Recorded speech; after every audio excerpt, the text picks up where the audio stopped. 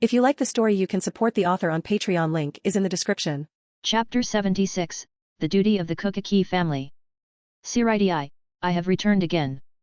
In Kisokirahara's underground base, Aelin walked out from the blue spatial vortex between two pillars. Without deliberately concealing his spiritual pressure, he hurried towards the Kokaki family manor. After all, as a captain dismissed by the captain commander of the Godi I-13, Aelin's Zanpakuto had been reclaimed by the Godi I-13. On the surface, without a Zanpakuto, Aelin could not pass through the Kokaki family's Senkaimon to enter Soul Society. Of course, those in the know understood that Aelin's ability was sword creation. As long as Aelin returned the Zanpakuto, no one would truly verify whether that sword was the one Aelin created or Aelin's true Zanpakuto. Even if they wanted to verify it, without the abilities of Blade God Urtsu Nimeya or Ichibe Hyasub, they would not be able to know the Zanpakuto's name. However, on the surface, Aelin still needed to give the captain commander some face. Uncle Aelin. After sensing Aelin's spiritual pressure approaching, Byakuya Kokaki left Jinrei Kokaki's bedside and came to the main gate to welcome him. Byakuya, how is father-in-law doing? Seeing the current Byakuya, Aelin felt a bit dazed. Another 6 years had passed, and Byakuya had grown up. The Byakuya Kokaki standing before Aelin now, except for the captain's Haori, looked almost identical to the noble model from Aelin's memory. Captain Unohana said that grandfather's time has come. Aelin's heart sank. Time has come. This was not a good phrase, whether in the living world or Soul Society. Jinrei Kokaki possessed captain-level spiritual pressure and had a lifespan of 500 years.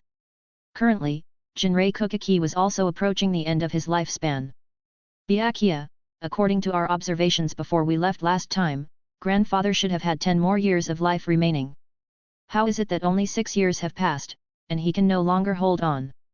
As they entered the Kokaki family manor, Aelin asked Byakuya. Not long ago, grandfather went to the living world to carry out a mission and was ambushed and seriously injured. Although his injuries healed under Captain Unohana's treatment, this severe injury greatly consumed what little time he had left. Upon approaching the bed where Jinrei Kokaki lay, the space in front of Aelin began to ripple. Seeing this scene, a glimmer of hope arose in Byakuya's heart. If Uncle Aelin used the abilities of that Zanpakuto, perhaps he could completely heal grandfather. Fall in love with him. Void bandages. Under Byakuya's expectant gaze, a ring of fluttering bandages lifted Jinrei Kokaki into the air. The protruding dots on the bandages emitted a green glow, and under this green light, Jinrei Kokaki's injuries, even his Shiakusho, began to completely recover. After a dozen seconds, the glow of the void bandages dissipated, and under Aelin's control, Jinrei Kokaki was gently lowered onto the bed. Jinrei's eyelids fluttered, and he opened his eyes. After seeing the familiar surroundings, he asked in confusion, "What happened?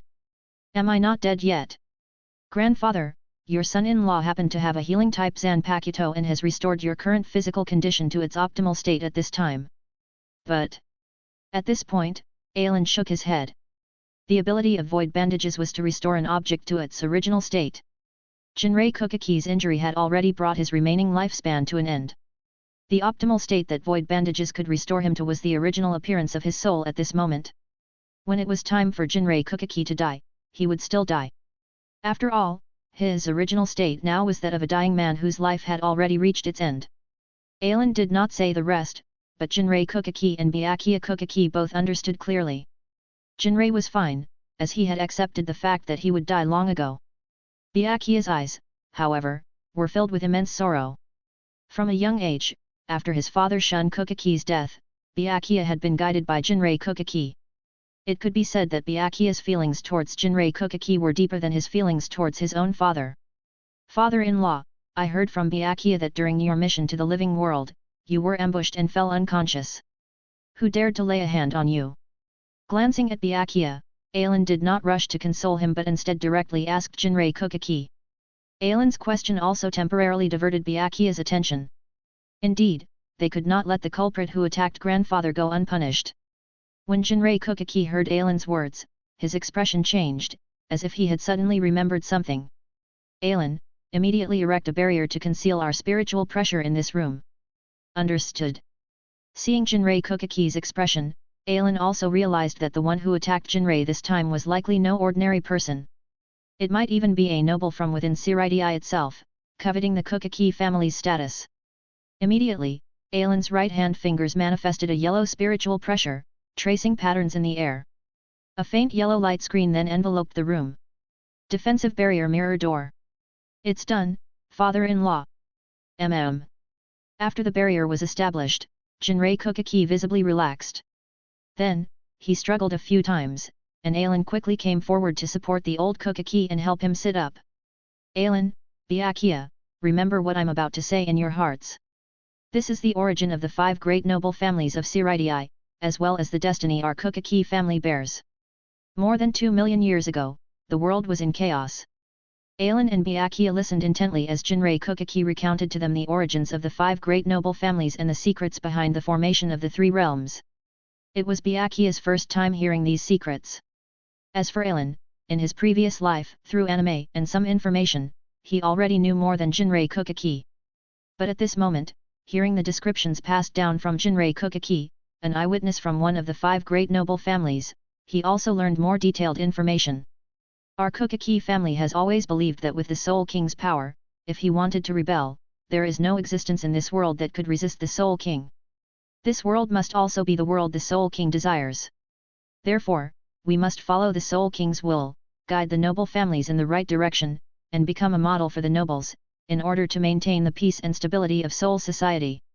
Protecting the Soul Society created by the Soul King and upholding and enforcing the rules of Soul Society, this is the duty of our Kokaki family. Cough, cough. After speaking so many secrets in one breath, Jinrei Kokaki also appeared somewhat fatigued, covering his mouth as he coughed a few times. Father-in-law, did you tell us all this because it is related to the ambush you encountered this time? Correct. Jinrei Kokaki glanced at his palm, already stained red with fresh blood. This time, I originally intended to visit you and Haruko on my way to carry out a mission in the living world. However, in the process of searching for you two, I discovered. What? Ailen's heart shook. Jinrei Kokaki's reason for going to the living world to carry out a mission was actually to make a detour to visit Ailen and Haruko? If Haruko knew about this, how heartbroken would she be? However, Ailen quickly suppressed his unease and continued listening to Jinrei Kokaki's account of what happened. On my way to find you two, I happened to come across some humans. They were neither Shinigami nor Quincy's, but they possessed the power to exterminate hollows. I was very curious at the time and inquired about it. From their mouths, I learned that they called their power Fullbring. I exchanged blows with a few of them and found that, based on the nature of their power, it leaned more towards hollows than Shinigami. At that time, since I was in a hurry to go and see you two, I did not linger. I only intended to report their existence to Siraidai before immediately leaving. But when I was about to send a message, I was ambushed by the enemy. Due to my advanced age and the severe injuries from the ambush, I did not choose to fight back. I immediately returned to Siraidai through the Kokaki family's Senkaimon. Ailen frowned. So you're saying, grandfather, you didn't see the person who attacked you?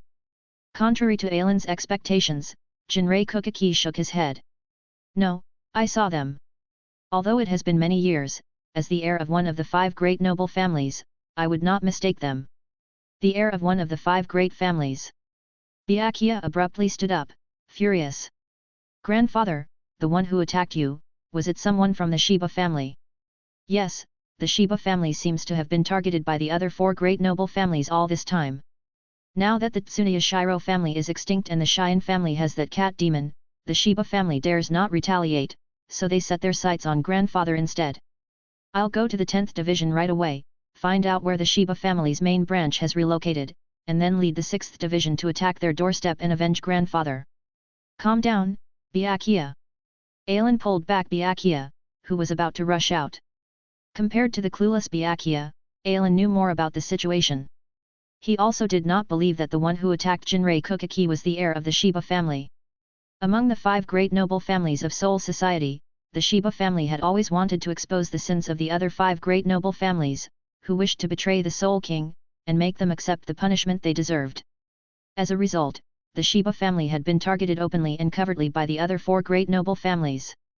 By now, the Shiba family had already been forced to leave Siraidai and could only settle in Rukanga.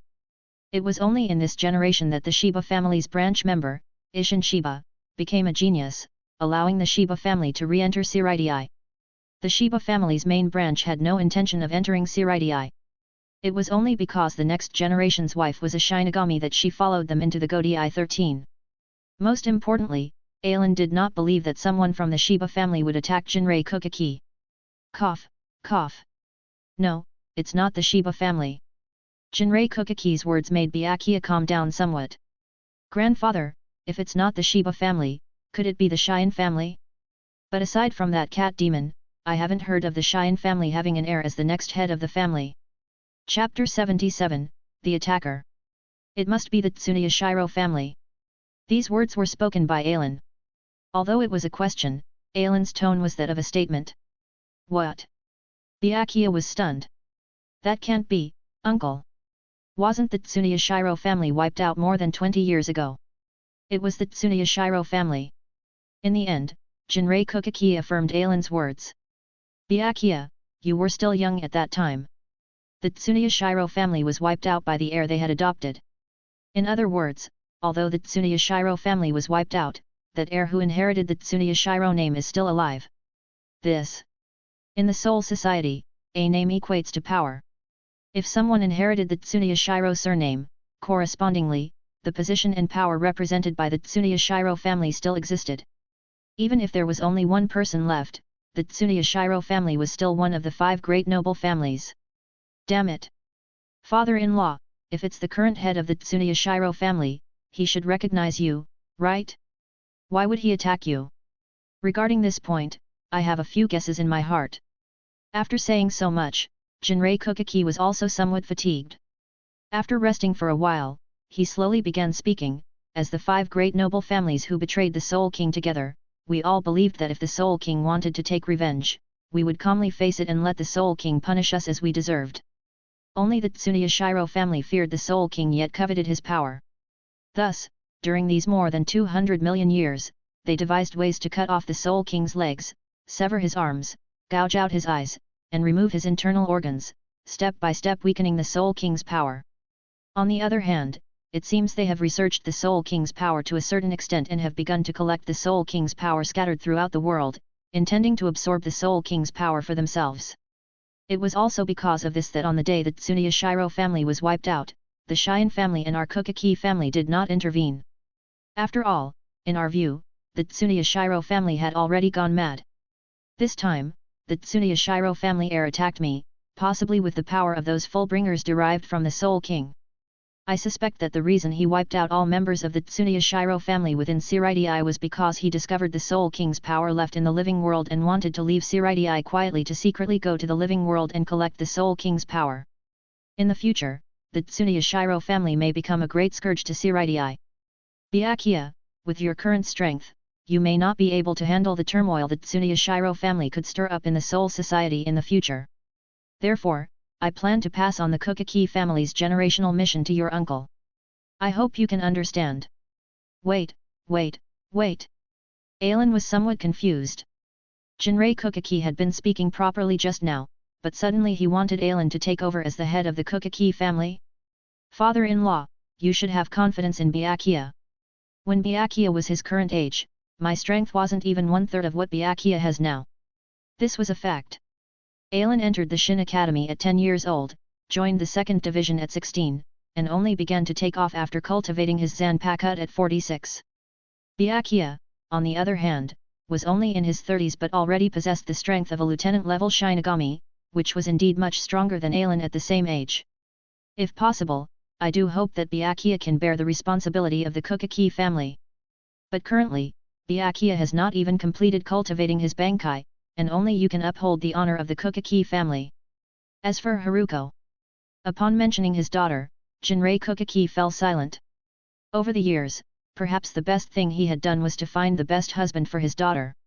The affection between Ailen and Haruko Kokaki was so deep that even Jinrei Kokaki envied it at times. The more familiar he became with the two, the more he could see the depth of their feelings. It was only a pity that in the end, he had to personally separate his daughter and son-in-law. I believe Haruko will understand. Father-in-law, you're asking too much of me. Ailen shook his head and refused directly. I cannot let Haruko stay alone in the living world. This time, if it weren't for your ambush and Haruko's worry for you, I would not have come to see you. Let me say something unpleasant. I only care about you because I care about Haruko. Initially, a major reason I agreed to marry Haruko was that I had feelings for her. So, as long as Haruko is in the living world for a single day, I will not return to the Soul Society. You. Cough, cough, cough. Stunned by Ailen's blunt response, Jinrei Kokaki's eyes bulged, and his hand pointing at Ailen trembled as he coughed continuously. Only Byakuya stood there with his mouth open, not knowing what to say. Take over and lead the Kokaki family himself? But grandfather was right. Without even having completed Bankai cultivation, how could he bear the weight of the Kokaki family? And it would be too unfair to his aunt if his uncle took over as the head of the Kokaki family. Father-in-law, please don't get so agitated. Isn't it just a matter of Bankai?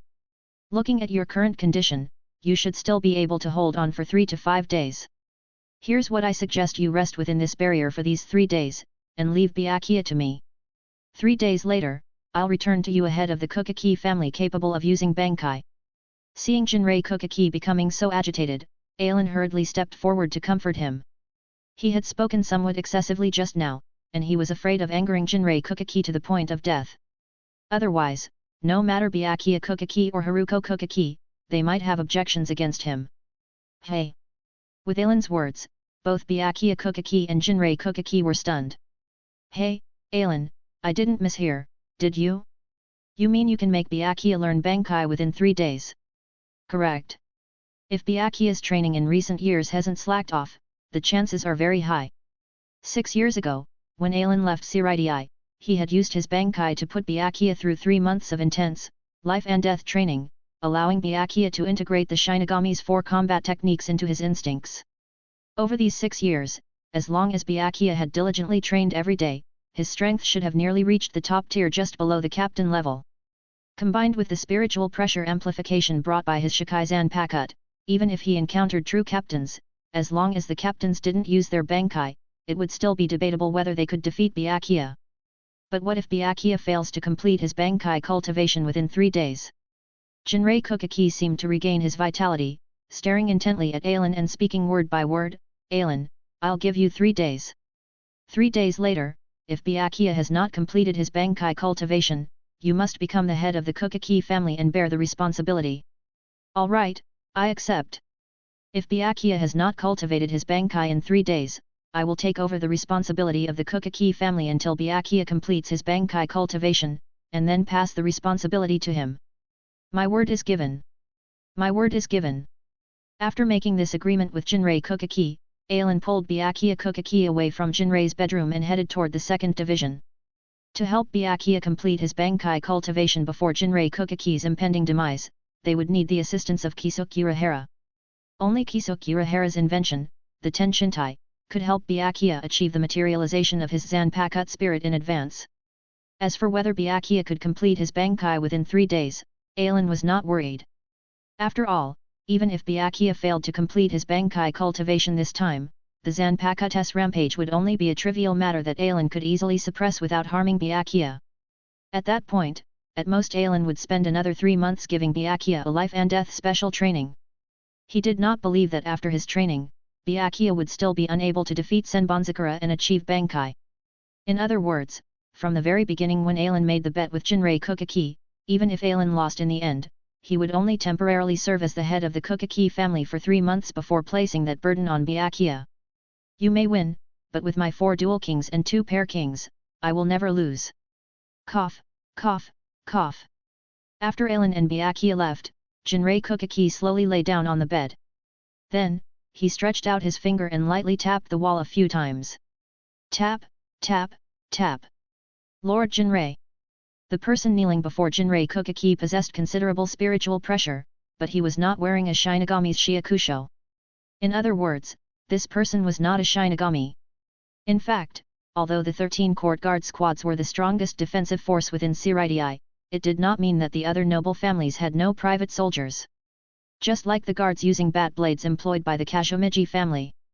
They possessed spiritual pressure and could defeat hollows with their fists, but since they were not Shinigami, they did not have Zanpakuto. These were the private armed forces belonging solely to the noble families. Morikawa, you must immediately go to the living world through the Senkaimon and find our young lady. 3 days later, I will send you a message. Based on the information, you will inform me that Ailin is to become the head of the Kukaki family. Yes, Lord Jinrei. After hearing Jinrei Kukaki's orders, the man instantly vanished from Jinrei's sick room, leaving only the closed-eyed Jinrei Kukaki suppressing the grief in his heart. As the young lady of the Kukaki family, Jinrei Kukaki knew that Haruko would understand why he would convey such a message to her. If it weren't for the Tsuneyashiro family's sneak attack, Jinrei Kukaki felt the Kukaki family could have waited a few more years to let Byakuya mature properly. But since they had discovered that the Tsuneyashiro family had abandoned the Soul Society and continued to collect the Soul King's power in the living world, Jinrei Kukaki believed the Kukaki family had to step up and fulfill their mission to prevent potential harm the current Tsuneyashiro family head might cause to the Soul Society. Given 100 years, Byakuya might suffice, but now, only Ailin could support the Kukaki family. Jinrei Kukaki knew that as long as Morikawa conveyed the message to Haruko, for the sake of the Kukaki family, she would know what to do. Haruko, this life, I have wronged you. Chapter 78, Seeing Swafon again. Swish. Using Shunpo to follow behind Ailin, Byakuya Kukaki's heart was filled with both sadness over his grandfather's impending death and a desire for greater strength. If he had attained captain-level strength earlier, taking over the responsibilities of the Kukaki family and the 6th Division from his grandfather could have retired and enjoyed his later years at home in peace. Thinking of this, Byakuya Kukaki couldn't help but take a deep look at his uncle Ailin in front of him. A few years ago, when Uncle Ailin and Aunt Haruko were still with the Kukaki family, everyone was the most relaxed and happiest. Unfortunately, later on, Aunt Haruko developed health problems, and to treat her, Uncle Ailin resolutely gave up his position as the captain of the 6th Division and took her to the living world. Seeing Uncle Ailin's current appearance, it seemed that Aunt Haruko's body had mostly recovered. From grandfather's perspective, Uncle Ailin had undoubtedly fallen short in his duties. But from Aunt Haruko's perspective, Byakuya felt that Uncle Ailin had done nothing wrong. These complicated emotions made Byakuya feel very conflicted. Heaving a deep sigh, he quickened his pace and asked, "Uncle, where are you taking me?" "We'll go to the 2nd Division first and find 2 people." Over these years, Ailin had not been in contact with Kisuke Urahara and others. But to Ailin, since he already owed Kisuke Urahara a favor, it was almost as if he had been tied to Kisuke Urahara's war chariot, so owing him a few more favors didn't matter. After all, Ailin didn't dislike the current world and had no desire to change it. "Who are you looking for?" "The captain of the 2nd Division, Yuryuki Shion, and the 3rd seat of the 2nd Division, Kisuke Urahara." Byakuya Kukaki's footsteps paused. Just a moment ago, he had suspected that the person who attacked his grandfather was someone from the Shion family, and now he was going to seek their help. Was that appropriate? "Don't daze out, Byakuya." Ailin's speed didn't slow. "To help you complete your Bankai training within 3 days, we need their assistance. If you dare let me down, you'll see how I'll deal with you 3 days later." Hearing Ailin's words, Byakuya instinctively shuddered. Although his strength had greatly improved after Uncle Ailin's special training, the fear of constantly teetering on the brink of death and Uncle Ailin's unfathomable spiritual pressure made him feel utterly hopeless and terrified. Unless necessary, he didn't want to fight Uncle Ailin again. Swish. "Captain Yuryuki, I'm sorry to disturb you again. And Swafon, it's been a long time." After being led to the captain's room of the 2nd Division by a 2nd Division member, Ailin greeted Yuryuki and Swafon, who were sitting in the captain's room, with a smile. It had to be said that in the Soul Society, a person's age and mindset were closely related.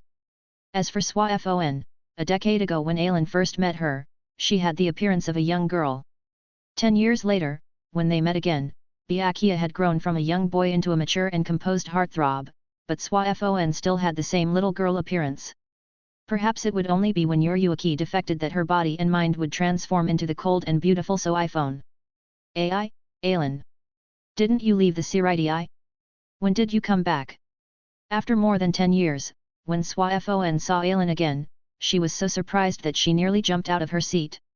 In the past, when Ailin served as the lieutenant of the 2nd Division, he was most familiar with the young Swafon, who often handled the squad's affairs on behalf of Yuryuki Shion. At that time, besides her most admired Yuryuki, Swafon also got along best with Ailin. Speaking of which, the young Swafon had some other feelings for Ailin back then. When Ailin left the 2nd Division, she had once tried to persuade him to stay. But Ailin had shattered her faint hopes with a single sentence, "Little B, the next time we meet, you should probably address me as Captain Ailin." The bud of her feelings had been crushed before it could truly blossom. Swafon knew that in the 2nd Division, Ailin could never become the captain. Sure enough, less than a year later, Ailin became the captain of the 6th Division.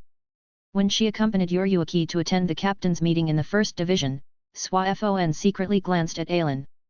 Compared to when he was a lieutenant in the 2nd Division, Ailin, who had already become a captain, carried himself with confidence and majesty, instantly making Swafon feel that Ailin had made the right choice. It was just that Swafon had never expected that Ailin would only be a captain for 6 years before resolutely giving up his initial boast from when he left the 2nd Division to pursue treatment for his wife. "I didn't want to come either, but Lord Jinrei is nearing his limit, so I had no choice but to come." When Swafon heard Ailin say he didn't want to come, her heart sank. What did that mean? Did it mean that in the entire Soul Society, there wasn't a single person worth coming back for? Immediately, Swafon couldn't help but cross her arms and mock him. "Oh, it's rare for our Captain Ailin to have a sense of shame and know that he's embarrassed, so he doesn't want to come to the Soul Society anymore." "Hey!" Ailin looked at Swafon with confusion and incomprehension. "Little B, what does my coming or not coming to the Soul Society have to do with shame? Also, how have I been embarrassed? You'd better tell me quickly so I can pay more attention and avoid being laughed at again without knowing the reason." When Swafon said those words, she had already begun to regret them. However, upon realizing that Ailin had no other thoughts and was actually asking her about what he had done that was embarrassing, her heart lightened.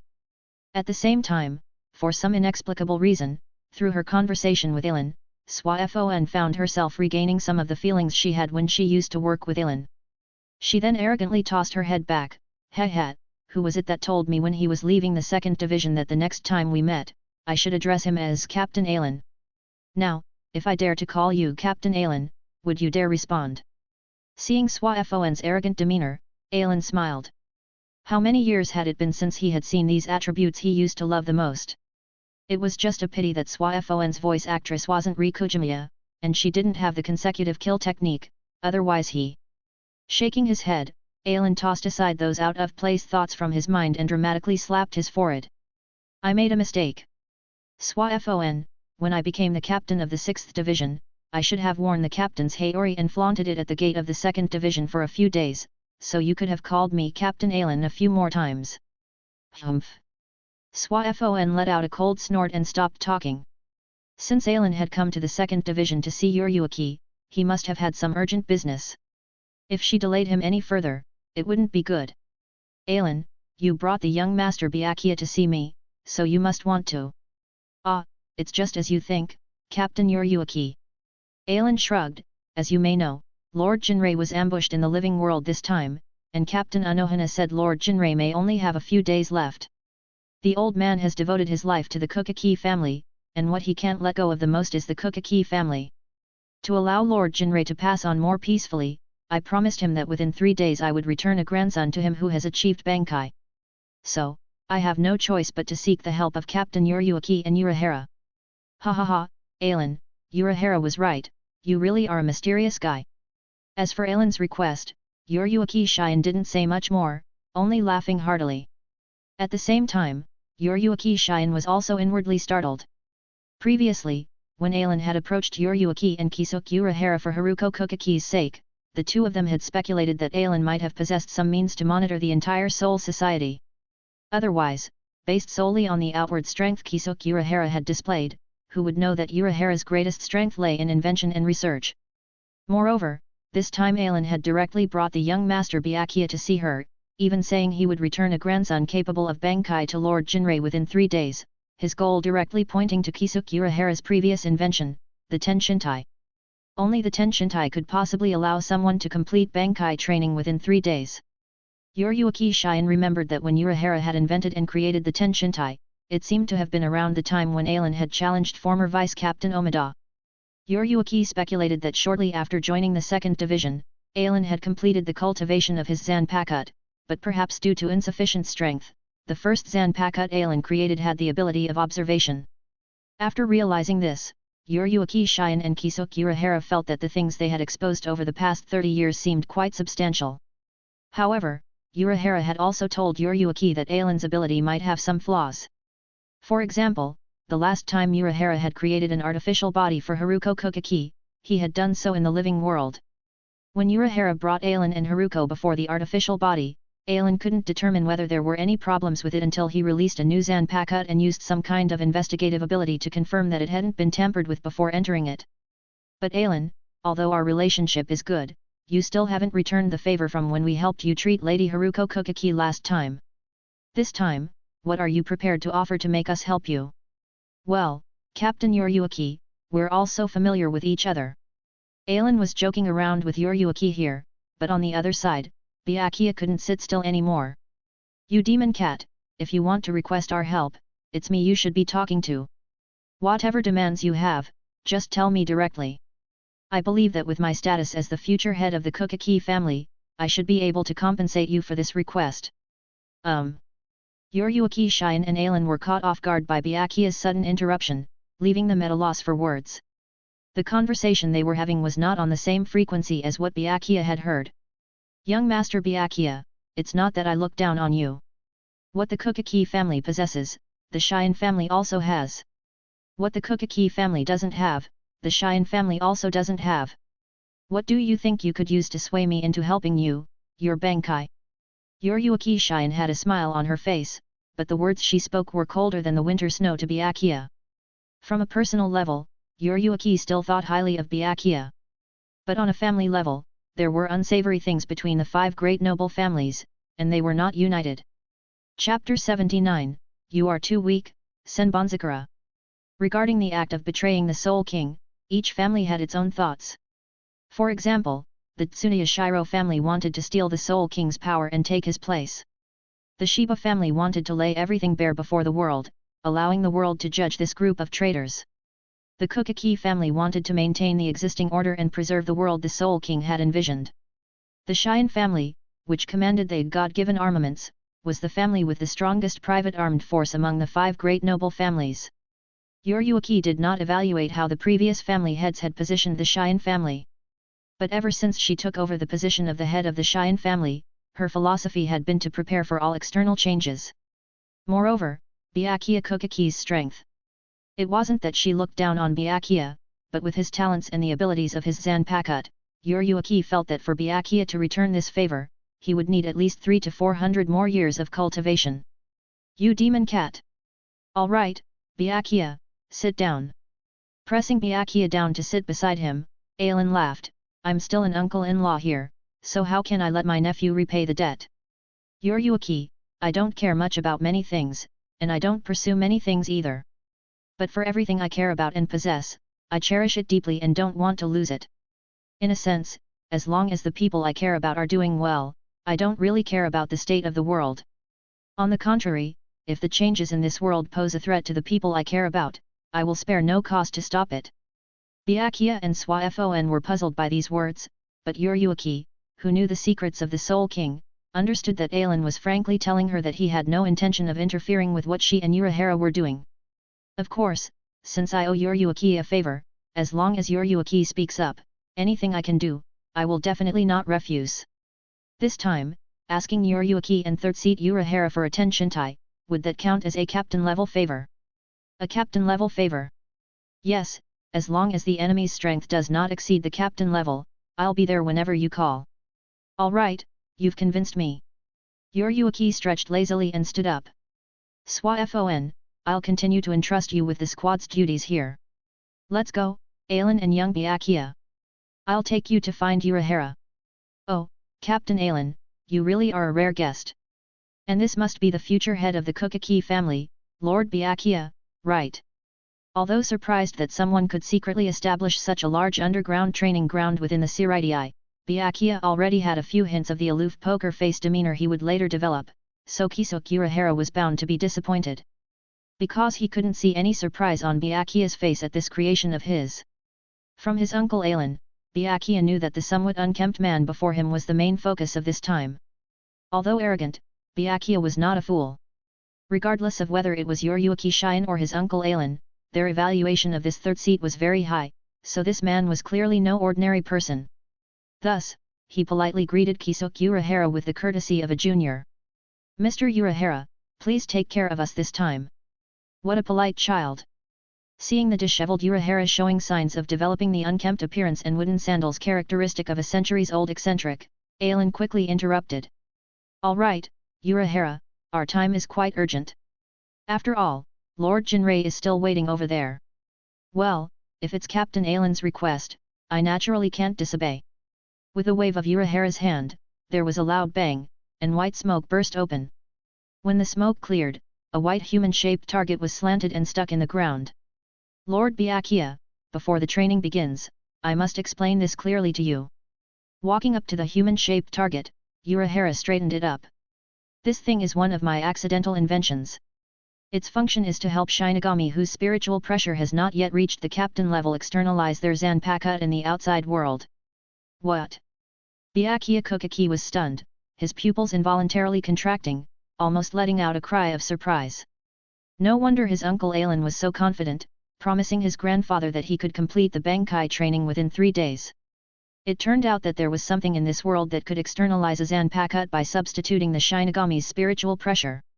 For other Shinigami, not only did they have to externalize their Zanpakuto, but they also had to defeat their Zanpakuto and make it submit to them, which was no easier than externalizing the Zanpakuto itself.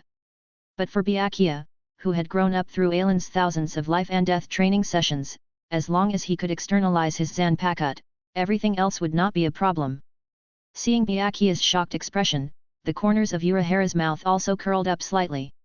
He didn't know when it started, but he had developed a liking for seeing people's surprised and admiring expressions at his inventions. Of course, since it's an accidental product, this Tenshintai also has a slight flaw. Saying this, Urahara held his thumb and index finger apart to indicate a minuscule distance. "What flaw?" "Hee, since the spiritual pressure that externalizes the Zanpakuto is provided by the Tenshintai, it's best to complete the Bankai training and make the Zanpakuto submit within 3 days. If it exceeds 3 days, a Zanpakuto that has not been nurtured by its master's spiritual pressure for a long time will go out of control.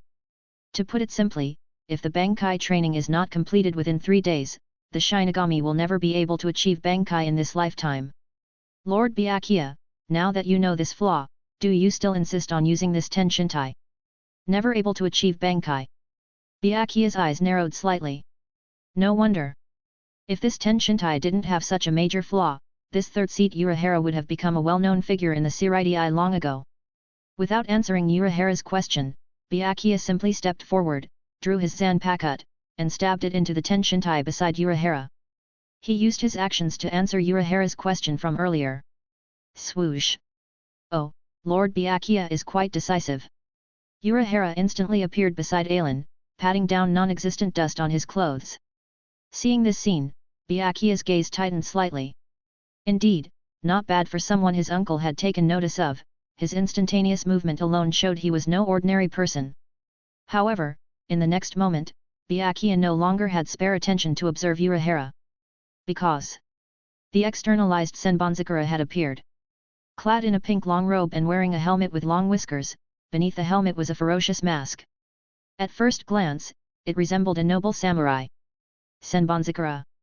Seeing Senbonzakura in reality for the first time, Byakuya Kokaki felt a moment of disorientation. However, he quickly adjusted his mindset. What he needed to do now was to defeat the Senbonzakura before him and make it submit to him, assisting him in completing the cultivation of his Zanpakuto's Bankai. Scatter, Senbonzakura! Boom! 2 pillars of spiritual pressure shot into the sky, accompanied by a sky filled with scattered cherry blossoms. Oh! Young Byakuya's strength is quite formidable. Outside the battlefield between Byakuya and Senbonzakura, Aelin, Uryuaki, and Urahara stood watching. Ever since witnessing Aelin's demonstration of chakran, the hot-tempered Byakuya had undergone a significant change. Faced with Uryuaki's taunts and mockery, Byakuya rarely responded and only focused on his cultivation. This meant that Uryuaki had not had much interaction with Byakuya for nearly 10 years. Her understanding of Byakuya was still largely based on what she knew from 10 years ago. For a Shinigami, 10 years was not a long time. But judging from the strength Byakuya was now displaying, he had already exceeded Uryuaki's expectations of him. Yes, Byakuya has worked hard. Uryuaki's praise of Byakuya was affirmed by Aelin's nod. Indeed, not everyone had the courage to accept Ailen's 3-month special training. Thousands of times on the brink of death, the fear. Thousands of times exhausting all efforts, only to return in defeat, the helplessness. Thousands of times growing, yet not narrowing the gap between them in the slightest, the bewilderment. And facing a profoundly powerful existence for an extended period, the despair. Who could endure all that? It could be said that after experiencing Ailen's 3 months of hellish training, Byakuya had been transformed. With the same abilities, Senbonzakura was actually suppressed by Byakuya. Who would believe it if it was said out loud?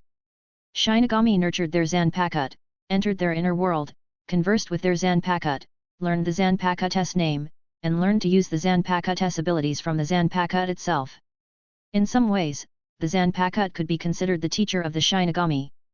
But this battle made Yoriuki and Urahara open their eyes wide. Byakuya used certain abilities of Senbonzakura more smoothly than Senbonzakura itself. It was as if the positions of the two had been reversed, with Senbonzakura being the one learning. A large amount of cherry blossoms formed a rotating sphere over 2 meters wide around Byakuya, deflecting the incoming sword strikes from Senbonzakura. Sensing the attacking power of these numerous sword strikes, a hint of disappointment flashed across Byakuya's eyes. Ever since learning how to condense Senbonzakura's sword strikes into a sword body during his battle with his uncle Ailen, Byakuya had developed several more techniques to unleash Senbonzakura's full power. This time, in his battle with Senbonzakura, Byakuya had high hopes of finding the flaws in his techniques through their exchange and researching how to improve them together. But Senbonzakura's performance was simply too disappointing for Byakuya. Its techniques were rigid, only commanding Senbonzakura's sword strikes to flutter and attack. This was very similar to how Byakuya himself had been during his initial battles with his uncle Ailen. You are too weak, Senbonzakura. In your Shikai state, using all your sword strikes for attacks leaves you vulnerable on defense. With such flaws, you are wide open to my attacks. Saying this, Byakuya's thoughts stirred, and the rotating pink sphere transformed into a raging cherry blossom tornado, completely enveloping and shredding Senbonzakura's incoming sword strikes. Chapter 80, Byakuya begins to understand Senbonzakura's Bankai. Then, a small part of the blades from the swirling dragon separated and formed a pink dragon that rushed at Senbonzakura. Facing Byakuya's attack, on the hilt of Senbonzakura's sword, a large number of cherry-colored blades sprouted out like a waterfall and rushed at the pink dragon. However, Senbonzakura's straightforward attack was far inferior compared to Byakuya's accelerated swirling storm dragon. Boom! Senbonzakura's waterfall of blades was directly shattered by Byakuya's pink dragon, carrying immense might as it swept Senbonzakura back dozens of meters. Swish! Only after the pink dragon dispersed did blood spurt out from all over Senbonzakura's body, spraying quite a distance. Senbonzakura's body swayed a few times before collapsing to the ground. Hey? Is that it? Seeing Senbonzakura collapse like that, Kisuke Urahara and Yoriuki were extremely surprised and exchanged glances, able to see the astonishment in each other's eyes. That was too fast. Although no one besides Kisuke Urahara had used the Tenshintai before, from the time Byakuya inserted his Zanpakuto into the Tenshintai to when Senbonzakura was defeated by Byakuya, it hadn't even been 10 minutes. How could Urahara and Yoriuki not be shocked? The Tenshintai was something Kisuke Urahara had invented, so he was clear on its pros and cons, which he had deliberately created. For Zanpakuto, following a powerful master was their instinct. Only by making them submit could they completely hand over their power to their master and assist them in achieving Bankai. Using the Tenshintai meant that the Shinigami's spiritual pressure was insufficient to materialize their Zanpakuto. Shinigami who wanted to take shortcuts without proper cultivation would undoubtedly be looked down upon by their Zanpakuto. Zanpakuto materialized through the Tenshintai would have even higher requirements when fighting the Shinigami compared to in the inner world. However, Yoriuki and Urahara never expected that Byakuya's development of Senbonzakura's Shikai abilities would be above Senbonzakura's original form. In the earlier fight, both Byakuya and Senbonzakura had released their Zanpakuto, and the sky filled with cherry blossoms was basically over for Senbonzakura in one strike without any chance to fight back. To reach this level, Captain Ailen must have given Byakuya special training. Urahara thought of Ailen's abilities, as well as the 3 months of special training Ailen had given Byakuya 6 years ago, and understood in his heart. Probably only someone who creates swords would understand a Zanpakuto's abilities to this extent, even surpassing the Zanpakuto itself. This was also probably why after being defeated by Byakuya, Senbonzakura did not get up to continue fighting Byakuya. Clearly, Senbonzakura felt Byakuya was qualified to make it submit. However, Byakuya's thoughts were the complete opposite. Huff, huff. Numerous cherry-colored blades fluttered around Byakuya, and he did not relax his vigilance even though Senbonzakura no longer had the will to fight. Slowly walking up to Senbonzakura, Byakuya's eyes were ice-cold. Get up, Senbonzakura. My Senbonzakura is unbending, and was called very powerful by Uncle Alan. Your performance just now was far too weak, and extremely disappointing. Get up and continue fighting me, show me your true power. Just now I held back and didn't inflict much damage on you. Now, it's no longer me needing your submission to complete my Bankai training, but you must gain my approval before I will allow you to share in the glory of the strongest Senbonzakura. I, Byakuya Kokaki, do not need trash. Following Byakuya Kokaki's icy words, Senbonzakura, who was lying on the ground, slowly got up. I will follow your orders, Lord Byakuya. I will exert all my strength to gain your approval. Kneeling on one knee before Byakuya, Senbonzakura first expressed his loyalty before jumping back to pull away from Byakuya. Holding his Zanpakuto upside down, Senbonzakura then let go, and the Zanpakuto in his hand instantly dropped to the ground. Bankai, Senbonzakura Kage Yoshi. Boom! Massive spiritual pressure rose from Senbonzakura, and the huge spiritual pressure turned the surrounding ground into its own spatial realm. The moment the blade touched the ground was like a water surface, rippling out circles of spatial ripples that completely swallowed Senbonzakura. In the next moment, with Senbonzakura's body at the center, hundreds of giant blades formed from Senbonzakura's spiritual pressure rose from the ground like solemn guards, standing in columns on either side of Senbonzakura. Then, these giant blades turned into countless tiny blade petals, rushing at Byakuya under Senbonzakura's command. If Senbonzakura's Shikai was a tub-sized group of blade petals, after Bankai, the number of Senbonzakura's blades had reached a lake-like scale. There was a 100-fold increase in the amount of spiritual pressure transformed into blades. In Shikai, Byakuya's spiritual pressure could transform into tens of thousands of tiny blades through Senbonzakura's hilt, but in Bankai, the number of Senbonzakura's blades reached billions. The increase in quantity was nearly 10,000 times. Such a vast number of blades was also sufficient to make up for the lack in attack power of Senbonzakura's individual blades. It could be said that Senbonzakura in Bankai was its strongest state, with nearly a 100-fold increase in might compared to Shikai. Not bad, now that's worth looking forward to. Although in terms of quantity of blades, Byakuya's Shikai and Senbonzakura's Bankai differed by 1,000 miles, Byakuya's fighting spirit was even higher. It was as if the advantage didn't lie with Senbonzakura right now, but with him, Byakuya Kokaki. Amazing, as expected of the Kokaki family's young master. Now that the Zanpakuto had submitted, it signified that Byakuya had the qualifications to train in Bankai. All that was left was to fuse his spiritual pressure with Senbonzakura's original spiritual pressure and achieve unity between the Shinigami's and Zanpakuto's spiritual pressure to complete Bankai training. However, the prideful Byakuya actually looked down on Senbonzakura's performance as too weak and rejected its submission, utterly shattering Urahara and Yoryuki's perceptions. For Shinigami, successfully training their Bankai was such a rare opportunity. Any Shinigami capable of Bankai would not be weak, regardless of the Zanpakuto's abilities. Yet Byakuya had refused. He refused. Not only that, he even wanted to test Senbonzakura instead. Plainly stating that if Senbonzakura could not gain his approval, he would rather not have it. Because he, Byakuya Kokaki, had no need for trash. What arrogance! Captain Alan, do you think Byakuya has the strength to defeat Senbonzakura's Bankai? Seeing the intertwining tidal waves of cherry blossoms before him, Kisuk Urahara suddenly asked Alan. Urahara, your question has stumped me. Alan shook his head with a smile. If I had stayed in Soul Society all these years and constantly supervised Byakuya's training, Byakuya defeating Senbonzakura now would be no problem at all. Alan's words were extremely arrogant, as if he didn't care about Senbonzakura at all. But on this point, neither Kisuk Urahara nor Yoryuki disagreed. To them, a Zanpakuto's abilities were ultimately still just abilities. Take Yoryuki for example. Although she had a Zanpakuto, because she had developed Shunko that exceeded her Zanpakuto's Bankai, she no longer used her Zanpakuto, yet no one viewed Yoryuki's strength as inferior. However, I've laid a solid foundation for Byakuya. As long as Byakuya hasn't been slacking off, with Senbonzakura's current level, it shouldn't pose too big of a problem for him. It just depends on what Byakuya intends to do. If he goes all out, defeating Senbonzakura isn't difficult. If he only wants to deal with Senbonzakura's Bankai using his Shikai abilities, the difficulty increases exponentially. Huff, huff. Byakuya brandished the hilt in his hand, constantly keeping the Senbonzakura blades around him spinning to enhance their attacking power. It was precisely because of the attack power increase from the high rotation speed that allowed Byakuya to repeatedly block Senbonzakura's assaults.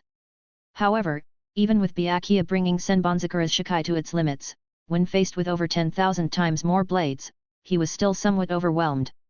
Thus, under Senbonzakura's tidal waves of cherry blossoms, Byakuya could only use Shunpo to dodge while keeping his Senbonzakura blades swirling at high speeds in a storm pattern, otherwise he could be engulfed by the billions of blades at any time.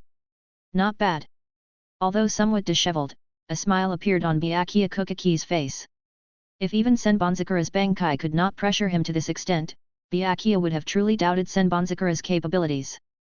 But Senbonzakura, like Uncle Alan said, your abilities are powerful, but your application is far too crude. Although acknowledging Senbonzakura's abilities, Byakuya looked down on how it used its abilities completely. White Emperor Sword. Following Byakuya's low shout, the blade storm that had been swirling around him instantly surged onto Senbonzakura's hilt, condensing into a sword exuding a cherry-colored radiance. Outside this sword body, a visible whirlwind still swirled around it. Oh! Seeing Byakuya's move, not only Yuriyuki, even Kisokura cried out in surprise, and Alan inhaled sharply. The White Emperor Sword was something Alan had taught Byakuya based on the ultimate move Byakuya would have after Bankai, Shikai, Hakuryuken, White Emperor Sword, to have Byakuya cultivated himself during Shikai. However, compared to 6 years ago, the might of Byakuya's White Emperor Sword had risen by a level now. 6 years ago, Byakuya's White Emperor Sword was condensing all of his Shikai's blades into the sword to enhance his slashing power. Now, not only were all the blades condensed into the sword body, the condensed blades were still spinning at high speeds. The whirlwind swirling around the pink Senbonzakura sword body was formed by the countless high-speed spinning Senbonzakura blades. Whoosh! Wielding the White Emperor Sword, Byakuya slashed out. The whirlwind around the sword formed a powerful wind slash, cleaving the incoming sea of cherry blossoms into two. Chapter 81, White Emperor Slash. Boom! Boom! Byakuya's battle with Senbonzakura continued underground in Kisokura secret base. The surging waves of cherry blossom blades were shattered again and again. Every time Byakuya swung his White Emperor Sword, the whirlwind around the sword would turn into a powerful slash, breaking through Senbonzakura's tidal waves. However, even more waves would follow to overwhelm Byakuya's attacks. The surrounding hills in the underground base had been damaged by their fierce fight, reduced to countless rubble. The ground was also littered with hundreds of slash marks of varying sizes. This battle had been going on for 2 days. After using the White Emperor Sword, Byakuya had reversed his disadvantage and could now compete with Senbonzakura's Bankai. However, his attacks were still not strong enough to cleave through the billions of blade petals in one strike. Neither could Senbonzakura's waves instantly deflect Byakuya's slashes. Their battle had reached a stalemate. If not for Kisokura considerable binding spell prowess that contained the spiritual pressure waves of their fight within the underground base, things could have gotten out of hand. At this point, Byakuya and Senbonzakura's battle resembled Ichigo Kurosaka's later fight with Byakuya 200 years later. Byakuya was using extremely fast Shunpo to circle Senbonzakura, occasionally swinging the White Emperor Sword to disperse the incoming waves of cherry blossoms, before launching powerful slashes at Senbonzakura. Senbonzakura, fighting with full power, waved his hands to double the speed of his blade petals. He split them into 2 groups, one swirling around himself as a defense barrier, the other coiling after Byakuya like a massive python to attack. If they continued this deadlock, unless one side's spiritual pressure gave out first, the fight could drag on for another 2 to 3 days. After all, neither Byakuya nor Senbonzakura currently possessed any ultimate moves that could instantly take out the other.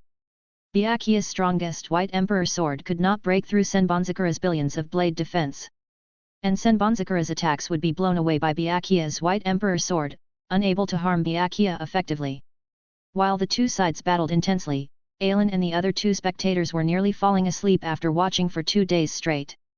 No matter how fierce a fight, watching the same thing repetitively for 2 days would cause visual fatigue for anyone. Alan yawned and shook his head. Byakuya, I really don't want to interrupt your fighting passion, but I have to remind you, your grandfather doesn't have much time left. If you want to make him happy earlier, hurry up and settle this. Or do you plan to only show him your completed Bankai training after he's gone? Hearing Ailin's words, Byakuya's fiery fighting spirit was doused. That's right, his main purpose for coming here was to complete his Bankai training so his grandfather could entrust the Kokaki family to him with peace of mind. Yet what was he doing now? After Senbonzakura had conceded on the first day, he had actually looked down on Senbonzakura as too weak and demanded its full power to gain his approval. And now? Even after Senbonzakura had gone all out, he still couldn't defeat it after 2 days. Byakuya, you know I promised the old master that if you didn't complete your Bankai training this time, I would give you another lesson on Bankai training. When Ailin's words sounded in Byakuya's ears, he shuddered involuntarily, nearly getting hit by Senbonzakura's wave. He frantically flickered several times with Shunpo at full strength before breaking free of Senbonzakura's entanglement. Byakuya Kokaki now looked at Senbonzakura not with eagerness, but complete indifference, as if nothing in this world deserved to enter his eyes. After witnessing Ailin's vast strength, the insignificant Senbonzakura was merely a puddle. You've done well, Senbonzakura. I acknowledge you are qualified to be my Zanpakuto. Next, I will go all out. I hope you can survive my attacks. Otherwise, I'll have to spend more time restoring you before completing my Bankai training. After speaking, Byakuya Kokaki raised his cherry-colored Zanpakuto high up and chanted a kid incantation. Way of Destruction number 58, Orchid Sky. An enormous kid tornado fused with the whirlwind created by the high-speed spinning blades around Byakuya Kokaki's Zanpakuto. Cherry blossom petals fell from his sword and mixed into the giant dragon twister, dyeing the entire tornado cherry pink. White Emperor, slash. Boom. Following Byakuya's roar, the massive cherry-colored dragon twister on Senbonzakura's hilt was turned into a heaven-reaching pink slash by his powerful sword technique, cleaving Senbonzakura's billions of cherry blossoms into two with irresistible might. Not good. Kisokura Hara never expected Byakuya to possess a move similar to Yoryuaki. However, Yoryuaki combined Kid and Hakuta to create Shunk. Byakuya had fused Kid, swordsmanship and his Zanpakuto's abilities to develop this powerful slashing technique. After breaking through Senbonzakura, although weakened, this slash still flew towards the edge of the underground base. Urahara's barrier could conceal the spiritual pressure of the battle, but it couldn't block Byakuya's attack. If this slash broke through the barrier and blasted apart the underground base, Kisokura-hara's secret base that he had built up over a long time would be exposed and abandoned, possibly even drawing the Captain Commander's wrath. After all, any secret research was a potential threat to Seoul Society's stability in the Captain Commander's eyes. As long as it stayed hidden, everything was fine. But once exposed, it would definitely face eradication. When it came to protecting Seoul Society, Captain Commander Yamamoto's stance was uncompromising. Whoosh! Kisokura-hara's figure turned into afterimages as he raced past Byakuya's cherry-colored slash, appearing in front of the wall. Bakud number 81, Dank. Boom! In the Kokaki residence, Jinrei Kokaki's breathing grew urgent. He then knocked on the wall by his bed. Jinrei-sama. Oh, Ryoma. What time is it now? Jinrei-sama, it's the 3rd day since Morikawa-sama went to the human world. 3 days already? No wonder I feel like I can't hold on much longer. Jinrei Kokaki sighed softly. What about Ailin and Byakuya? Have they returned? They haven't returned yet, Jinrei-sama. Young master and master have not returned. I see. Jinrei Kokaki struggled to sit up, leaning against the head of the bed. Never mind, achieving Bankai in 3 days is impossible anyway. Now that Ailin and Byakuya haven't returned, it seems Byakuya's training this time has not been successful. I may not hold on much longer. If Master and Byakuya come later, I won't have time to give you orders. Ryoma, go and inform Morikawa now, let him tell Haruko that I have decided to appoint Ailin as the 28th head of the Kokaki family. Lastly, ask Morikawa to tell Haruko on my behalf, that in this lifetime, I regret everything I've done to her. Hurry. Yes, Jinrei-sama. Ha ha ha, sorry Urahara. I didn't expect Byakuya's final explosive power to reach that level. Also, your Tenkai is too fragile, isn't it? In the underground base, Ailin apologized with a smile to Kisokura-hara, though his words seemed to mock Urahara while praising Byakuya Kokaki. After all, Aelin remembered that Tsukaizen's Tenkai in Hueco Mundo only restricted the release of the top 4 Espada. Based on Aelin's estimate, the top 4 Espada had the strength of Captain-class Shinigami. Byakuya's final slash had at most the power of a captain's Bankai.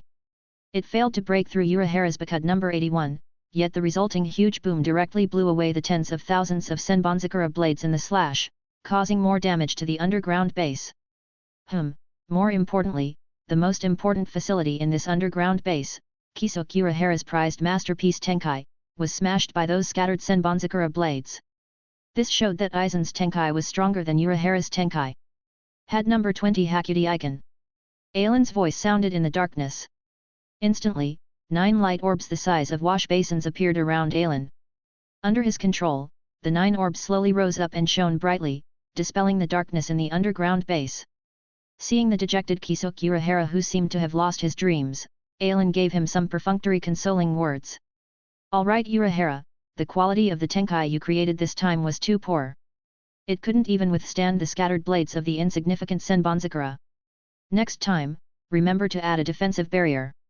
That way, even captain-level attacks will have a hard time damaging the Tenkai."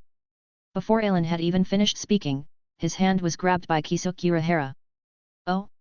Since Captain Aelin is also knowledgeable about the Tenkai, then I'll have to trouble Captain Aelin to help me repair this Tenkai that was destroyed by your nephew. After all, Captain Aelin wouldn't want me to keep Lord Byakuya here to help me repair the Tenkai instead, disappointing Jinrei-sama, right? Urahara, you." Under pressure, Aelin could only stay behind to help Kisoku Urahara repair the underground base's Tenkai. Fortunately, the two most skilled in creating Tenkai in Soul Society, Kisoku Urahara and Tsukaizen's Zanpakuto, were part of Aelin's collection. He had completely absorbed their battle memories. Although not combat-related, Aelin could still gain some insights into the Tenkai's manufacturing process from the two's Kid Mastery and reverse engineer its creation techniques. With Aelin's current Kid Mastery, no one in Soul Society could compare to him. Chapter 82, Fury, Turning Against Each Other. Especially regarding Kid, Aelin's mastery all came from masters 200 years in the future. Even Kisoku Urahara's current Kid seemed a bit immature before Aelin. At first, Aelin only gave Kisoku Urahara a hand, checking for omissions and filling in gaps. But near the end, seeing that the 3 days agreed with Jinrei Kokaki was nearing its end, Aelin directly kicked Kisoku Urahara aside and set up the barrier himself, completing the construction of the Tenkai. "It's finally done." Wiping the sweat from his forehead, Aelin lightly exhaled a breath. Then, he input spiritual pressure into the barrier within the Tenkai. Buzz! In an instant, the clearly visible soil and gravel in the underground base's sky illuminated by the sun orbs instantly turned into blue skies and white clouds. Even with a little wind in the underground base, the white clouds in the sky would slowly drift along with it. Amazing! Even Kisoku Urahara had to admit that compared to his proud kid skills, they were still lacking before Aelin. How on earth did this guy cultivate to this level? In Kisoku Urahara's heart, his evaluation of Aelin's abilities rose another level. The 4 Shinigami combat skills, Hakuta, Zanjutsu, Ho, Kid. Practicing Kid was unlike the other 3. Whether Hakuta, swordsmanship, or Shunpo, the training venue requirements were not high. An open space was sufficient for self-training. But Kid was different. Especially high-level Kid caused immense damage when used. Using it once would cause massive damage to the surroundings. To train a Kid spell to the point of dispelling its incantation, it had to be practiced over 1,000 times to familiarize oneself with its spiritual particle construction.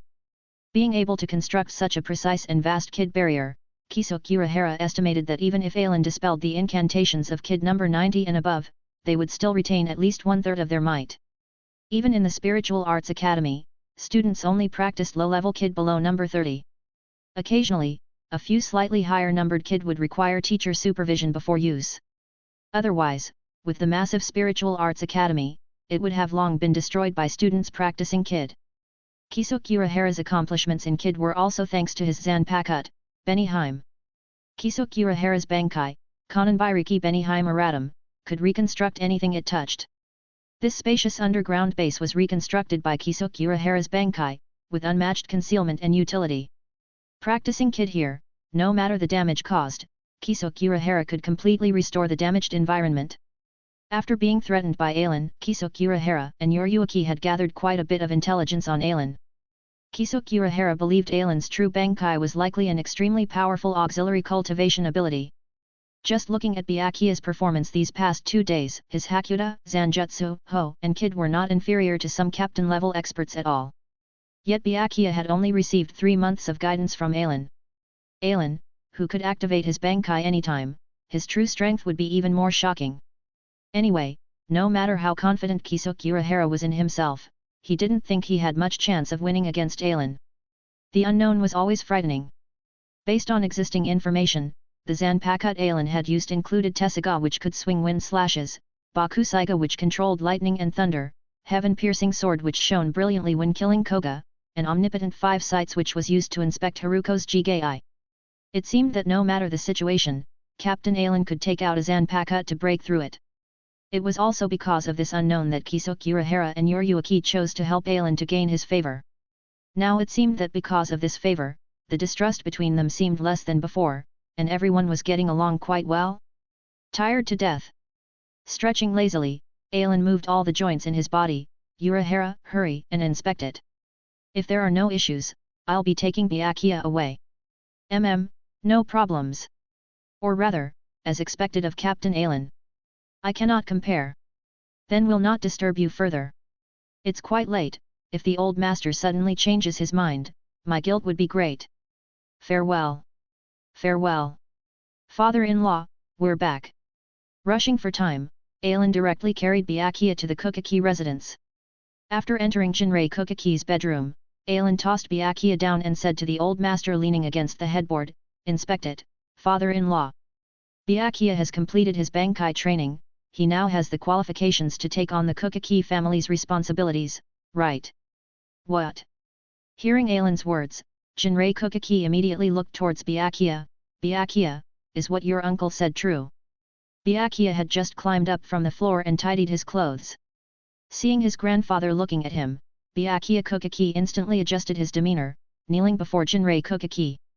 All these years, Byakuya had been nurtured by Jinrei Kokaki as the Kokaki family's successor. If nothing else, he grasped the etiquette of nobles tightly. "It's true, grandfather. With Uncle Ailen's help, I've completed my Zanpakutos Bankai training." "Good, good, good." Receiving Byakuya's confirmation, Jinrei Kokaki was instantly elated. He was nearing the end of his life. What he was most reluctant to part with was the Kokaki family's mission, and his only grandson, Byakuya Kokaki. But by heaven's grace, he had found a good son-in-law for the Kokaki family. Now that Byakuya had completed his Zanpakutos Bankai training, it meant Byakuya had the qualifications to be the Kokaki family head and 6th Division captain. At this moment, even if Jinrei Kokaki died immediately, he would have no regrets. However, Jinrei had only just become happy when he suddenly recalled something. Not good. What's wrong? Father-in-law, Byakuya has completed his Bankai training, what could be not good about this? Seeing Jinrei's drastic change in expression, Ailen hurriedly sat by the bedside to comfort him, but his hand was instantly grabbed by Jinrei Kokaki. "Ailen, I've wronged you." "Father-in-law, what are you saying? You've never done anything excessive to me, why say you've wronged me? Don't overthink this. Look, Byakuya has grown up, Haruko is also under my care. You can rest at ease." "No." Jinrei Kokaki tightly squeezed Ailen's hand, staring at Ailen with bulging eyes. "Ailen, I need you to promise me, the one who hurt you, wronged you, is me, Jinrei Kokaki, not the Kokaki family." "Father-in-law, just what are you talking about?" At this time, not just Ailen, even Byakuya Kokaki could tell something was off with his grandfather. "That's right, grandfather. What have you done that you have to say this to Uncle Ailen?" "That's right, father-in-law. What have you done? Please tell me directly."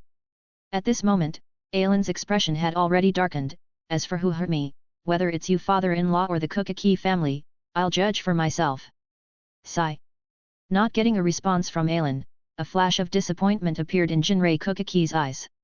At the same time, he regretted not trusting Ailen and Byakuya more, leading him to make such a huge mistake. What was he thinking? Just because Ailen said as long as Haruko remains in the human world, it's impossible for me to return to Soul Society, he actually thought of forcing his daughter to commit suicide in order to keep Ailen in the Kokaki family? From Ailen's actions these past years, Jinrei Kokaki knew Ailen truly loved Haruko. If he blamed Haruko's death on the Kokaki family, Jinrei Kokaki could only hope Ailen would look at Byakuya's status and not annihilate the Kokaki family. Otherwise. I'm sorry, Ailen. Previously, I was muddle-headed and sent someone to bring Haruko a message. Boom. Jinrei Kokaki, damn you. After many years, Ailen's vast spiritual pressure erupted within the Seireidii once more. Accompanying it was his voice filled with hatred and killing intent. This left those in Seireidii familiar with the Kokaki family and Ailen confused about what exactly happened with the Kokaki family. Glancing at Byakuya blocking his path to Jinrei Kokaki, Ailen restrained his killing intent slightly. Humph. Ailen raised his hand and pulled off the 2 hairpins in his hair, instantly tearing them off. Next, he violently ripped off the red windflower light veil around his neck and tossed them before Jinrei Kokaki. Jinrei Kokaki, my relationship with the Kokaki family only existed because Haruko was the Kokaki family's young miss. I also treated the Kokaki family as my own family. But from now on, Haruko is just my wife, no longer some Kokaki family's young miss. In the future, we will have no ties with the Kokaki family whatsoever. You'd better pray Haruko is fine. Otherwise, it will be a battle to the death between us. After speaking, Ailen directly drew Byakuya's Zanpakuto from his waist and channeled spiritual pressure into the hilt, stabbing towards the space before him. Instantly, ripples appeared in space before him, and the wooden doors opened. This was the interdimensional gateway controlled by the Kokaki family. The key was the hilt of the Kokaki family head's Zanpakuto. After Jinrei Kokaki fell ill, this interdimensional gateway had been controlled by Byakuya.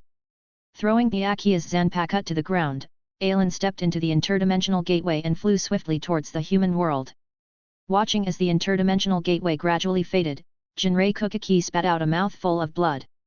Only after being comforted by Byakuya did his breathing steady after a long while. Byakuya, did I do wrong? Yes, grandfather. You were wrong. Yes, I was wrong. Jinrei Kokaki smiled bitterly, I'm sorry, Byakuya. Even if grandfather passes on, you are still left with 2 huge troubles. One huge trouble was Tsuneyashiro Tokinata hidden in the human world. Jinrei Kokaki had stumbled upon him gathering the Rei-S, Soul King, power. When Tokinata returned to Soul Society in the future, he would definitely target the Kokaki family. The second huge trouble was provoking someone as frightening as Ailen against the Kokaki family. Chapter 83, Alice Synthesis 30.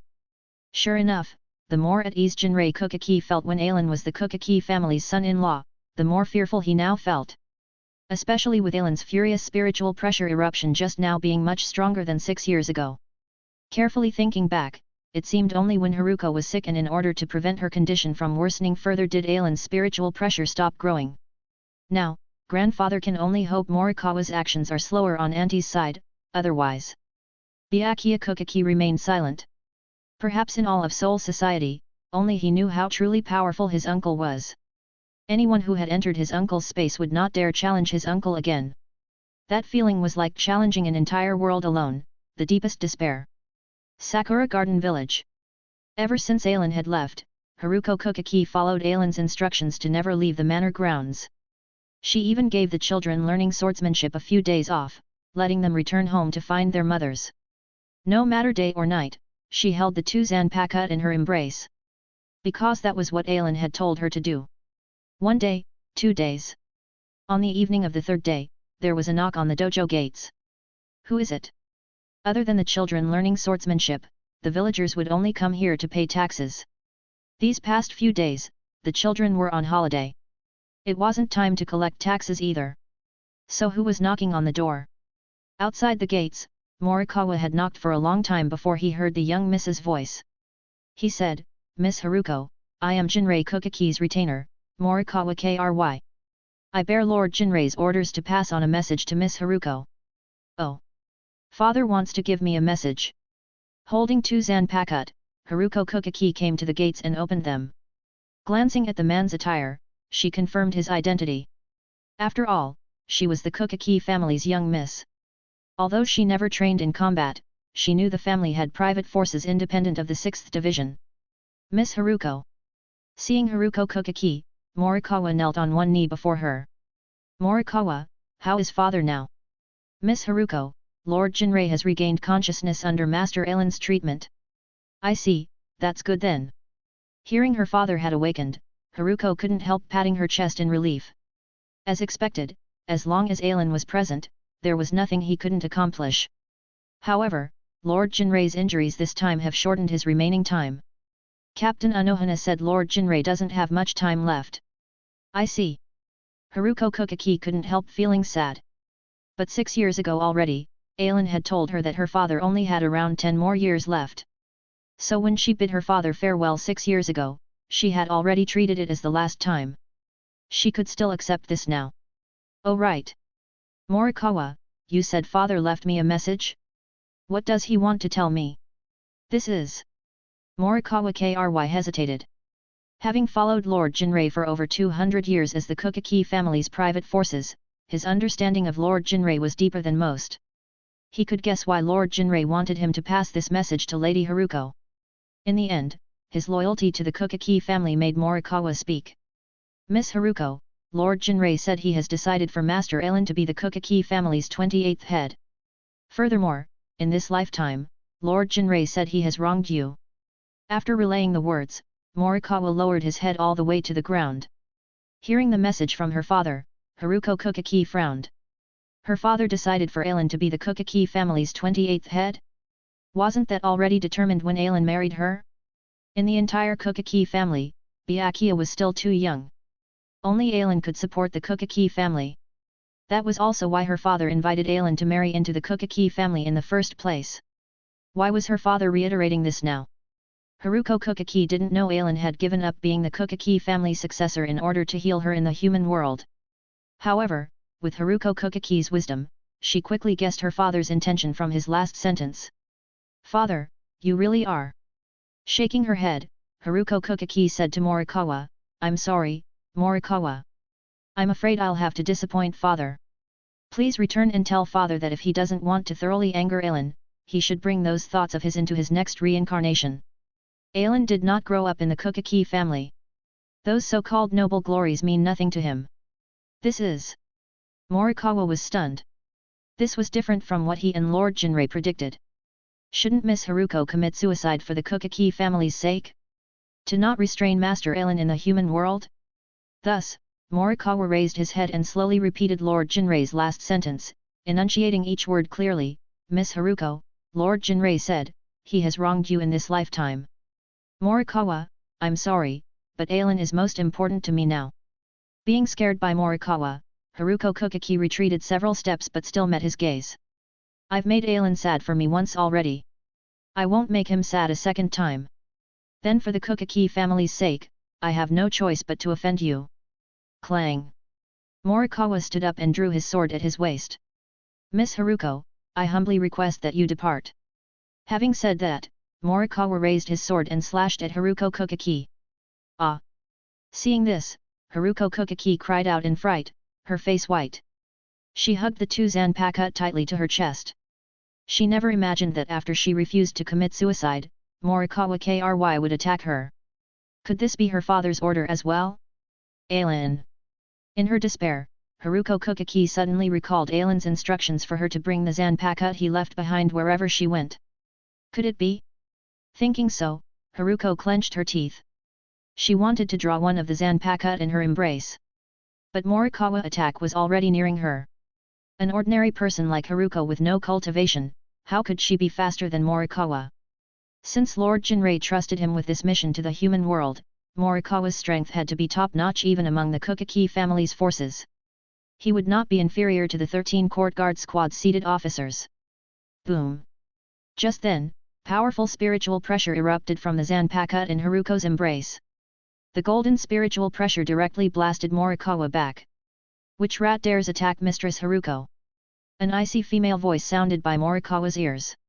This voice also made Haruko look towards the Zanpakuto in her arms. Because if she wasn't mistaken, the speaker was one of these two Zanpakuto. Under Morikawa and Haruko's gazes, golden light shone from one of the two Zanpakuto in Haruko's arms. It converged beside Haruko into the form of a girl. This girl had long golden hair and cute features, but her expression was icy. Beneath the blue cloak, she wore golden armor. A golden straight sword hung at her waist.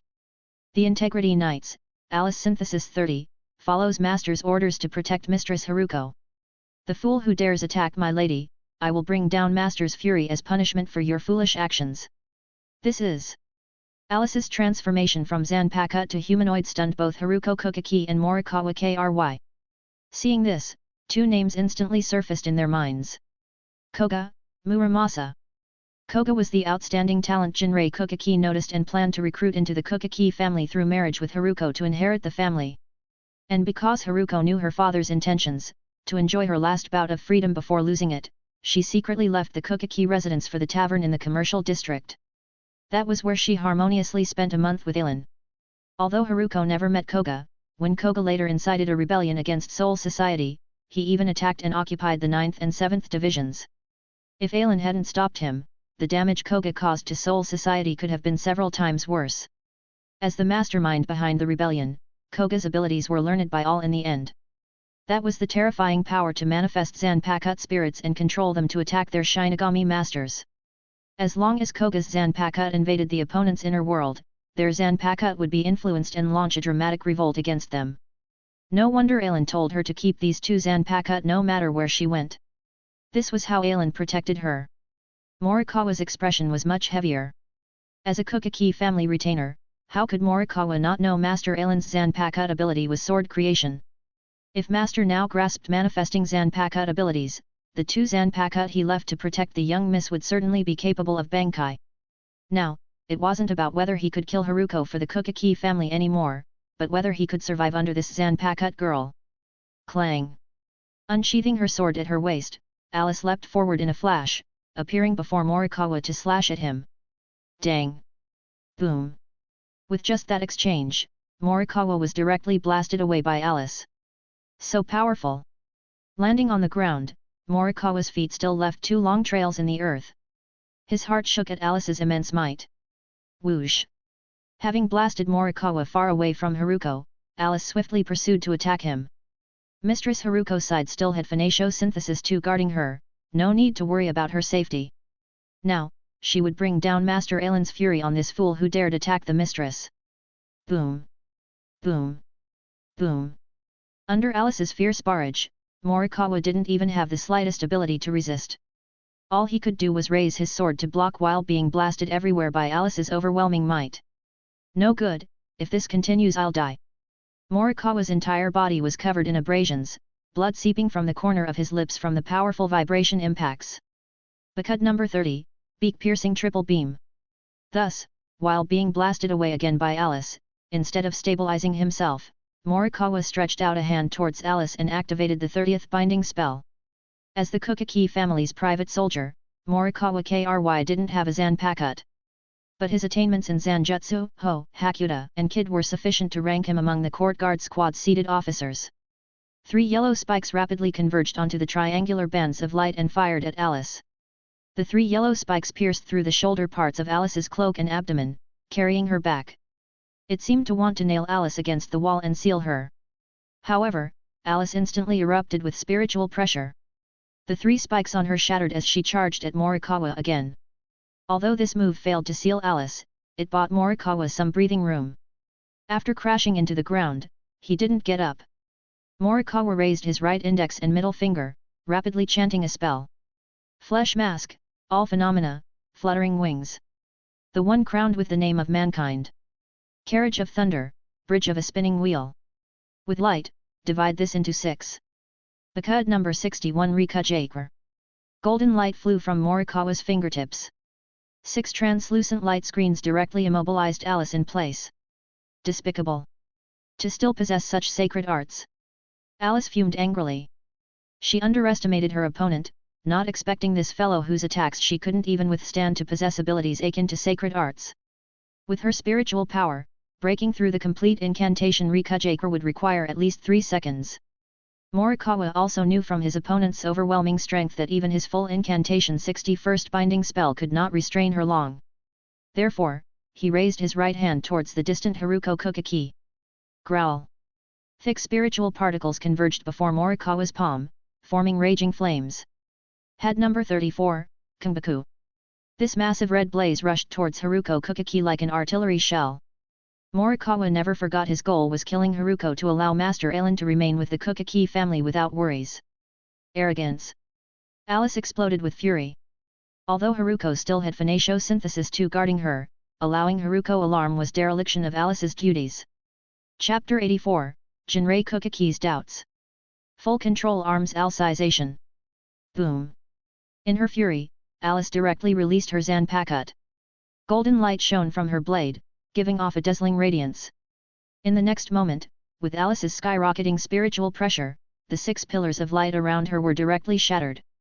At the same time, Alice's sword transformed into countless golden cross-shaped osmanthus blades, forming a golden osmanthus shield before Haruko Kokaki. Boom! The raging flames of head number 34 Kenbaku collided with the osmanthus blades, causing a deafening explosion that woke the villagers of Sakura Garden Village. The villagers looked towards the direction of the explosion, and upon seeing it was near Master Alan's residence, they exchanged glances.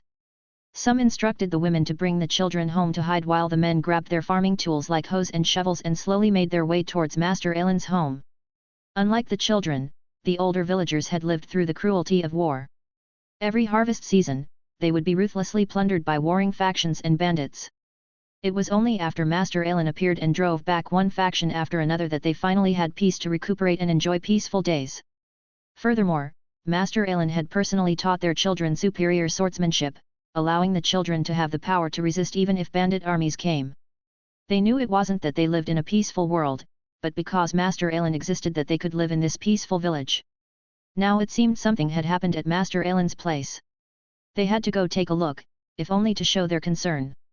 Although with Master Alan's dilemma, they probably couldn't help much. But what if? No good. If this continues, I'll die.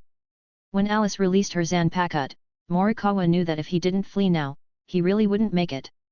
Ignoring whether his attack had injured Miss Haruko or not, Morikawa turned and used Shunpo to swiftly escape. Don't even think about running. Under Alice's control, the explosion from head number 34 Kenbaku didn't injure Haruko Kokaki at all. However, Morikawa crossing over her to attack her mistress infuriated Alice to the extreme. Bankai, memory release, golden sword osmanthus. The sky was filled with osmanthus blades as they swept across the land. Faced with Alice's attack that would soon engulf him, despair filled Morikawa's eyes. Wait, Alice. Just as Alice was about to kill Morikawa, Haruko Kokaki's voice sounded out. Ah! The osmanthus blades swirling in the air wrapped around Morikawa, leaving numerous cuts on him before tossing him before Haruko Kokaki. Humph, thank Mistress for her mercy just now. If not for Mistress's benevolence, you would have died earlier. Walking to Haruko's side, Alice stood between her and Morikawa, preventing him from attacking her mistress again. The countless osmanthus blades turned back into golden spirit wands, reverting to a golden straight sword in Alice's hand. She sheathed it at her waist. Haruko walked forward a few steps and lowered her head to face Morikawa. Morikawa, I don't know what considerations my father had when he wanted you to bring me that message. But in this matter, my father lost his mind.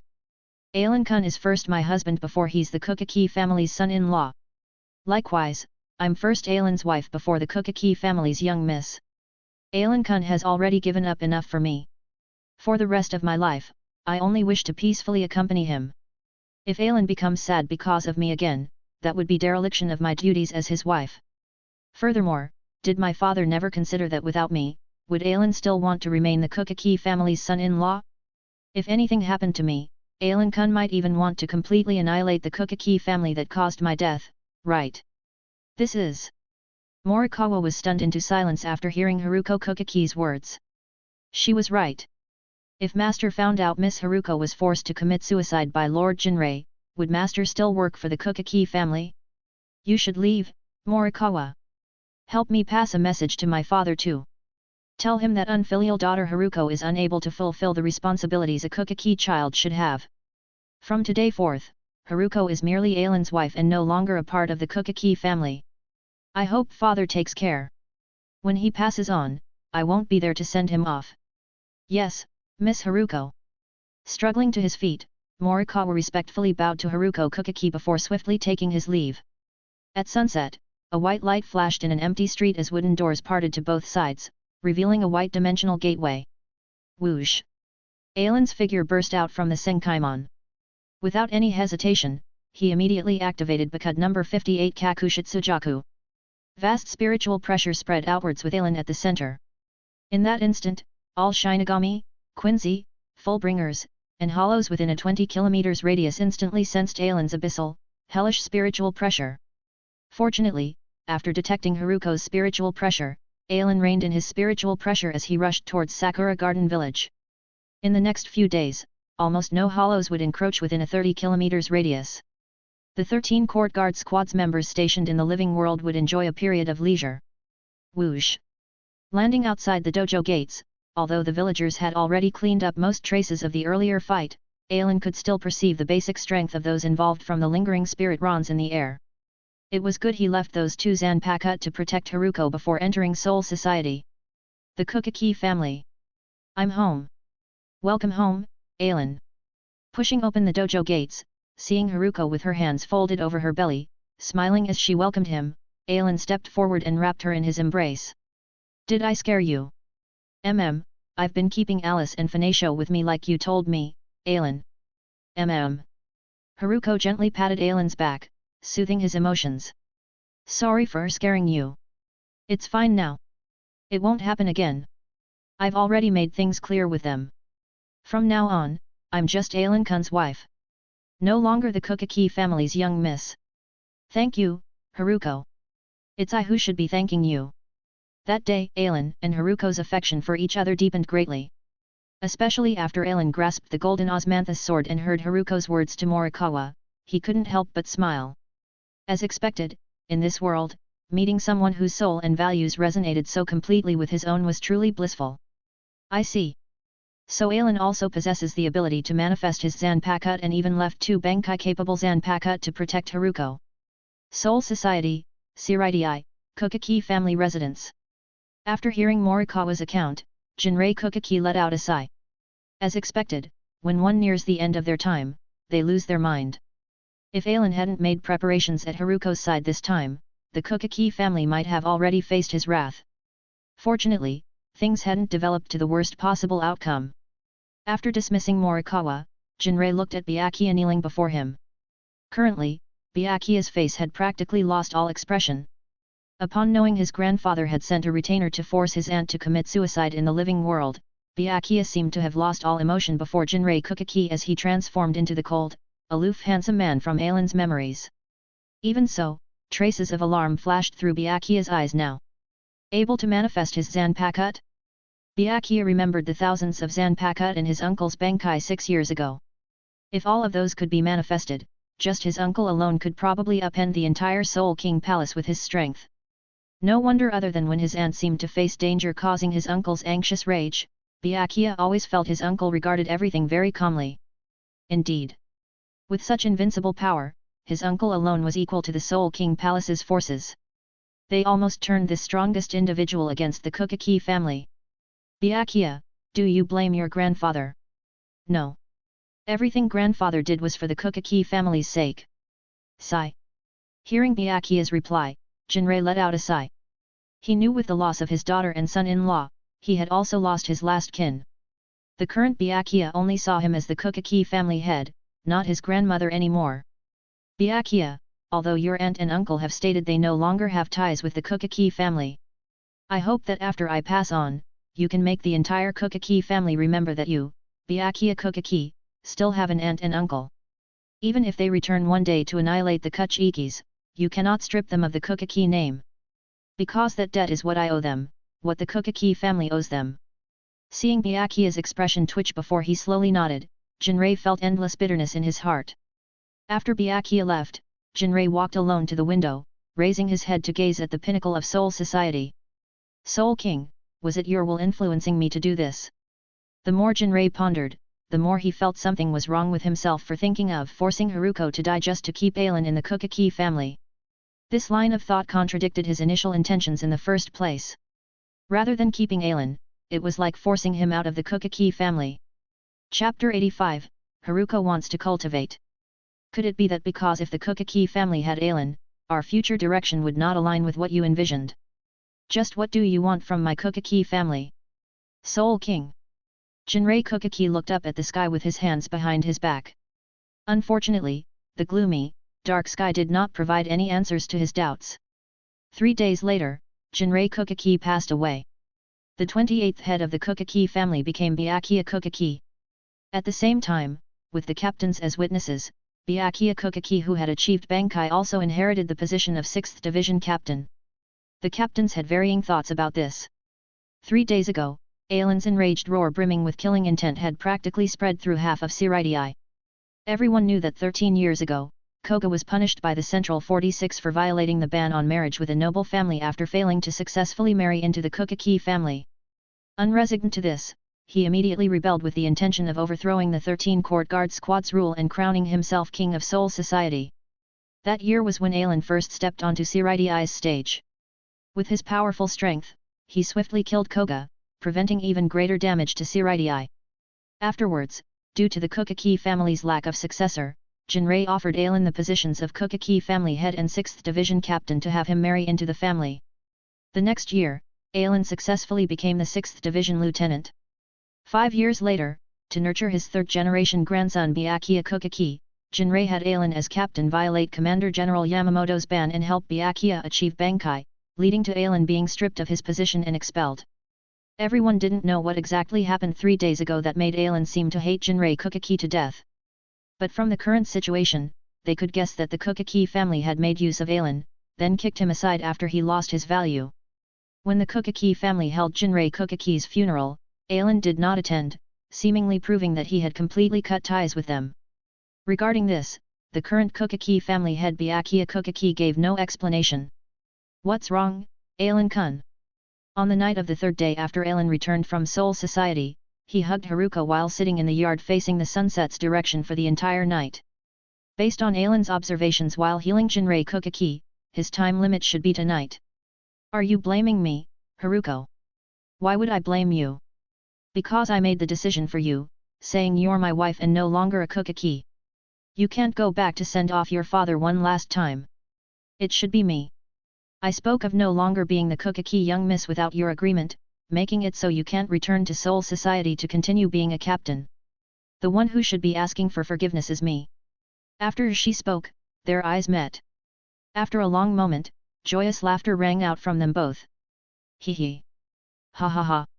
Their laughter brought them back to the tacit understanding they shared in that tavern in Siraidii. Holding Haruko in his embrace, Aelin couldn't help but call himself out for being too wary.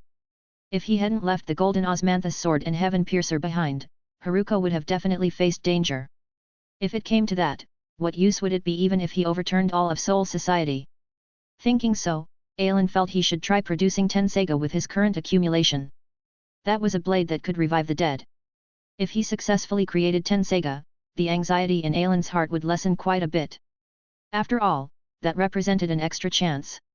"Hey Aelin-kun, teach me how to cultivate from now on." "Alright. But Haruko, why do you suddenly want to cultivate?" "Because I can feel you've always been worried about me." Haruko raised her head and smiled at Aelin. "Although I don't know why you've always been worried about dangers befalling me, I know that if I become stronger, you won't have to be so worried." "You? Alright, your father should have passed on already. Let's go rest. Starting tomorrow, student Haruko will have to start cultivating under me." "Yes, teacher Aelin." "Ha ha ha ha. Ha ha ha ha." The next day after Aelin taught some swordsmanship to the children, he dismissed them instead of letting them disturb his time with Haruko. Naturally, he also didn't want them around for what he planned to teach Haruko. After Haruko arrived at the dojo, Aelin waved a hand. Ripples appeared in the space before him as he drew out an Zanpakuto from within and handed it to Haruko. "Here, Haruko." "Oh? This is an Zanpakuto." Taking the Zanpakuto, Haruko Kokaki eagerly unsheathed it and swung it around a few times. Seeing this, Aelin smiled. The Haruko who dared to pursue freedom before her engagement also hid a little violent demon in her heart.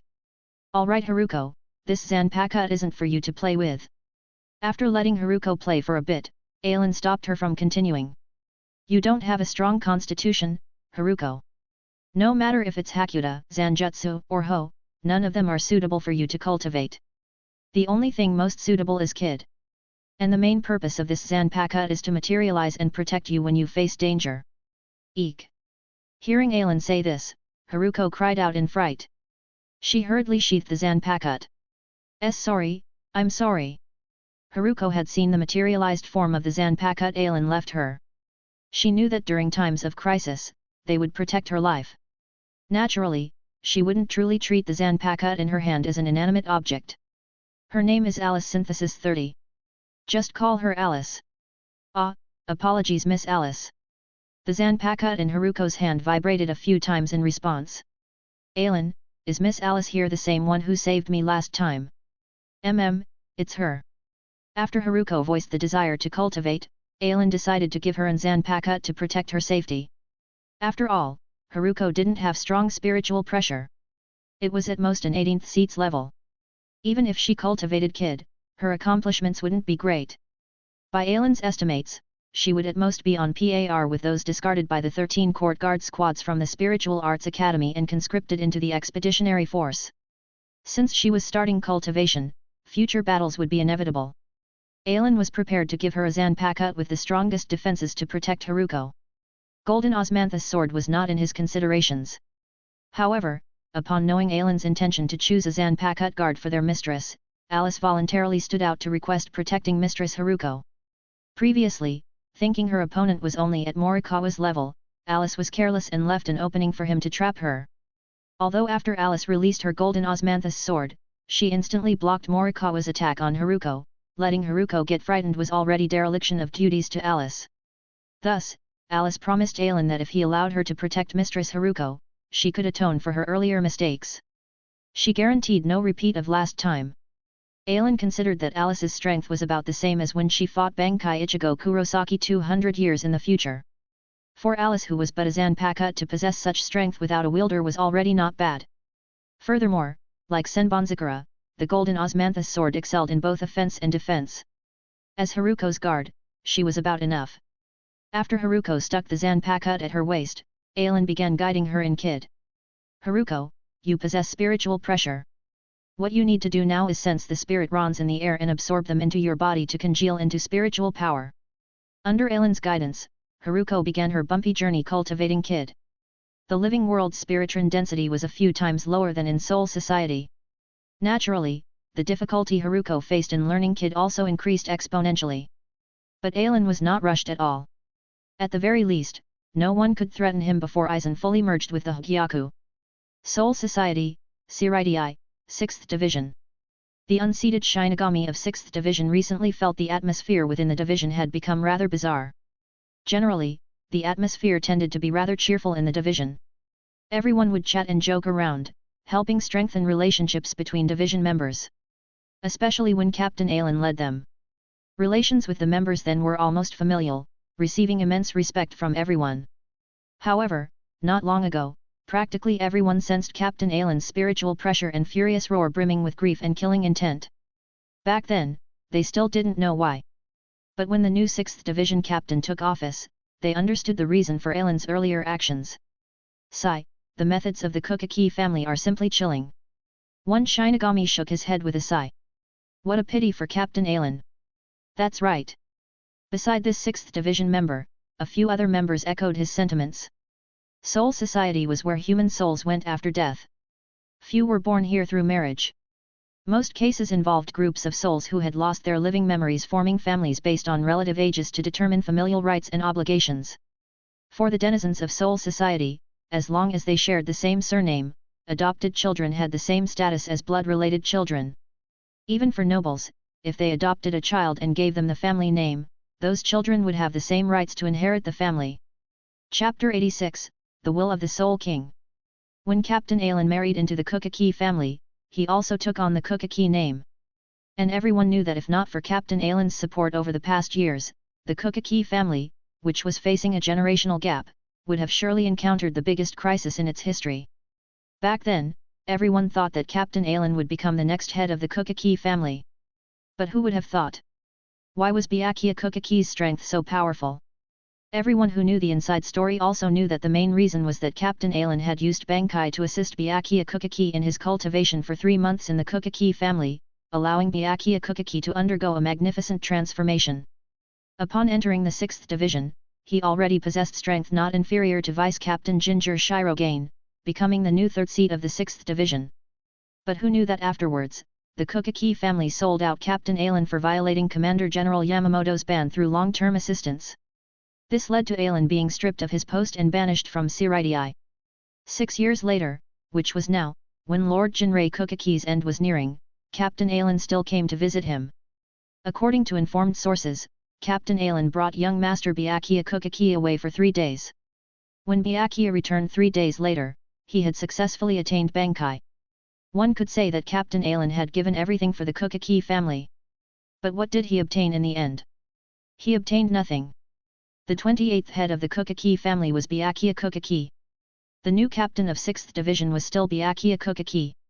The members of 6th Division felt extremely indignant for Captain Alan. Unfortunately, their status was low and strength lacking. They were also not nobles. Regarding this extremely unfair treatment of Captain Alan, they could do nothing. Just when everyone was sympathizing with Captain Alan, a sharp-eyed member saw Captain Hayori-clad Byakuya Kokaki arriving. He quickly signaled to everyone with his eyes. Instantly, the members tidied themselves into a line and stood at attention. When Byakuya arrived, they bowed neatly in unison. Captain Kokaki. Only after Byakuya Kokaki and Ginger Shirogane had walked far away did they return to their previous casual state and continue speaking up for Captain Alan. Captain Kokaki, those members were ignorantly spouting nonsense just now. I will strictly punish them later and forbid them from continuing to spread rumors. Following behind Byakuya Kokaki, Ginger Shirogane felt his back drenched in cold sweat beneath his death god attire. Those members were usually so astute. How did they become idiots these days? Did they not know that the stronger one's strength, the stronger their perception? At the distance between them and those Shinigami, even Ginger Shirogane could hear the members' words clearly. Someone of strength surpassing his like Captain Kokaki would definitely be able to hear them even clearer. Could they not sense that Kokaki third seat, no, he was Captain Kokaki now, had become different from the past? Captain Kokaki was no longer the 6th Division's third seat from before. As a veteran member of the 6th Division whose seniority exceeded even Byakuya's father Shun Kokaki, Ginger Shirogane saw things very clearly. He understood early on that no matter if it was the captain or vice-captain of the 6th Division, it could only be someone from the Kokaki family holding those positions. However, this thinking changed after Captain Alan assumed office. After becoming the 6th Division captain, Alan did not leave the vice-captain position vacant for future young Master Byakuya Kokaki. Instead, he directly appointed Ginger Shirogane as the 6th Division vice-captain. One could say that Ginger Shirogane sensed a kind of fairness within the 6th Division under Captain Alan that had never existed before. The reason why Ginger retained his vice-captain position after Captain Alan's departure was because Jinrei Kokaki didn't have long left. After his death and Byakuya taking over the 6th Division captain position, there would be no need to nominate someone else again. This point was very clear to Ginger. And so, even when Byakuya held the third seat position in the 6th Division, Ginger had already taken the initiative to guide Byakuya in all of the division's affairs. Back then, Ginger felt young Master Byakuya was rather amiable to get along with. But ever since Byakuya became the 6th Division captain, Ginger felt Byakuya Kokaki was like a different person, his entire being seemingly even colder than before. At the same time, no matter what he did he always put duty first. Apart from that, there were practically no fluctuations in his expression. Just now when those people were talking about Captain Alan, Ginger sensed changes in Captain Kokaki's expression. Fearing he would vent his anger on those members, he swiftly spoke up first, wanting to protect the members a bit. However, Byakuya's response exceeded Ginger Shirogane's expectations. No need. Since they wish to speak, let them speak. The 6th Division does not have any precedents of speech crimes. Because he didn't know the truth of the matter, Byakuya also knew that what the members said was likely the view most in Siraidai held towards the Kokaki family. Allowing such talk to spread would damage the Kokaki family's prestige. But in Byakuya Kokaki's heart, what his grandfather did was much more serious than what those members said. After all, no one expected that just to keep Uncle Alan in Soul Society, his grandfather actually thought of killing his aunt in the human world. This was undoubtedly a betrayal towards Uncle Alan's sincere feelings. Furthermore, thinking back to their ancestors who also became one of the 5 great noble families because of betraying the Soul King, it couldn't help but leave Byakuya confused. Could it be that for the Kokaki family to rise, betrayal was a must? Their ancestors succeeded through betraying the Soul King, so the Kokaki family became one of the 5 great noble families. His grandfather failed in betraying Uncle Alan. Would that cause the Kokaki family to decline until they reached the Shiba and Tsuneyashiro families' level? Regarding this point, Byakuya Kokaki had already prepared himself. These were sins belonging to the Kuchikis. No matter what the Kokaki family's future became, he would face it. Even if the Kokaki family eventually declined, he would have no regrets. I see. After seriously and meticulously handling the 6th Division's affairs, Byakuya Kokaki returned to the Kokaki residence and stood under the cherry blossom tree in the yard. It felt as if traces of the time when his grandfather guided him in cultivation here still remained. Of course, what left the deepest impression of this place to Byakuya was Uncle Alan's Bankai space containing thousands of Zanpakut.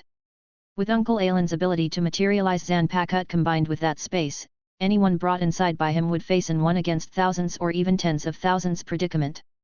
In Byakuya's thoughts, even Commander Yamamoto, hailed as the strongest Shinigami in 1,000 years, would only have the outcome of tragic defeat if dragged into his uncle's Bankai space. Thinking of Uncle Alan made Byakuya Kokaki recall the first time over 10 years ago when Uncle Alan let him witness the power of a Shinigami's 4 disciplines. Thus, Byakuya Kokaki shunpoed out of Siraidai, chasing the memories from the past towards the edges of the Rukanga Commoner district. In the days after, Rukanga seemed to have become the harbor for Byakuya Kokaki's soul. After dealing with all 6th Division and Kokaki family matters, as long as he still had time, Byakuya Kokaki would head to Rukanga, whether it was to cultivate, take walks, or simply stare blankly at somewhere. The 13 Court Guard Squads, 11th Division. Xiaoza's hero was the captain of the current 11th Division generation. At the same time, he was also known as Sword 8 Xiaokenpeiki. Sword 8 was an extremely special title. In Soul Society, only the strongest Shinigami would be bestowed the title Sword 8. Although bearing the title of strongest, Xiao's appearance did not resemble a muscular male overflowing with power at first glance. On the contrary, his exterior seemed more like a delicate scholar. Soul King, just what are you thinking? Xia raised his head to gaze at the skies above Siraidai. The Soul King's existence was the wedge holding the stability of the 3 realms. Upon reaching a certain level of spiritual pressure, one could perceive the truth of this world. Over 100 years ago already, after Xia attained Bankai for his Zanpakut, he had never resealed his Bankai. Because to a certain degree, his Bankai would gradually become more powerful as time passed. After Xiao's Zanpakut completely fused the entirety of Siraidai's space, for the first time he made contact with the Soul King from the perspective of Spirit Rons. No one knew just how greatly Xiao's psyche was shocked after personally witnessing the Soul King's true form. Afterwards, Xia challenged the previous generation's Sword 8 Kuroyashiki. Although Xia won that match relying on his Zanpakutos ability, he knew his victory was through foul means. Because until Kuroyashiki's defeat, he did not release his Bankai at all throughout the battle. Kuroyashiki's Bankai was something the Central 46 strictly forbade him from releasing within Siraidai. Because Kuroyashiki's Bankai was far too powerful. Once released, it could instantly annihilate the entirety of Siraidai in an instant. In over this past 100 years, Xia Zanpakut had already completely fused the space of the entirety of Soul Society. One could say that as long as he wished, nothing in Soul Society could escape his knowledge. Naturally, Alan's entanglement with the Kokaki family did not evade Xiao's eyes. At the same time, he also sensed the Soul King's will influencing Jinrei Kokaki, leading to Alan finally falling out with him in the end. This was the first time he sensed the Soul King's will. Just what kind of person is that guy called Alan that even the Soul King's will would banish him from Soul Society? Could his existence affect certain arrangements the Soul King made? After pondering fruitlessly for a long time, Xia cast his gaze towards Rukanga. After his Zanpakutos power completely fused the entirety of Soul Society's space, Xia understood the truth of the world. The main purpose behind establishing the 3 realms was to restrict Hell's expansion. The most fundamental existence in this world were souls. With sufficient souls circulating in this world, only then could this world advance. The total number of souls in this world would not change. It would not increase or decrease. However, there was a place in this world specifically for detaining egregiously evil souls. That place was Hell. All souls dragged into Hell would vanish from the world's circulation. Every soul Hell snatched meant its domain expanding while the world's domain shrinking by that much. To restrict Hell and allow the world a longer existence, Hueco Mundo was created. Hueco Mundo was actually the battlefield where Soul Society and Hell contested for souls. With the existence of Hueco Mundo, evil men after death would first fall into Hueco Mundo and transform into hollows instead of their souls instantly being seized by Hell after perishing. Like so, Shinigami could purify the hollow souls through slaying them, allowing the hollow souls to re-enter the world's circulation. This maintained the balance and operation of the world. In order to allow the world to continue existing for a longer time, one cannot allow Hell to snatch away more souls. This was the path Xia realized he should take to protect the world over the past 100+ years.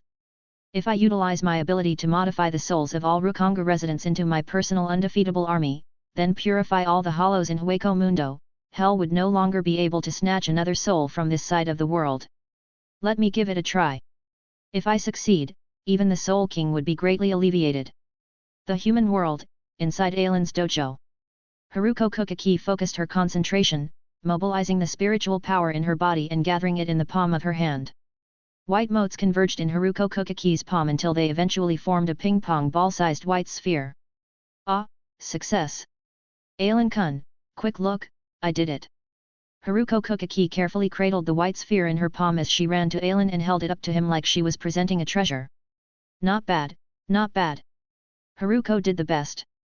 Smiling as he stroked Haruko's head, Ailin expressed approval at Haruko's learning progress. It had been a month since Haruko started cultivating. Haruko Kokaki also successfully sensed the external spirit rons and initially refined them into spiritual power of her own. Even in Spiritual Arts Academy, such results would likely anger teachers to death. Ailin remembered that the slowest in their batch only took a week to complete spiritual power condensation. But upon considering the difference in spiritron density between the human world and Soul Society, it was understandable. As for estimating Haruko's current strength after condensing spiritual power, Ailin racked his brains before finally recalling a basis for comparison. Don Kanonji. Yes, that star was very popular for hosting supernatural shows over 200 years in the future. Haruko's current strength was a little weaker than Don Kanonji's. Although the quality and quantity of their spiritual power was about the same, Don was a man after all. His physique exceeded Haruko's by several-fold. If both sides released all their spiritual power until exhaustion, then fought barehanded, Haruko would not stand a chance at all. Alright, now that Haruko has completed spiritual power condensation, we'll start learning Kid today. So-called Kid means using spirit rons as construction components to arrange them in certain structures, transforming the spirit rons into other substances to achieve effects like attacking, binding, obstruction and such on the enemy. For now, let's start learning the first Kid. Heido number 1, Thrust. Chapter 87, The Pursuit of the Soul King. Inside the dojo, Ailin patiently taught Haruko how to arrange spiritual power, how to chant incantations, and finally how to release Kid. After Haruko had completely memorized all of this, only then did she begin practicing Kid under Ailin's supervision. During the process of Haruko depleting and recovering her spiritual power, Ailin would sink his mind into his inner world, starting to forge new weapons. With the foundation of several thousand Zanpakuto abilities, forging weapons from other worlds was not too difficult for Ailin. After all, the Unlimited Blade Works originally contained the elements of all swords. Ailin had templates for thousands of abilities and the prototypes from his memories of anime in his previous life. Wanting to forge these weapons was a very simple matter for Ailin. However, the most important thing for Ailin in forging these weapons was to absorb the combat experience of the weapons masters to improve himself. Therefore, sympathetic growth from experience, reconstructing accumulated years was the greatest difficulty Ailin faced in producing weapons. If it was the weapons of protagonists or important supporting characters, it was fairly simple for Ailin. He only needed to extract memories of the anime from his mind, then add a bit of his own supplementation to complete them. The most difficult to forge were instead the weapons of those with less screen time, but very outstanding weapon abilities. If Ailin wanted to sympathize with growth experiences for the weapons of these people, he had to construct a fanfiction anime in his mind with that character as the protagonist. Furthermore, he had to sincerely approve of that fanfiction anime before he could instill the character's growth experiences into the weapon. After all, if the weapons produced by Ailin lacked the combat memories of their masters, even if Ailin used Muramis's ability to have them materialize, their strength would still be far from comparing to the Zanpakuto who originally possessed memories. Moreover, to Ailin, the combat experience from other worlds was much more important than the pure weapon abilities. If one could say that the combat memories from thousands of Shinigami allowed Aelin to truly cultivate the 4 Shinigami disciplines to the pinnacle of Shinigami, then the combat skills contained within the weapons of these other worlds served as the staircase allowing Aelin to break through the limits of Shinigami and advance to an even higher level of technique. With the conclusion of yet another fanfiction anime, Aelin closed his eyes. Chaos stirred within unlimited blade works as countless swords resonated. Countless elements of swords, under the control of Aelin's spiritual pressure, gathered in his palm and fused into this Zanpakut. Boom! When this Zanpakut finished forging, the Zanpakut stabbed into the sword hill, within Aelin also vibrated slightly. Very quickly, with the ability of innate boundary fields, Aelin obtained feedback on this weapon's spiritual pressure, allowing Aelin's spiritual pressure to break through once more. I can see the limit of a Shinigami's spiritual pressure. So this is what you pursue, Soul King. The human world, Aelin slowly opened his eyes. With the breakthrough in spiritual pressure, even in the human world Aelin could vaguely perceive the mutilated man sealed within the yellow crystal through the connections between spirit rons. That was the strongest, greatest, and most selfless creator of the Shinigami world, the Soul King. Upon seeing the Soul King, Aelin naturally also sensed a strand of the Soul King's will. With the memories in his mind, after connecting with this strand of will, Aelin finally understood just what the Soul King pursued. Over 2 million years ago when the 5 great noble families betrayed the Soul King, through his ability to see into the future, he knew of the world that would come after his betrayal by the 5 great noble families. Thus, the Soul King did not resist the betrayal of the 5 great noble families and allowed himself to be sealed by them. He even bestowed his will upon Ichib Hisub of the Royal Guard, granting him the name Soul King along with the ability to name all things in the world. The Soul King had Ichib name him Soul King and designated himself as the linchpin stabilizing the 3 realms. For the sake of the world's stability, the Soul King did not mete out any punishment even as he was dismembered, had his eyes gouged out, and his heart, lungs, and intestines excavated by the 5 great noble families. But over the passage of 2 million years, even the Soul King grew tired. He did not know how much longer he could maintain his current state. He even wondered that if the day came when his heart of great love was worn away by time, whether he would recall his power and destroy this world that denied him freedom and allowed him to suffer such torment. Thus, divergences began occurring in this world under the influence of the Soul King's will. The Soul King sought death, sought his own deliverance. Therefore, Wywak was born. However, if the Soul King died and obtained deliverance, this world would collapse. Thus, the Quincy Empire Wywak established was destroyed. Even Wywak himself suffered grave injuries under Genrisai Ishigakuni Yamamoto, forcing him into a 999-year slumber. Afterwards, all who made contact with the Soul King after reaching a certain level of spiritual pressure would make their own choices. Xiaoza's hero came into contact with the Soul King's will and thought of completely modifying the souls of all Rukonga residents into his personal undefeatable army, then purifying all hollows in Hueco Mundo to alleviate the Soul King's burden. Kisuk Urahara came into contact with the Soul King's will and created the Soul King candidates Ururu and Hinta. Sukaisen came into contact with this strand of the Soul King's will and desired to create his own Soul King key to become Soul King himself. Therefore, from the very beginning, Sukaisen's vision had already surpassed almost everyone else's. It was only when he officially betrayed Soul Society and was told he would fall by Jaishur Yukatake that Aizen called Yukatake too arrogant. As the host of the Soul King's right arm, there was no way Jaishur Yukatake did not know of the Soul King's will. But what did Yukatake do? Relying on his Shikai's divine revelations, he chose Jinjay Keigo as the Soul King's replacement and gave him a substitute Shinigami badge to monitor him. He stated that if Jinjay ever showed any intention to rebel against Soul Society, he would be killed. It was likely because of Jinjay's negative example that when selecting Ichigo Kurosaki as the next Soul King replacement, his attitude showed great change as he made Ichigo believe in him. The great curtain of the Shinigami world all occurred under the will of the Soul King. Everyone was unwilling to see the world's destruction. But at the same time, they were also unwilling to stop the Soul King's deliverance. Under such circumstances, all they could do was observe the progression of the world and make preparations to respond to any variables that might occur in the future. The death of the Soul King could not be changed under his own will. This was the world the Soul King created. All things within it advanced towards the future the Soul King wished for under his will. But they still needed to protect this world. After realizing all of this, Aelin shook his head. Previously, he still harbored some thoughts of stopping Wywak. But now, faced with the Soul King's will, Aelin no longer had any intentions of participating in the battle between Wywak and Ichib. The Soul King had dedicated over 2 million years to this world. Aelin was also unwilling to stop the deliverance he sought. Forget it, I should just properly enjoy my own peaceful days. As long as Aizen and Waiwak don't provoke me, I'm too lazy to interfere in matters between them. After all, if everything accorded to the Soul King's will, then in the future Ichigo would influence Waiwak to deliver salvation to the Soul King under Waiwaka's influence. Then, after Waiwak absorbed the Soul King, he would be defeated by the protagonists. In the end, Ichib would turn him into the new Soul King to become the new linchpin stabilizing the three realms after defeating him. Ah, I'm going crazy. Within the second division, Yoryuki Shien laid sprawled on the office desk like a pile of mud.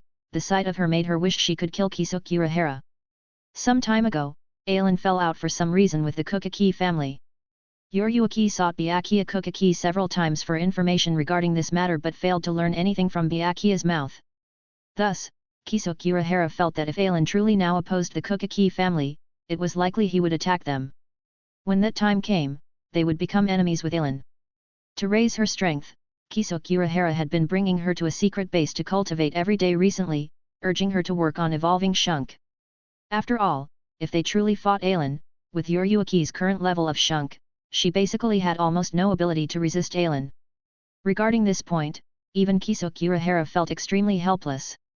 Yoryuki possessed extremely high innate talent in Shunpo and Hakuda. Since youth, she followed her father in campaigns all over Soul Society, a true genius rising from seas of blood and mountains of corpses. Not even 100 years old, Yoryuki already took over as head of the Shien family from her father's hands and became the new 2nd Division captain, obtaining her own Zanpakut.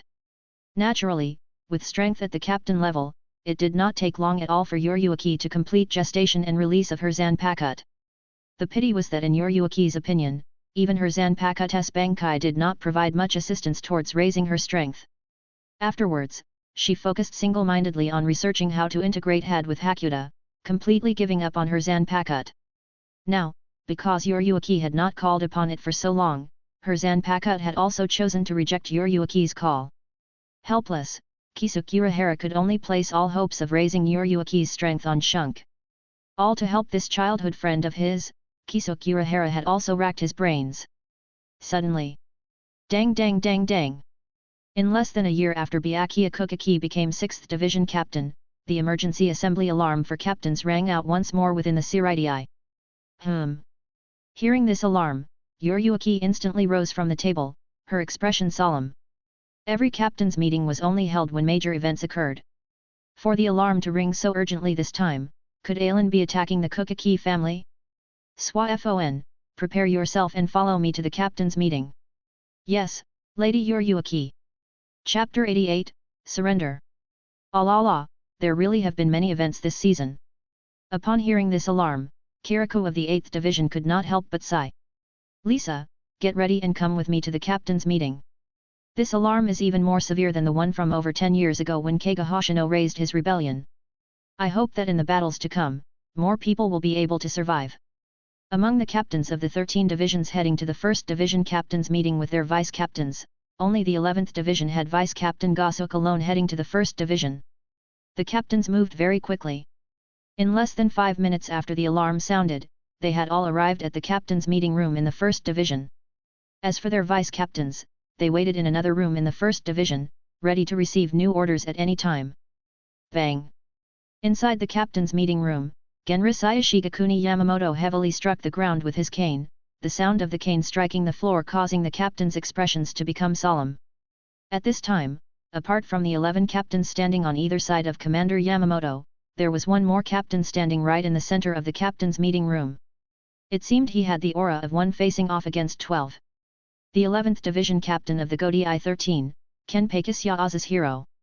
Alright, now that all captains are in position, Captain Azashiro, you may now confess the crimes you have committed. What?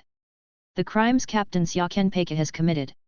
Hearing Commander Yamamoto's words, everyone who knew Xia lifted their heads to look at him.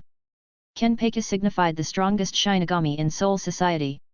At the same time, it was also the title of every generation's 11th Division captain. Xia Azashiro became the 8th Kenpei after battling the previous Kenpei, Kuruyashiki Kenpei, with over 200 Shinigami witnessing.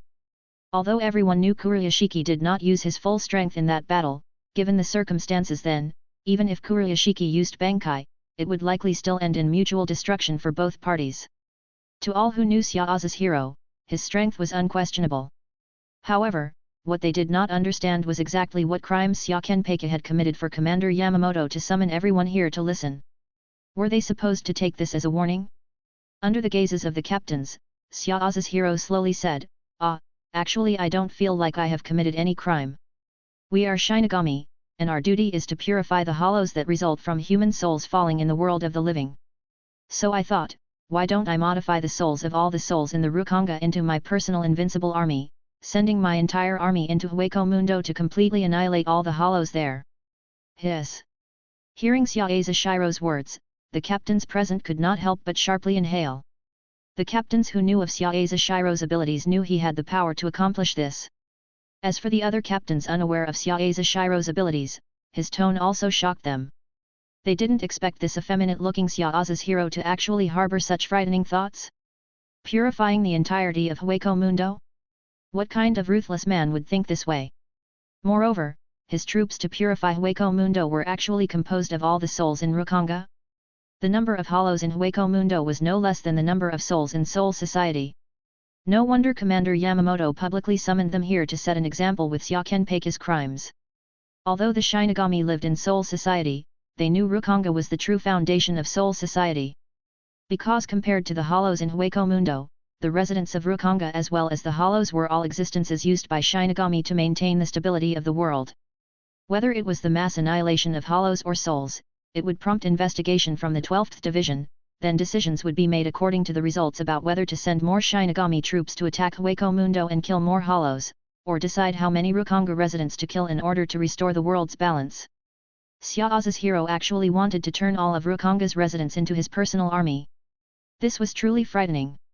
If he really did so but failed to completely annihilate Hueco Mundo's hollows before the destruction of the world losing its balance, then the consequences would be unimaginable. Thinking thus, several captains looked at Xiaoza's hero without the slightest friendliness. So in the end, why did you not carry this out? Hearing the commander say this, everyone also became extremely curious. Xiaoza's hero had such ambitions, so why did he not continue? Not only did he not do it, he instead confessed everything to the commander. Just what was he trying to do? They believed that if Xiaoza's hero did not confess, then absolutely no one would have imagined he harbored such thoughts. If that were the case, then Xiaoza's hero would still be the 11th Division captain instead of a criminal plotting grievous sins. Because of the Soul King's will. Speaking to here, Xiaoza's hero paused for a moment. When I was about to modify the souls of Rukanga's residents, I sensed the Soul King's will.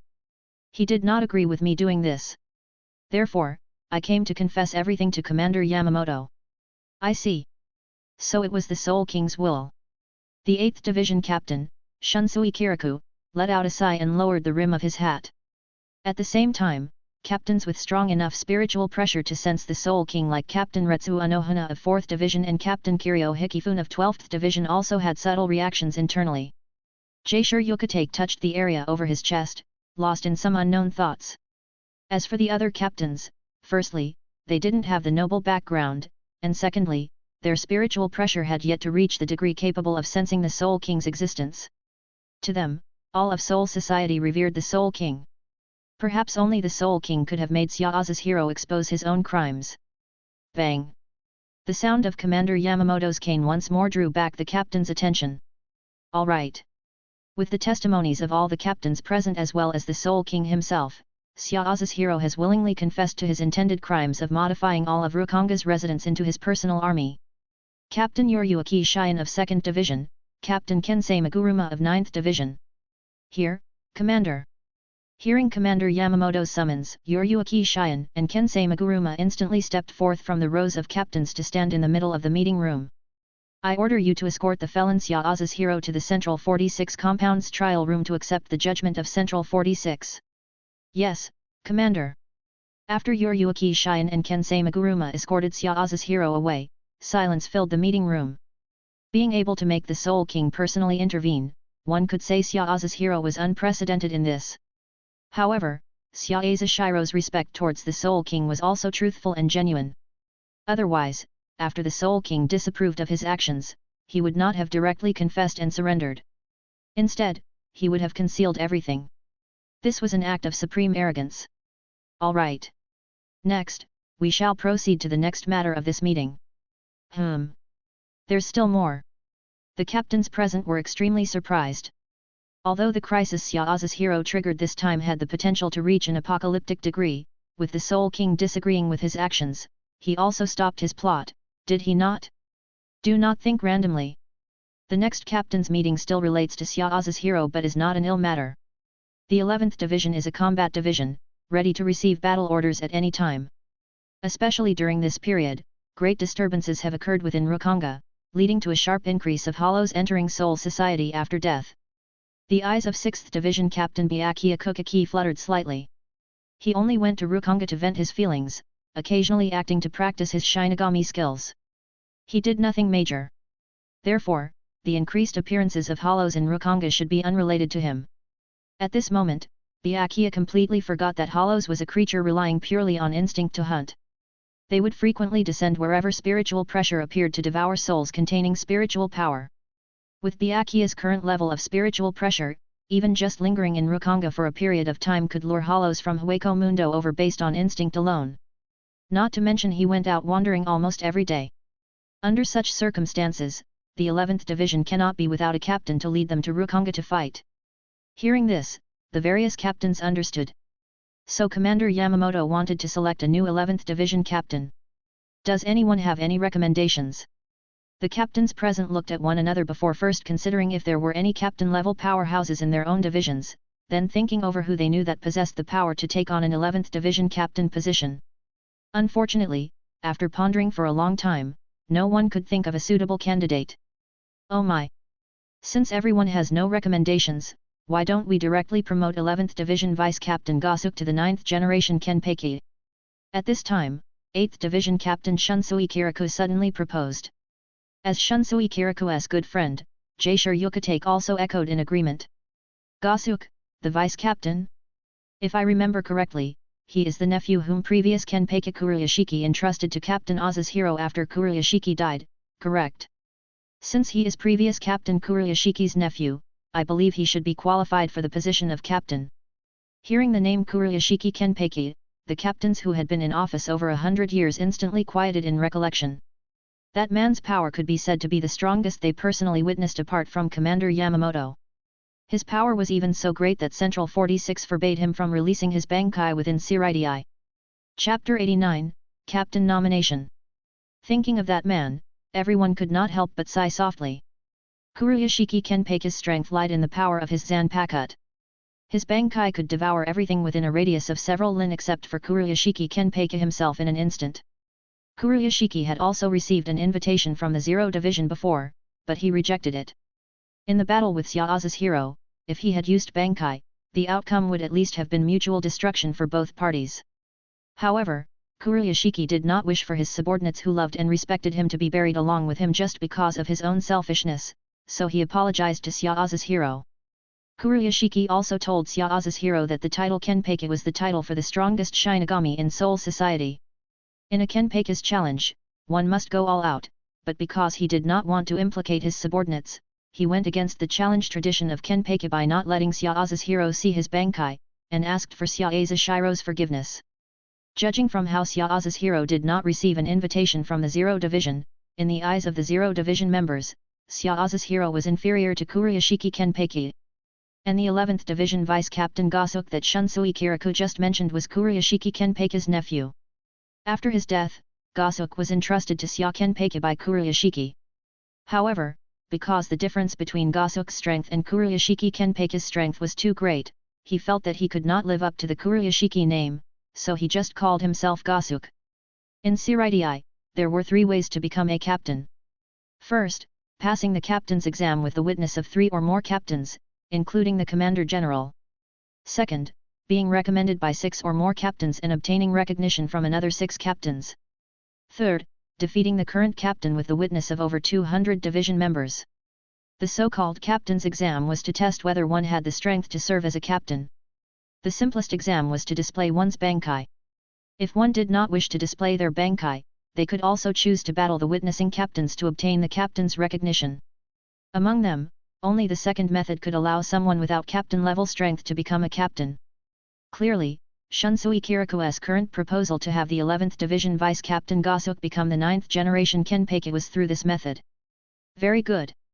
Now the 11th Division Captain candidate, Vice-Captain Gosuk, already has the recommendation of Captain Kirikou of the 9th Division and Captain Yukitake of the 13th Division. Still lacking 4 more captains' recommendations. Hearing the commander's words, the captains below instantly understood in their hearts. It seemed that Commander General Yamamoto also intended to have this Shinigami called Gosuk become the new 11th Division captain. Alright, since there is no other candidate, I'll also recommend this Vice-Captain Gosuk. The 12th Division captain, Kiryo Hikifune, chimed in with a grin. Kuruyashiki Kenpeki that man obtained the qualification he wanted, yet ultimately chose to give up. However, her research now was nearing the finishing stage. Just wait until that thing was invented, she would definitely receive an invitation from the 0 Division. She would help that man one last time before her departure. That's 3. Since Captain Kirikou, Captain Yukitake, and Captain Hikifune all think it's fine, I'll also recommend him. The 10th Division Captain, Isshin Shiba, also crossed his arms and threw a vote to the 11th Division Vice-Captain. 4. Seeing Isshin Shiba also give a recommendation, the various captains hesitated a little. A captain was not only a symbol of status, but also a symbol of strength. To let a weakling ascend the captain's seat would no doubt be an insult to the word captain. They could reluctantly allow it at the very last moment, but to go against their own will to recommend a weakling to power. Captains of the 13 divisions, the 11th division is a combat division. The title of Kenpeki is also the title for the strongest Shinigami. Just as the captains remained silent, a gentle female voice sounded. It was the 4th division captain, Retsu Anohana. Instantly, all the captains looked towards Captain Anohana. The newly promoted captains only thought Captain Anohana was the healing captain of the 4th division with unparalleled accomplishments in Kido. The older generation of captains instead knew that Captain Anohana's strength was possibly only below Commander General Yamamoto. After all, this person was the first generation Sword 8 when the 13 divisions were established. The title for the strongest Shinigami Kenpeki was killed by her. Commander General Yamamoto might not care about anyone's attitude, but in the selection of the 11th Division captain, he still had to consider Captain Anohana's attitude. Whoever thought Captain Anohana's strength had declined over the years due to her focus on Kido, that person was truly an idiot. With Captain Anohana's current mastery of Kido, if she were to also employ her former frenzied battle style, she would definitely become even more terrifying. Commander just said earlier that Rukanga has been very unstable lately. The number of hollows entering Rukanga has increased several-fold compared to the past. Based on this situation, even if a Jillian or greater Aegis class hollow appears in Soul Society, it would not be anything strange. How great a blow would it be to the Shinigami's faith if the strongest Shinigami did not die in battle against the next Kenpeki, but was instead killed by a hollow. Hearing Captain Anohana's slowly uttered words, the few captains who had just recommended the 11th Division Vice-Captain Gosuk to be 11th Division Captain instantly went silent. Yes, if it was during peaceful times, they recommending Vice-Captain Gosuk to be 11th Division Captain due to Kuruyashiki Kenpeki would not be a big problem. But according to the current situation in Rukanga, the possibility of encountering powerful hollows was very high. As 11th Division Captain, one had to lead by example. With Gosuk's strength as Vice-Captain, he truly could not shoulder the duties of the 11th Division. Then what does Captain Anohana think? Commander General Yamamoto's squinted eyes opened a sliver, as Captain Anohana just said, currently in Rukanga it is very likely for Jillian or greater Aegis class hollows to appear. Therefore, the position of 11th Division Captain cannot be left vacant. I wonder if Captain Anohana has someone in mind. Commander, I have a candidate here, I just don't know if a felon who was exiled from Siraidii for violating your edict still has the chance to return to Siraidii and take on a captain's position in the 13 divisions. Boom. When Captain Anohana finished speaking, the spiritual pressure on the 6th Division Captain Byakuya Kukaki who stood in ranks violently erupted, concentric circles of invisible shockwaves spread outward from Byakuya Kukaki as the center, blowing all the captains' Shiakush around him to flutter noisily. Since these were all captains around him, they merely glanced at Byakuya Kukaki's erupting spiritual pressure without suffering any effects. However, the vice-captains waiting in the adjacent room were not so fortunate. Under the terrifying spiritual pressure of captain-level Byakuya Kokaki, they were so frightened that they couldn't even stand firmly, with only a few vice-captains like Soifone, Lisa Yudmeru and Sokaizen still remaining calm. What happened? Did something happen? Captain Kokaki actually erupted with spiritual pressure in the meeting room. Ginger Shirogane hurriedly righted his askew glasses, shocked in his heart. From his interactions with Captain Kokaki these days, Ginger also discovered that while Captain Kokaki's facial expressions seemed a bit colder, he actually still had human sentiments in his heart.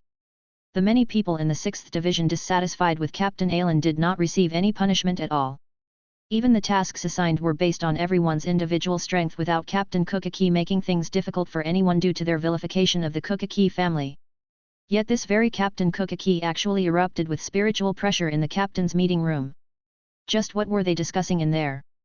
Within the meeting room, the captains very quickly guessed who the person Captain Anohana recommended from her words along with Byakuya Kokaki's eruption of spiritual pressure. A felon who violated the commander's edict and was exiled from Siraidai. Then add Byakuya Kokaki's current attitude. It was that person, right? The previous 6th Division captain before last, Alan. Indeed, from the strength Alan displayed, none of the captains present dared to boast that their strength exceeded Alan's. Having him take on the title of 9th generation Kenpeiga to truly live up to the name of the strongest would be highly appropriate. Don't waste your efforts. That man will not come to Siraidai to be a captain. Yet before everyone even started voting, Byakuya Kokaki already spoke up. Oh? Why does Captain Kokaki believe Alan will not come to Siraidai to be a captain? Could the Kokaki family have tried before? Hearing Byakuya Kokaki's words, Captain Anohana smiled and narrowed her eyes to ask back. Do as you wish. If the next topic is this, then you all discuss it yourselves. I abstain. After speaking, Byakuya Kokaki also ignored Commander General Yamamoto's suddenly darkened expression as he directly walked out from the ranks and left the meeting room. All the way, Byakuya Kokaki's expression was indifferent, seemingly thinking of something unknown. However, he knew these people were definitely wasting their efforts. If that man was really so easy to return to Siraidai and become a captain, his grandfather would not have had to bend the rules and attempt to force his aunt into suicide by exploiting Uncle Alan's feelings for his aunt in order to keep Uncle Alan tied to the Kokaki family. After walking some distance, Byakuya Kokaki then realized that he had been so immersed in his own thoughts when he passed by the waiting room that he actually forgot to call Ginger Shirogane to leave together. His footsteps slowed slightly. Byakuya Kokaki looked back at the distance from here to the waiting room. Then, Byakuya Kokaki extended his index finger towards the void space before him. Bakud number 77 Tentiakra. Black runes crawled up Byakuya Kokaki's arm, ultimately passing through his index finger to form a small black square box floating in front of Byakuya Kokaki. Then, Byakuya Kokaki spoke towards this black little box, Ginger Shirogane, the meeting has ended. Let's go. After speaking, Byakuya Kokaki dissipated this demon art before striding forth without stopping towards the outside of the 1st Division. Within the waiting room where the vice-captains were, Ginger Shirogane got up and paced about anxiously in the narrow room. Ever since just now, Ginger Shirogane's heart was filled with a bad premonition. Especially after Captain Kokaki's eruption of spiritual pressure, what happened afterwards? Could Captain Kokaki be punished by the Commander General? Dear Soul King, just what happened to the 6th Division these days? It seemed like ever since Lord Sojun Kokaki's death, there had never been peace. In just over 10 years, they already went through 4 captains. From Lord Jinrei Kokaki to Captain Alan to Lord Jinrei Kokaki again, and now Lord Byakuya Kokaki. Could the 6th Division be changing captains again? Just when Ginger Shirogane felt extremely worried, he suddenly heard Byakuya Kokaki's voice by his ear. Ginger Shirogane, the meeting has ended. Let's go. Yes, Captain Kokaki. On conditioned reflex, Ginger Shirogane immediately stood at attention. Under the strange looks of the other vice-captains present, he swiftly left the waiting room. It was only after Ginger Shirogane exited the waiting room that he discovered Captain Kokaki was already almost out the front gates of the 1st Division. Hey? I just heard Captain Kokaki speaking by my ear earlier, so how did Captain Kokaki get over there in an instant? Although very puzzled, Ginger Shirogane still quickened his footsteps to catch up to Byakuya Kokaki. Wait for me, Captain Kokaki. Within the captain's meeting room of the 1st Division, the selection of the new 11th Division captain did not stop due to Byakuya Kokaki's departure. On the contrary, because Byakuya Kokaki left, everyone became even more open. Offending Ailen and having enmity with Ailen was the Kokaki family's business. What did it have to do with them? Under the recommendation of 4th Division Captain Retsuo Nohana, the few captains who had contact with Ailen also started giving their recommendations to Ailen. The 7th Division Captain Love Aikawa slapped a fist into his palm. If it's Captain Ailen, I have no objections. After all, Captain Ailen was previously the 6th Division Captain before and has the experience of being a captain. What's more important is that Captain Ailen does indeed possess the strength to become Kenpeki. After hearing Love Aikawa's words, the various captains present could not help but take another look at Love Aikawa. As captain-level powerhouses, which one of them did not have a shred of arrogance? What does having the strength to become Kenpeki mean? Only the strongest Shinigami could be crowned with the title of Kenpeki. Although after that the title Kenpeki became the constant title of the 11th Division captains, causing the meaning behind the title to weaken somewhat. Yet just looking at the previous 2 generations of Kenpeki, no matter if it was Kurashiki Kenpeki or Sya Kenpeki, they indeed possessed strength surpassing all the captains. Other than the Commander General, probably only 4th Division Captain Retsuo Nohana and 12th Division Captain Kiryo Hikifune could fight evenly against Kurashiki Kenpeki. Even now with 8th Division Captain Shunsui Kiriko and 13th Division Captain Jaishur Yukatake, they still fell short compared to Kurashiki Kenpeki by a level. Kurashiki Kenpeki lost against Syaoza's hero due to not understanding Syaoza Shiro's abilities. Of course, Syaoza's hero who now fused the entirety of Soul Society's space truly did not fall below the previous Kurashiki Kenpeki in strength. Battling again, the victor between them would still be hard to say. Chapter 90, Thoughts. If it's Captain Ailen, I also agree. Following Captain Love Aikawa of the 7th Division, Captain Shinji Hirako of the 5th Division also cast his vote. Regarding the proposal to appoint the felon Ailen as the 9th generation Kenpeki, currently the 4th Division Captain, 7th Division Captain, and 5th Division Captain have approved it. Is there anyone else who wants to recommend the felon Ailen? Commander General Yamamoto swept his gaze over the captains standing before him and asked. If Ailen were currently in Soul Society, then with the recommendations from these 3 captains, plus Yamamoto's own agreement, it would meet the first condition for assuming the captain position.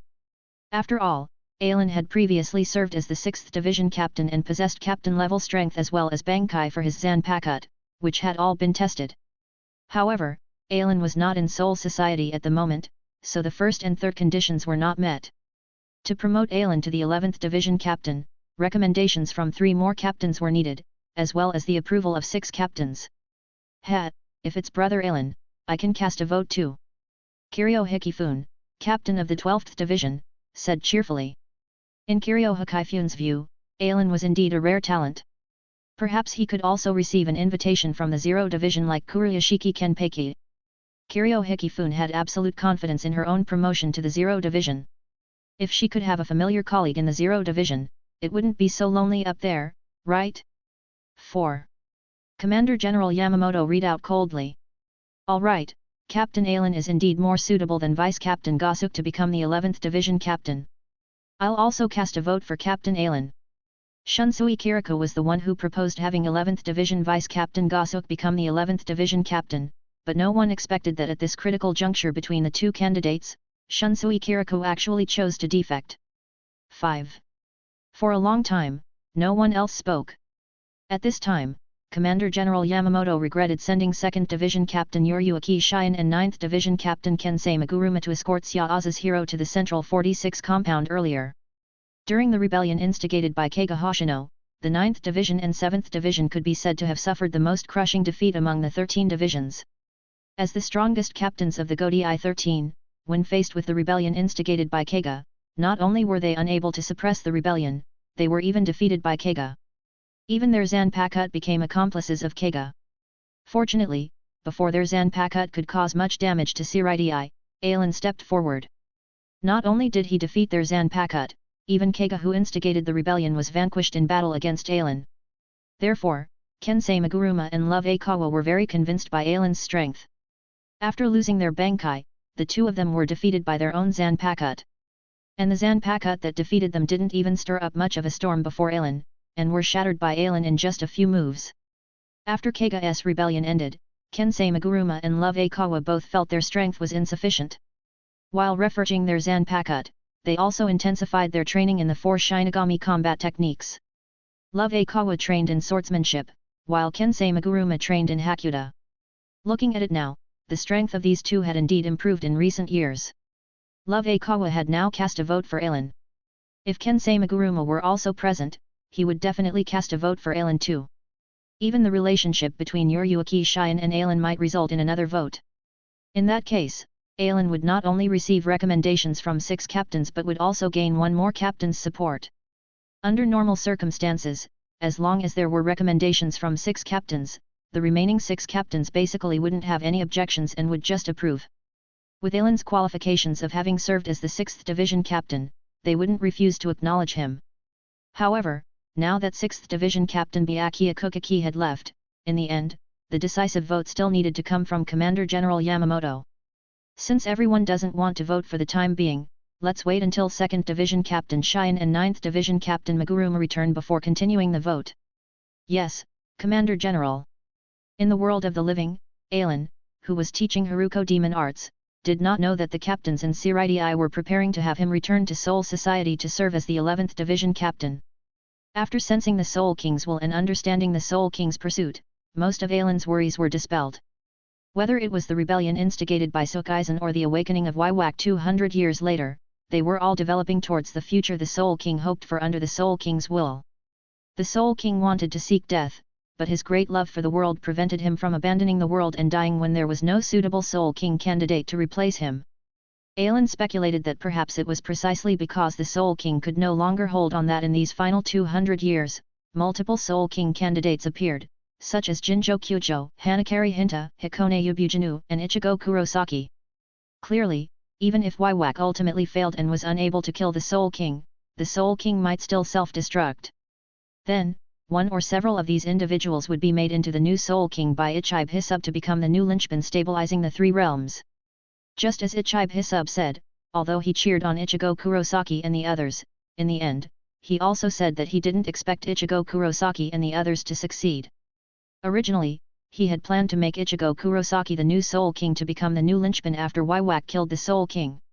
After all, Ichibe Hisub was someone bestowed the name monk who calls the real name by the Soul King. As long as he erased the name of Ichigo Kurosaki, this Soul King candidate, and renamed Ichigo Kurosaki as Soul King, Ichigo Kurosaki would naturally have the function of the Soul King and could become the linchpin stabilizing the 3 realms. Regardless of how Waiwak and Ichibe Hisub were opposed to each other before the Soul King's death, in the new world after Waiwak killed the Soul King, a new Soul King was still needed to maintain stability. Guarding the Soul King Palace and protecting the Soul King was Ichibe Hisub's duty. Moreover, with Ichibe Hisub's ability, as long as someone remembered his name and called his name, he could be resurrected from death. Even Waiwak couldn't truly kill him. Even if Waiwak created a new world, Ichibe Hisub would still be the best candidate to guard the Soul King Palace. As for Shinigami and Quincy, they were nothing more than lower-level guardians of the Soul King. Now it was the world of Shinigami, ruled by Shinigami who controlled Soul Society and Seirai. After Waiwak created a new world, he might change the Quincy's destructive power into a purifying power against hollows. At that time, it would be the Quincy's turn to govern Soul Society, control Seirai, protect the world of the living, and purify hollows, not much different from the current Shinigami. Now, powerful Quincy could survive the encirclement and suppression of Shinigami. Similarly, in the future where Quincy controlled Soul Society, powerful Shinigami could also live quite well. Ailen didn't need to do anything. He just needed to maintain his own strength. In the courtyard, Haruko had a solemn expression. Her left hand gripped her right wrist as she circulated her spiritual power, guiding it to the space between the index and middle fingers of her right hand while chanting the incantation for the demon arts. The archer who cannot be mapped, when he moves, he is like wind, and when he is still, he is empty. Had number 1, thrust. Bang. Following Haruko's chant, the ball of spiritual power at her fingertips transformed into a wind shockwave and shot out, shattering a tile placed on the table in front of her. Yay, I did it! Clap clap clap clap! Ailen laughed and applauded, not bad, not bad. Haruko, you've already learned the first had. Next, you needs to continue working hard to train and strive to master the first had to the point of abandoning the incantation. Once you completes casting the first demon art without incantation, I'll take you to find suitable opponents and let you start expelling evil spirits. While encouraging Haruko, Aelin also dangled bait in front of her. As someone who had gone through this before, how could he not know the thoughts of a person after mastering superhuman powers? Holding a straight tree branch could cause countless plants to bow their heads wherever one passed. Let alone having spiritual power, such a transcendent energy. Sure enough, hearing Aelin say this, Haruko's eyes immediately lit up. Really? Aelin-kun, I can also expel evil spirits. Of course.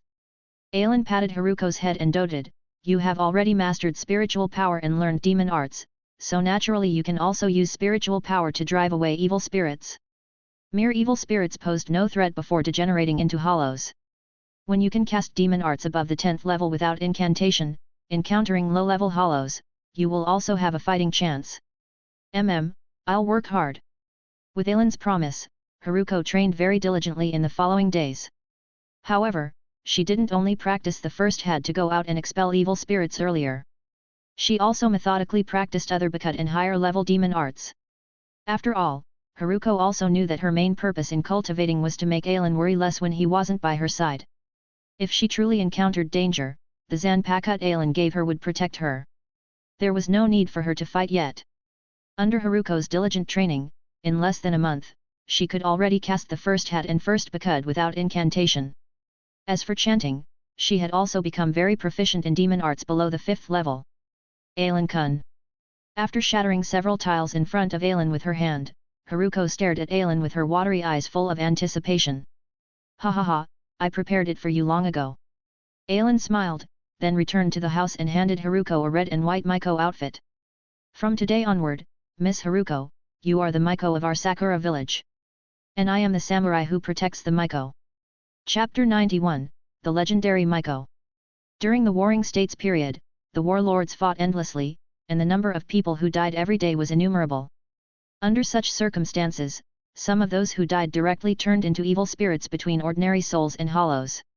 Although they had not fallen into becoming hollows, these evil spirits had already gained some abilities beyond ordinary souls, allowing them to exert minor influences on the living world. In this situation, some people with spiritual pressure who could see the existence of spirits took on the responsibility of delivering these evil spirits. The men were called monks, while the women were respectfully called Mikos, Shinto shrine maidens. In this era, whether monks or Mikos, they were highly respected by people. With their meager spiritual power, they guided evil spirits, bringing peace to the people of the living world.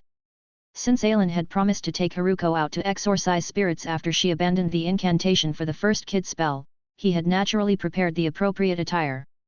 On this day, the villagers of Sakura village found that Aelin was actually following behind Haruko, heading out of Sakura village. Moreover, if they were not mistaken, Haruko was wearing a Miko outfit. Perplexed, they couldn't help but ask, Aelin-sama, Haruko-sama, what's going on? Ha ha ha. Haruko had succeeded in her cultivation and wanted to show off to the world, which Aelin could understand. So, at this moment, he acted as an excellent narrator. I'm sorry, everyone, I've been hiding this from you for many years. Actually, Haruko's true identity is that of a powerful Miko. The reason we've stayed here for so many years is that there was a very powerful evil spirit here, and Haruko had to suppress it.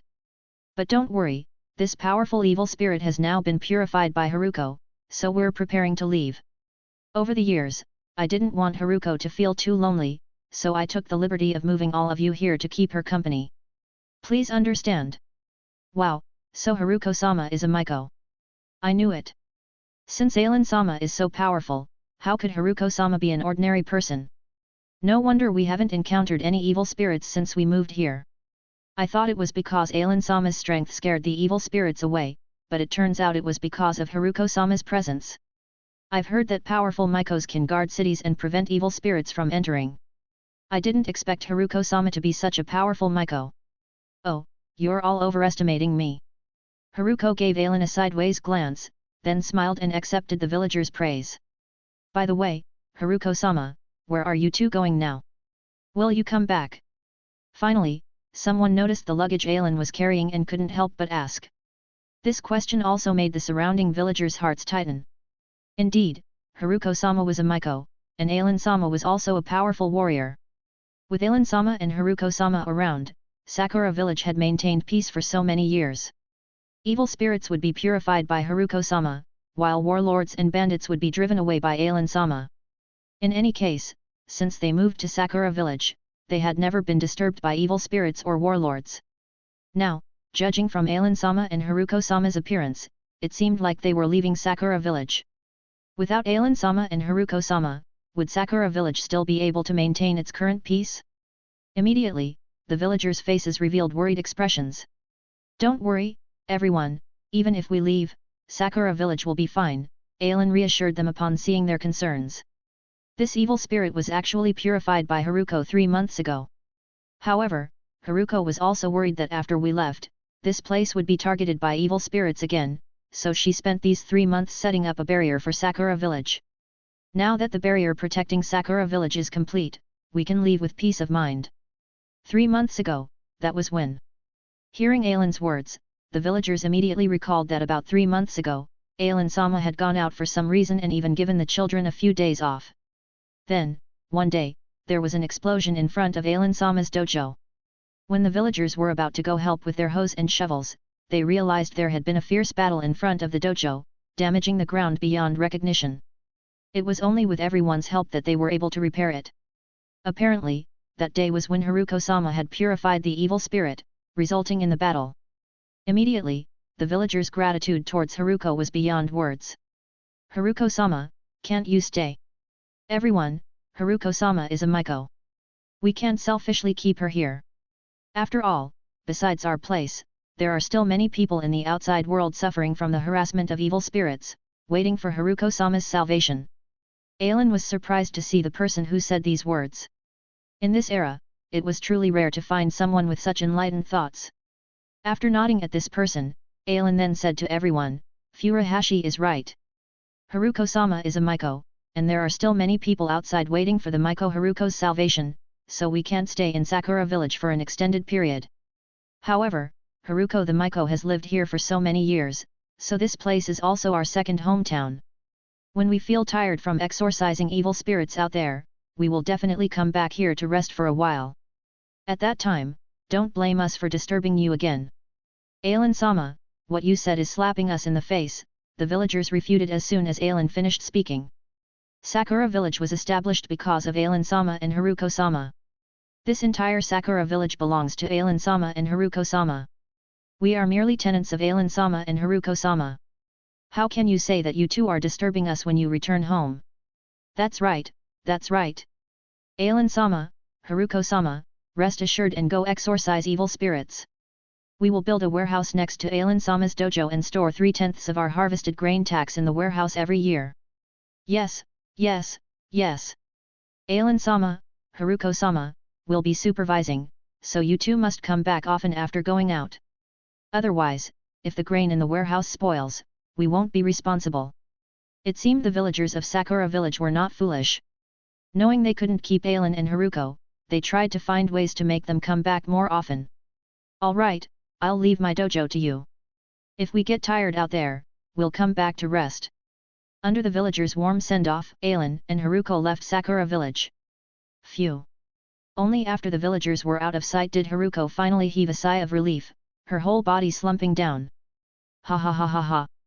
Rarely seeing Haruko in such a state, Ailen burst into laughter. Ailen-kun is bullying me, Haruko pouted, turning her back to Ailen to show her displeasure.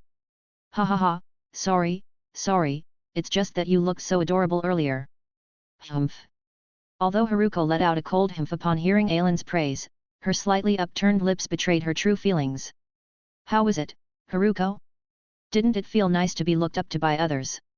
Yeah, but if they knew I wasn't a truly powerful Miko, they would probably be very disappointed. Who says our Haruko-sama isn't a powerful Miko? Ailen took Haruko's hand and comforted her, you know, those monks and Mikos in the living world are just ordinary people with spiritual pressure. At most, they've only managed to grasp some methods of condensing and using spiritual power. Your spiritual pressure is no less than those Mikos, and you've even learned kid. Based on ability alone, there might not be a single Miko in the living world stronger than you. It may sound a bit arrogant, but Haruko, you might very well be the strongest Miko in the living world. Even after being married for many years, Being held by Ailin like this still made Haruko feel shy. Alright then, Haruko, let's begin our exorcism journey. Maiko-sama, based on my perception, there's a strong ominous aura in that direction. It's highly likely an evil spirit is present. Shall we head that way? Please lead the way, Samurai-sama. Ha ha ha ha ha. Within Fujiwara Castle, the Lord Junichi Fujiwara was pacing anxiously in front of the main gate of the Lord's residence, occasionally glancing outside. Why aren't they here yet? As the sun set, the expression on Junichi Fujiwara's face grew increasingly panicked. Unconsciously, he had even gradually moved away from the main hall of the Lord's residence, ready to flee at any moment. In this era, for the Fujiwara family to become the lord of a castle, they were naturally considered a powerful warlord force within a radius of several dozen miles. However, no matter how powerful, they were still powerless against those evil spirits.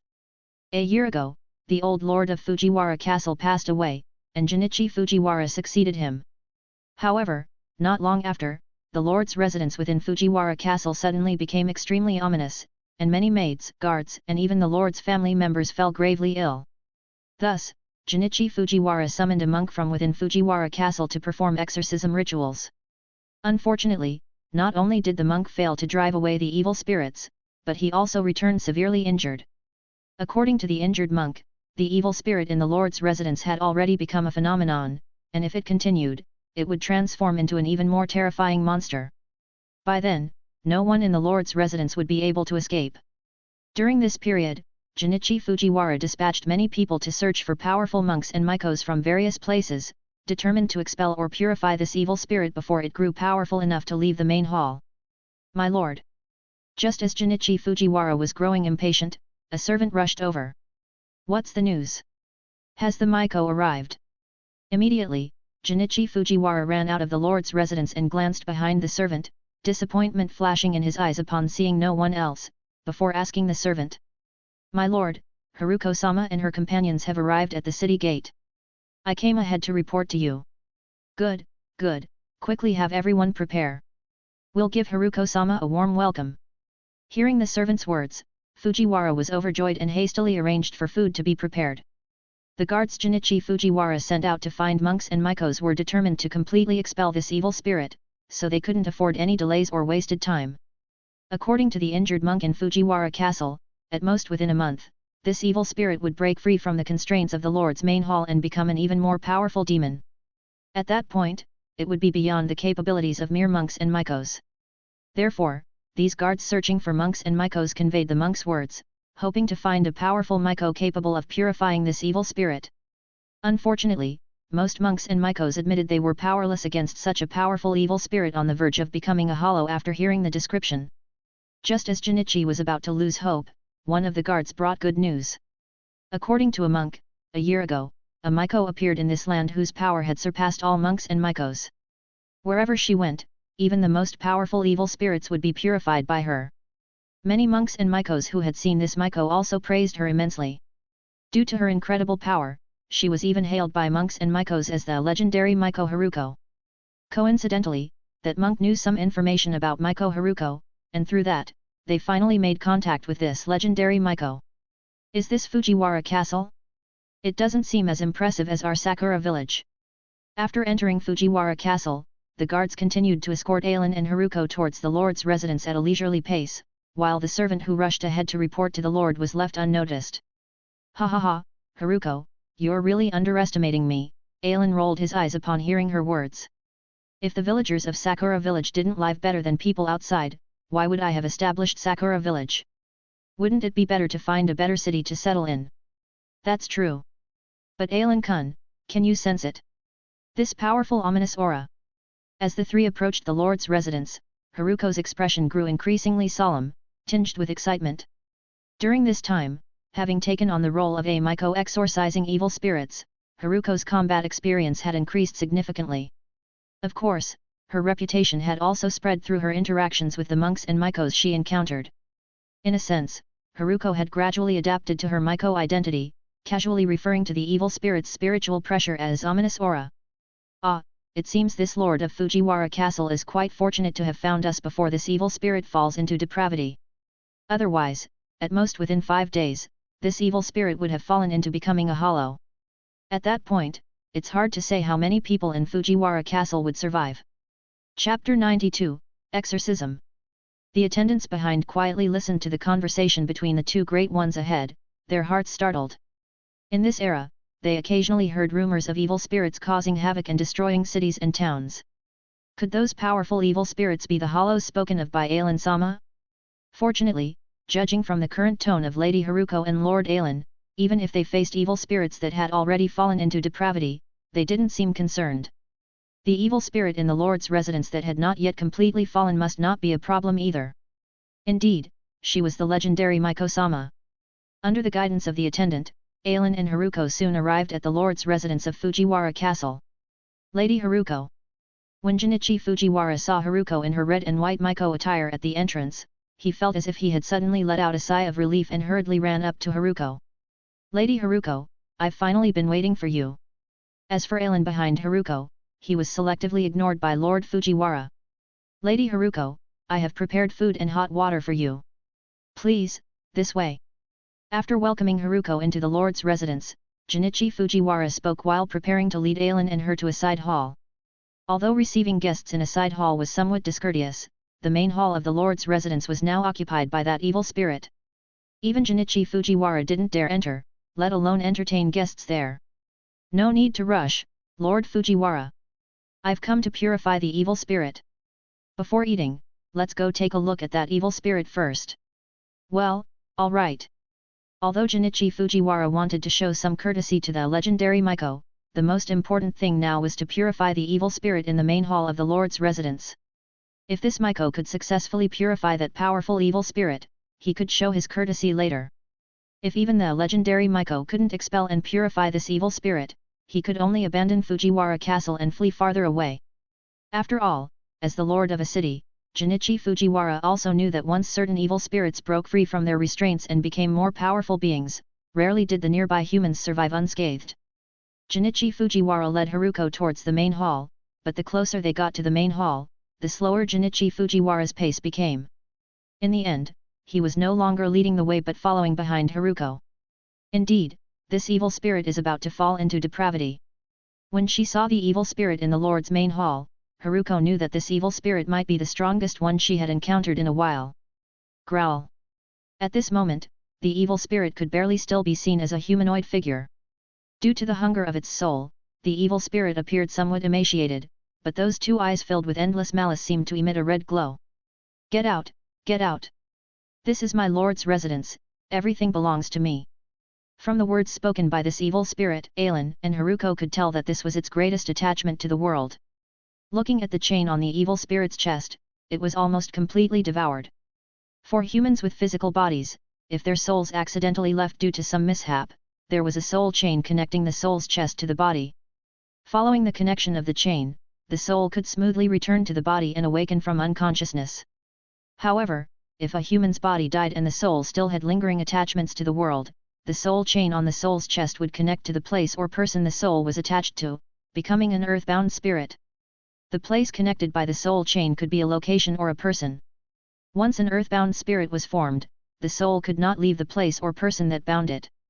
However, once the chain on the evil spirit's chest was devoured, leaving a hollow void, this evil spirit would fall from being an earthbound spirit into becoming a more powerful hollow. At that time, the hollow would no longer be restricted by the soul chain.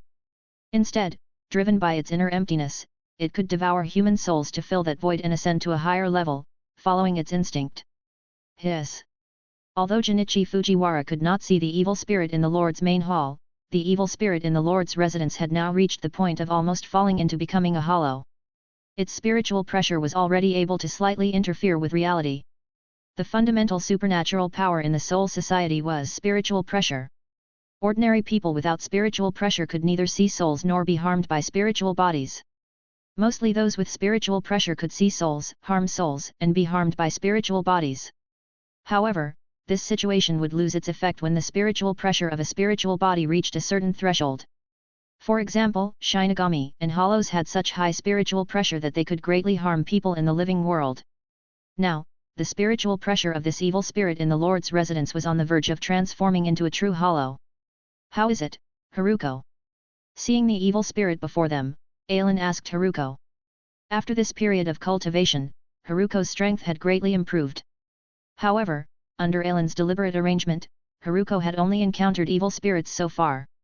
Until now, Haruko had not truly battled a hollow. The evil spirit before them would transform into a hollow in no more than 2 or 3 days. If Haruko wanted to challenge a hollow, she could wait those 2 or 3 days first. Haruko remained silent for a moment before smiling and shaking her head. Never mind, we'll definitely encounter hollows in the future. There's no need to endanger the lives of an entire city for my selfish desire.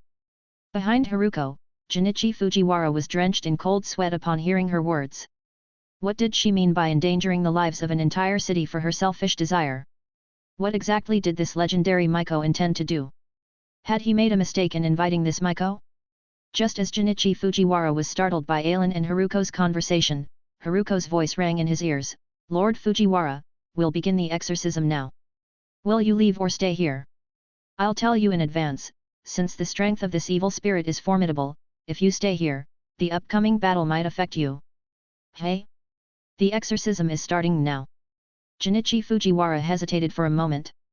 Previously, when the monk from Fujiwara Castle performed the exorcism, he had watched from outside. At that time, the monk was directly blasted out after entering for a short while, critically injured and near death. Junichi Fujiwara's legs went soft from fright. After all, before inviting the monk for the exorcism, Junichi Fujiwara had been enjoying himself in the Lord's main hall. If that evil spirit took offense and did the same to him, Junichi Fujiwara didn't think he could survive. So, upon hearing Haruko's words, he immediately shook his head. Lady Haruko, I'll leave then, lest I distract you and increase the burden of your exorcism by needing protection. Haruko gave Junichi Fujiwara a surprised look. This fellow was quite self-aware. To those ordinary people without spiritual pressure who couldn't see spirits, monks and Mikos often appeared like frauds.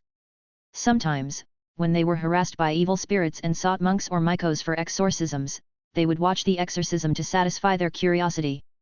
In many cases, the spiritual pressure of evil spirits couldn't physically harm ordinary people, at most making the surroundings feel gloomy or colliding with small objects in the living world to intimidate the living. However, the evil spirit before them was about to fall into depravity and become a hollow.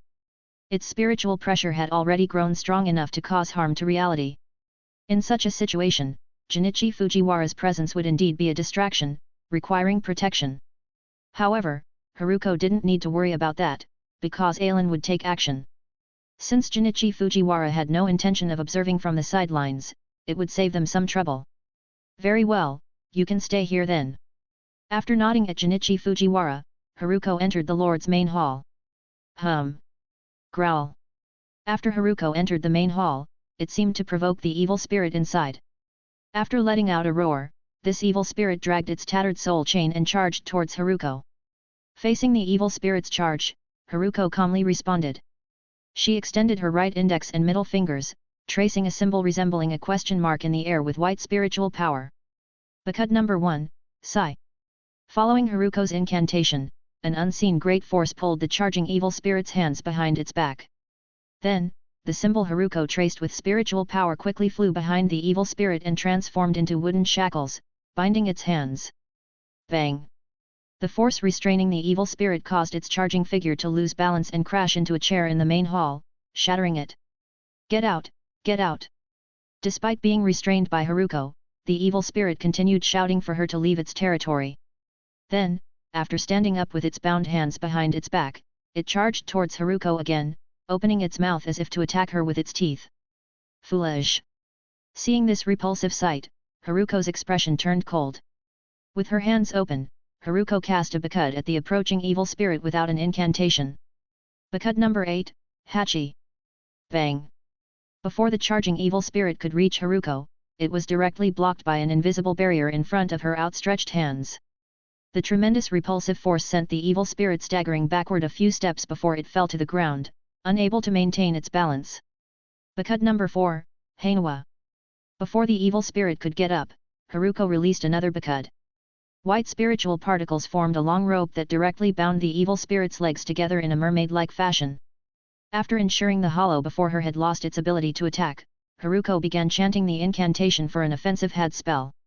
The undulating whip of lightning, the immeasurable current of thunderclaps, forged within. Sizzle, sizzle. Following Haruko's chant, the spiritual power at her fingertips transformed into blue lightning, swirling around her fingers. Head number 4, Byakurai. Chapter 93, Am I the Captain? Boom. Outside the Lord's main hall, Junichi Fujiwara, hearing the sounds of battle from within, couldn't help but marvel, the legendary witch is indeed different. The monk who previously resided in Fujiwara Castle was directly blasted out after entering. Yet this Maiko, looking frail and delicate, could fight so brilliantly against the evil spirit inside. Just hearing the crashing sounds of chairs from outside told how intense the battle was. However, boom! Lightning? This legendary Maiko can actually control lightning. When Junichi Fujiwara saw the flashes of lightning seeping out from the Lord's main hall, his eyes widened, and his mouth opened involuntarily. No wonder this Maiko was called the legendary Maiko. No wonder they weren't afraid of the evil spirit transforming into a more powerful form. After a few breaths, Haruko emerged from the Lord's main hall. Lord Fujiwara, the evil spirit here has been purified by me. However, the ominous aura here hasn't completely dissipated. I will stay here for 3 days to purify the ominous aura. During this time, you all must not approach this place.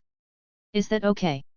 Yes, yes, Maiko-sama, no problem at all. Having witnessed a glimpse of Haruko's extraordinary power, Junichi Fujiwara now revered Haruko like a deity and dared not go against her words. Regarding Haruko saying the evil spirit was purified, not only did Junichi Fujiwara not doubt it, even the attendants following behind him didn't doubt it. Not only did they witness the legendary Maiko unleash lightning, after the evil spirit was struck down by Haruko, its gloomy spiritual pressure that had brought a bone-chilling sensation to the Lord's main hall had begun to dissipate. Everyone could clearly sense this. After Lord Fujiwara and the attendants left, Ailen approached Haruko's side. What's wrong, Haruko? The evil spirit has been eliminated, so why do we still need to stay here for 3 days? Ailen was also surprised by this decision made by Haruko. However, in front of outsiders, Ailen was merely Haruko's bodyguard and shouldn't question the Maiko's decision. On the other hand, Ailen didn't feel that all of Haruko's decisions required his arrangement. After all, Haruko was a person, not a puppet. She had her own behavioral preferences and thoughts. Ailen only needed to support her when she needed it. Ailen-kun, it seems your brain has gone numb from exorcising evil spirits with me recently. Haruko gave Ailen a sideways glance. This evil spirit was about to completely transform. Its spiritual pressure would definitely attract some hollows to come here and feed. So, before the spirit particles of this evil spirit completely dissipate, we need to stand guard here to prevent any crisis from happening to the people here again. Oh, indeed. Ailen realized. That's right, souls with spiritual pressure would attract hollows from Hueco Mundo to come to the living world and prey upon them. That evil spirit was about to fall into becoming a hollow with spiritual pressure. Although it had been purified by Haruko, the residual spiritual pressure here hadn't completely dissipated. If Ailen and Haruko left at this time and hollows entered from Hueco Mundo without finding any suitable food, the residents of Fujiwara Castle might become fodder for the hollows. Ailen had been frequently exorcising spirits with Haruko these days. After those spirits were purified, there was basically no residual spiritual pressure, so he didn't notice this point. Then let's stay here for a few days and wait for the residual spiritual pressure of this evil spirit to dissipate, at most 2 or 3 days. Night, above Fujiwara Castle, a white light flashed in the sky, and a large amount of spiritual power condensed into 2 wooden doors. This was the Senkaimon connecting Soul Society and Hueco Mundo. Moreover, it wasn't the defective Senkaimon created by Kisuke Urahara's analysis of Hueco Mundo, but rather the safe Senkaimon controlled by the Godi I-13 without risk of spatial disruption. Hey! Sensing the spatial disturbance, Ailen glanced at Haruko sitting cross-legged in the hall, about to go out and check if it was a hollow opening a Garganta from Hueco Mundo to enter the living world. Is a hollow coming? Sensing Ailen's movement, Haruko woke up from her meditation and followed behind Ailen. Haruko was quite confident in her current strength. If it was an evil spirit, it would be a piece of cake for her. But if it was a hollow that had already fallen into depravity. Until now, Haruko had never truly battled a hollow. Although Haruko wanted to find a hollow to test her current strength, it had to be under safe conditions. Following Ailen out of the Lord's main hall, Haruko looked up and a hint of disappointment flashed in her eyes. The spatial disturbance in the sky wasn't a hollow opening a Gargantat, but rather a Shinigami opening the Senkaimon from Soul Society to the living world. Yo, long time no see, Captain Alan. A slightly lazy voice came from the Senkaimon, and after the two wooden doors opened outward, Kisuk Urahara's figure appeared before Alan and Haruko's eyes. Hey? It's Urahara. Seeing Kisuk Urahara, Alan was also puzzled. Urahara, why have you come to the living world? And you're even using the Godi 13th Senkaimon. Also, I'm no longer a captain. You should just call me by my name from now on. Alan knew that Kisuk Urahara frequently came to the living world. After all, Siraidai was the Shinigami's headquarters, and some of Kisuk Urahara's research definitely violated certain prohibitions in Soul Society. If discovered in Soul Society, not only would he be punished, but Uruaki Shion would also be implicated. Hence, many places in the living world had traces of Kisuk Urahara's presence. However, after completing his research, Kisuk Urahara would use his Zanpakutos ability to erase all traces. Just like the house Alan and Haruko lived in at Sakura Village, and that large underground facility, were once Kisuk Urahara's laboratories that Alan had taken over. Ah, it seems Captain Alan hasn't received the news yet. What news? Alan asked curiously. Since leaving Siraidai, he had lost all contact with Soul Society and wasn't aware of what had happened in Siraidai recently. Seeing Alan's reaction, a slight smile appeared on Kisuk Urahara's lips. A year ago, the 11th Division Captain, Syaken Peiki, turned himself into the Commander-General, stating that he wanted to modify all the residents of the Rukanga in Soul Society into combat weapons and lead a full-scale invasion of Hueco Mundo to purify all the hollows. However, because he sensed the Soul Kings will disagreed with his plan, he turned himself into the Commander-General. After being judged by the Central 46 Chambers, Syaken Peiki was sentenced to be imprisoned in the deepest level of the underground prison, the Mukin. Oh! Alan raised his eyebrows. So Syaken Peiki had already turned himself in at this time? It seemed earlier than Alan's memory. As for Xia punishment of being imprisoned in the deepest level of Mukin, for others it might be the most terrifying punishment. But for Xia, who had already fused with all of Soul Society, it didn't matter where in Soul Society he was confined. The Mukin, or even the 11th Division, if he wanted, he could control the surrounding objects at any time to form a grand mansion.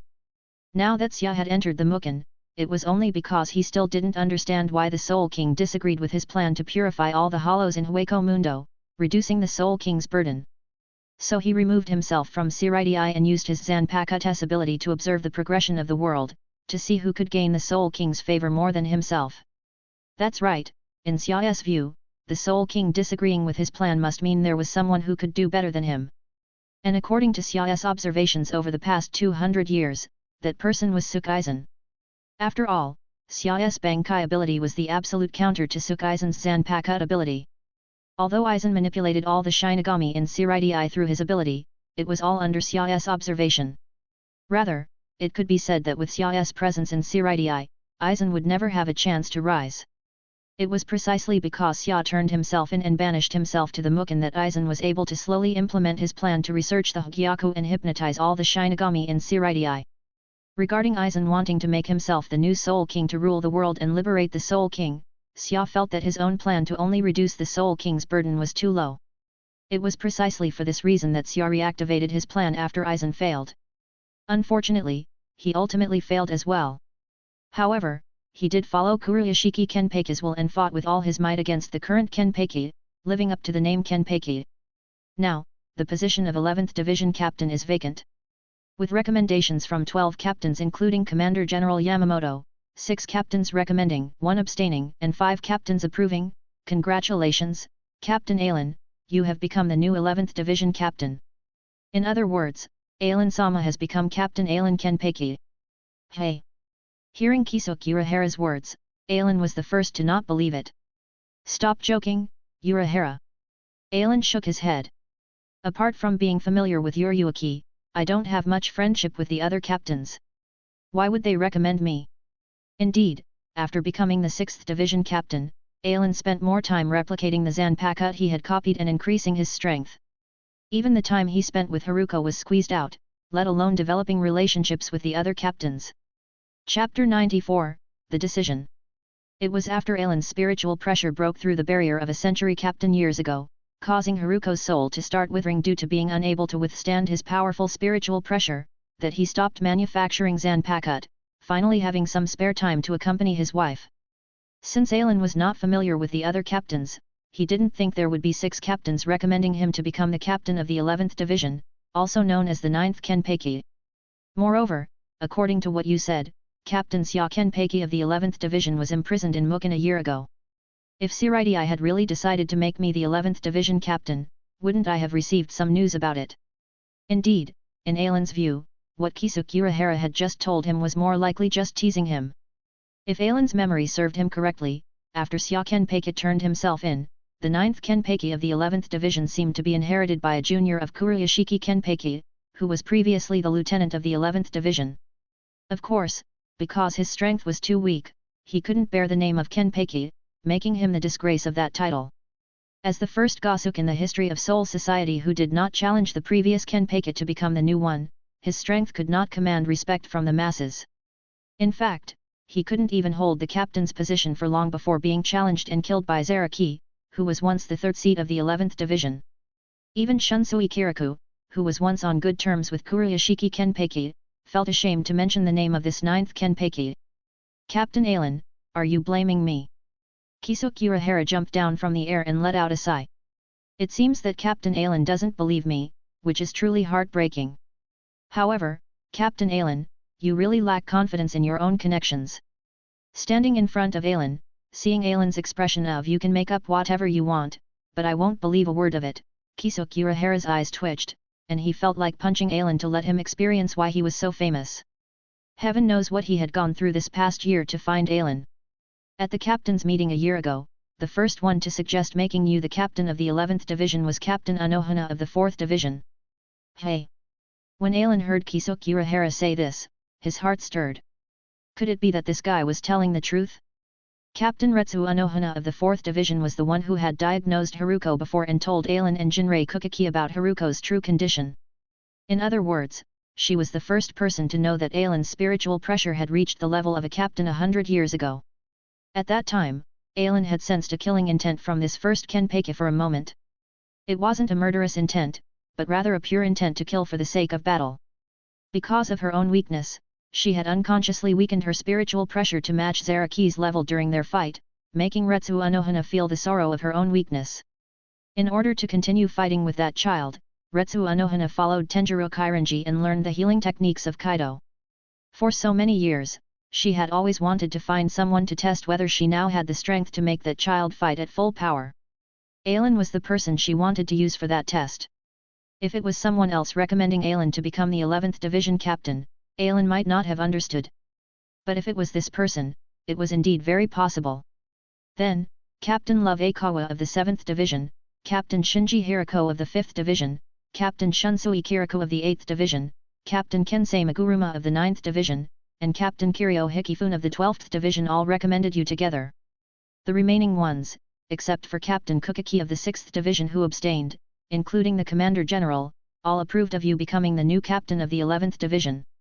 Because when you left Soul Society, you used... No, that's not right. Because you used the Senkaimon of the 2nd Division to leave Soul Society, so to find you, inform you, and bring you back to Soul Society to take up the position of the 11th Division captain. At this point, Kisukura's gaze towards Ailen became somewhat unfriendly. However, a year ago when I arrived at the village you called Sakura Village through the Senkaimon, I found that you had already left. If it weren't for the fact that members of the 12th Division recently detected hollow spiritual pressure here and discovered Captain Ailen, I might still be searching all over for you to deliver the Commander General's order. Ha ha, ha ha ha. Ailen laughed dryly. He had to admit, Kisukura's resentful gaze was quite lethal. At least, Ailen himself felt a bit guilty. After all, for the past year, he and Haruko had been exorcising spirits in the guise of Maiko, only encountering evil spirits that were not powerful enough for Soul Society to monitor. Under such circumstances, it was indeed very difficult for Siraidai to locate Ailen and find him. After all, the Shinigami were focused on hollows. For the past year, Ailen had been avoiding hollows to allow Haruko to practice.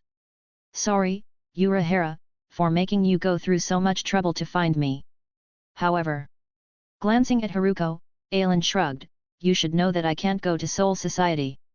I know, but Captain Aelin, what if I can take Miss Haruko to Soul Society as well? Oh. Aelin looked at Kisuke Urahara with some surprise.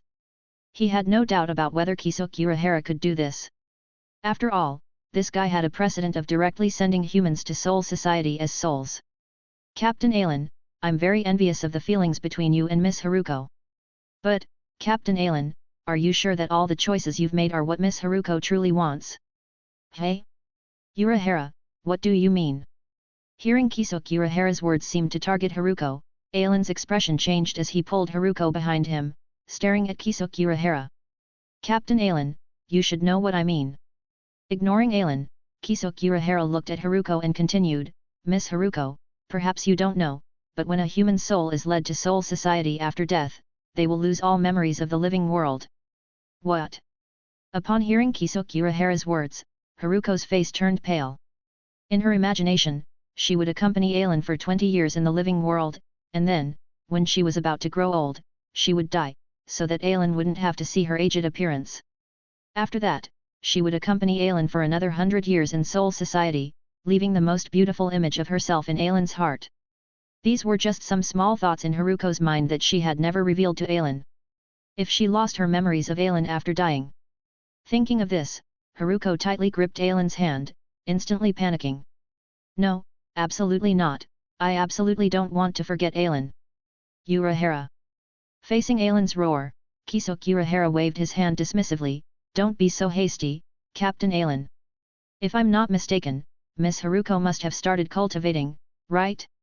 Miss Haruko, have you ever thought about going to Siraidai with Captain Aelin, then entering the Shin Academy to become a real Shinigami? Become a Shinigami? Upon hearing Kisuke Urahara's words, Haruko felt as if she had suddenly been enlightened. That's right, if she became a Shinigami, her lifespan would be greatly extended. Look at Captain Anohana of the 4th Division and Captain Kiryu Hikifune of the 12th Division, all of them are hundreds of years old, yet still so beautiful. If she became a Shinigami, she could stay by Aelin's side forever. Aelin-kun, shall we go back to Siraidai? Sigh. Seeing the pleading look in Haruko's eyes, Aelin sighed. Haruko, do you know that once we return to Siraidai, we will have to separate? In the living world, with the protection of your physical body, your soul is nourished by the body, so it won't wither under the pressure of my spiritual pressure. But if we go back to Siraidai, without the protection of your physical body, before you become a true Shinigami, you won't be able to stay with me for long periods of time. Otherwise, your soul will still fall into decline. Haruko's face turned pale. She knew all of this. But, in order to stay by Aelin's side for longer, this was an obstacle she had to overcome. Yes, Aelin, please forgive me for being selfish this time. I want to become a Shinigami, I want to stay with Aelin for a much, much longer time. Alright. Since this is Haruko's wish, what reason do I have to stop you? Urahara, you win. Let's go, I'll go back with you and take up the position of the 9th Kenpeki. Because Haruko's physical body needed to be converted into spirit particles in order for her to be taken to Soul Society, Aelin and the others did not directly enter Soul Society through the Senkaimon controlled by the 2nd Division. Instead, they prepared to return to Sakura Village. There, Kisuke Urahara would apply the Kido technique to convert physical bodies into spirit particles on the Senkaimon, allowing Haruko and Aelin to enter Soul Society through the underground facilities Senkaimon.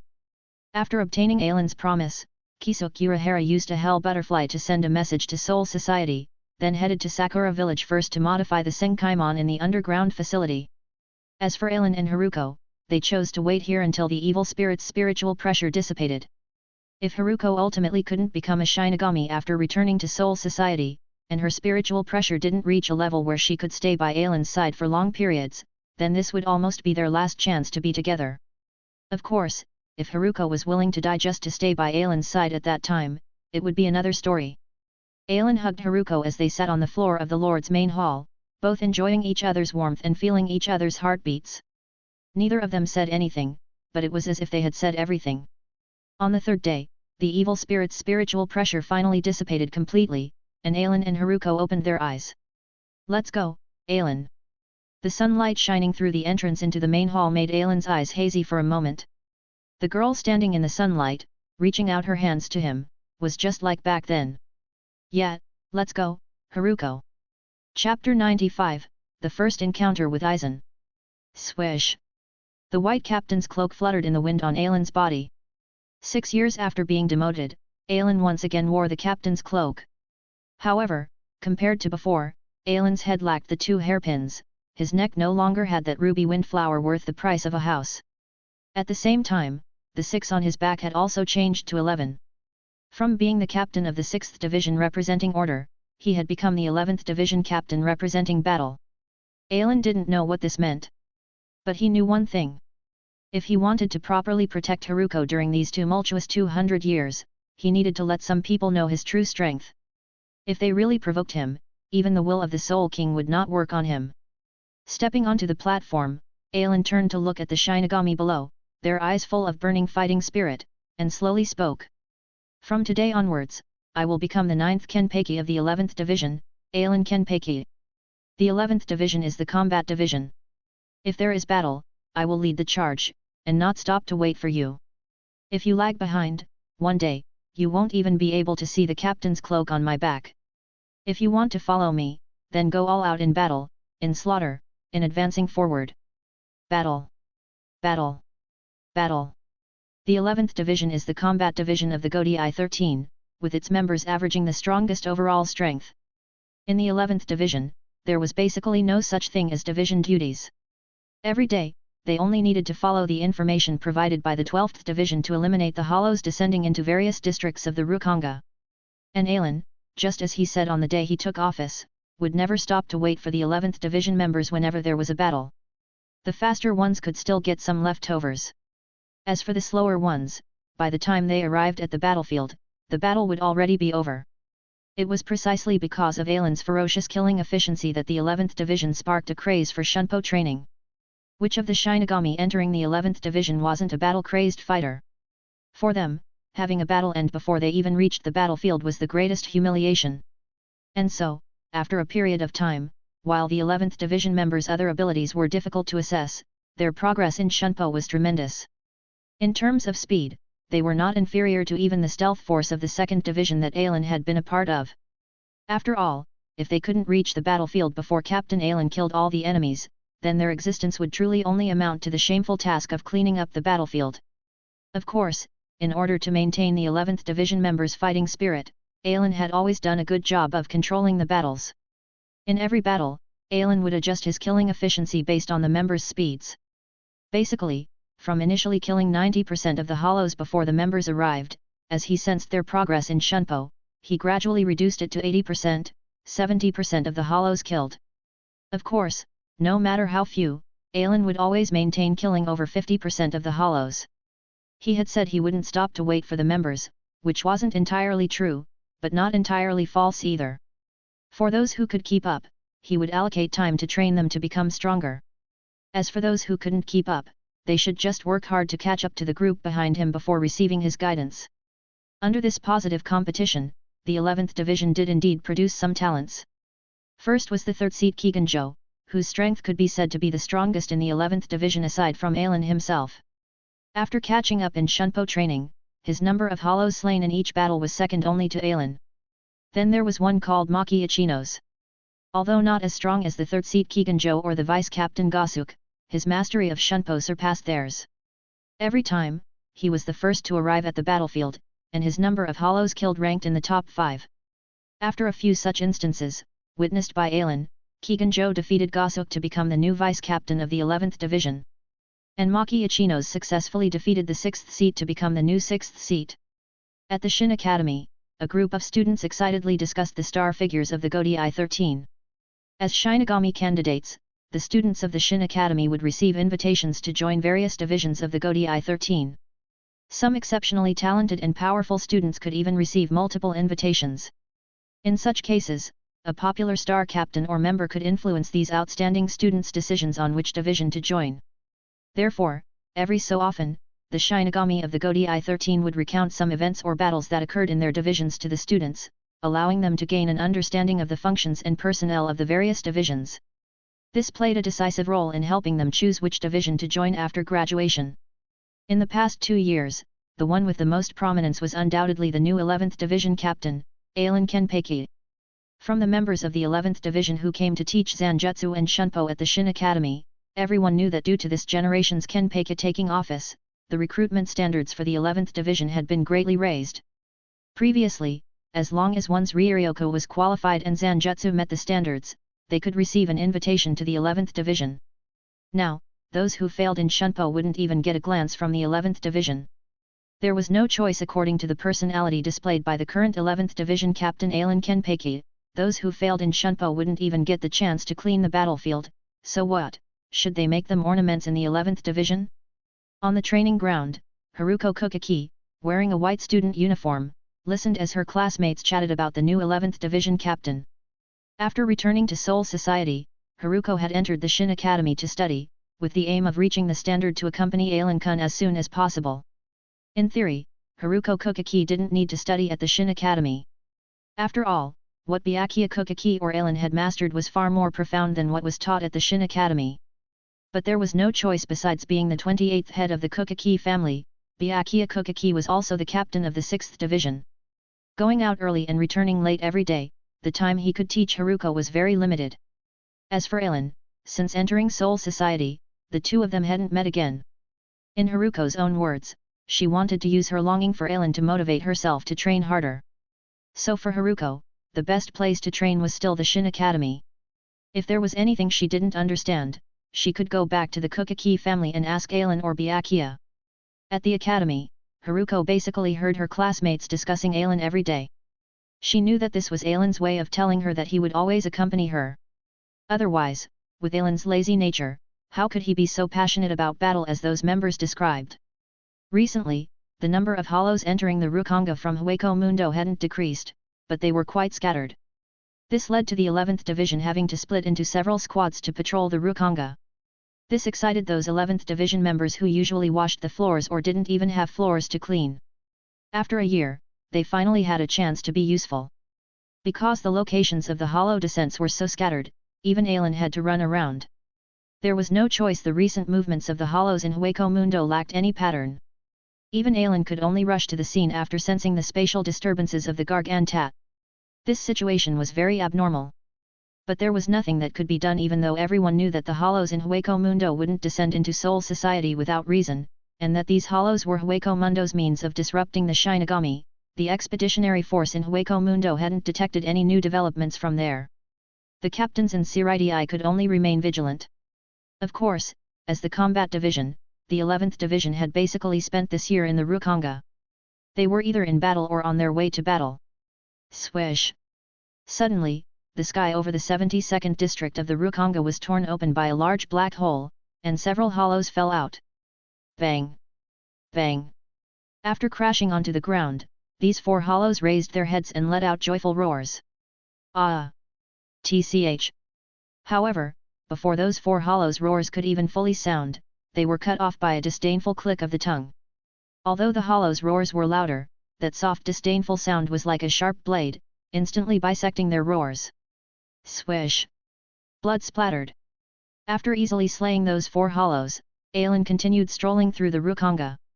Suddenly, as he passed by a small grove of trees, Ailen sensed a ripple of Ryotsu from within. Who's there? Letting out a questioning shout, Ailen walked towards the small grove. In the night, Ailen also saw a wisp of blue spirit particles emanating from within the trees. However, before he could approach, a fireball rapidly shot out from the trees towards him. Oh! The 31st destructive spell, Shaka! Seeing this fireball, Ailen raised his eyebrows, but didn't stop, instead accelerating towards the grove. Facing the incoming Shaka, he raised his left hand. Bakud number 39, Inksen.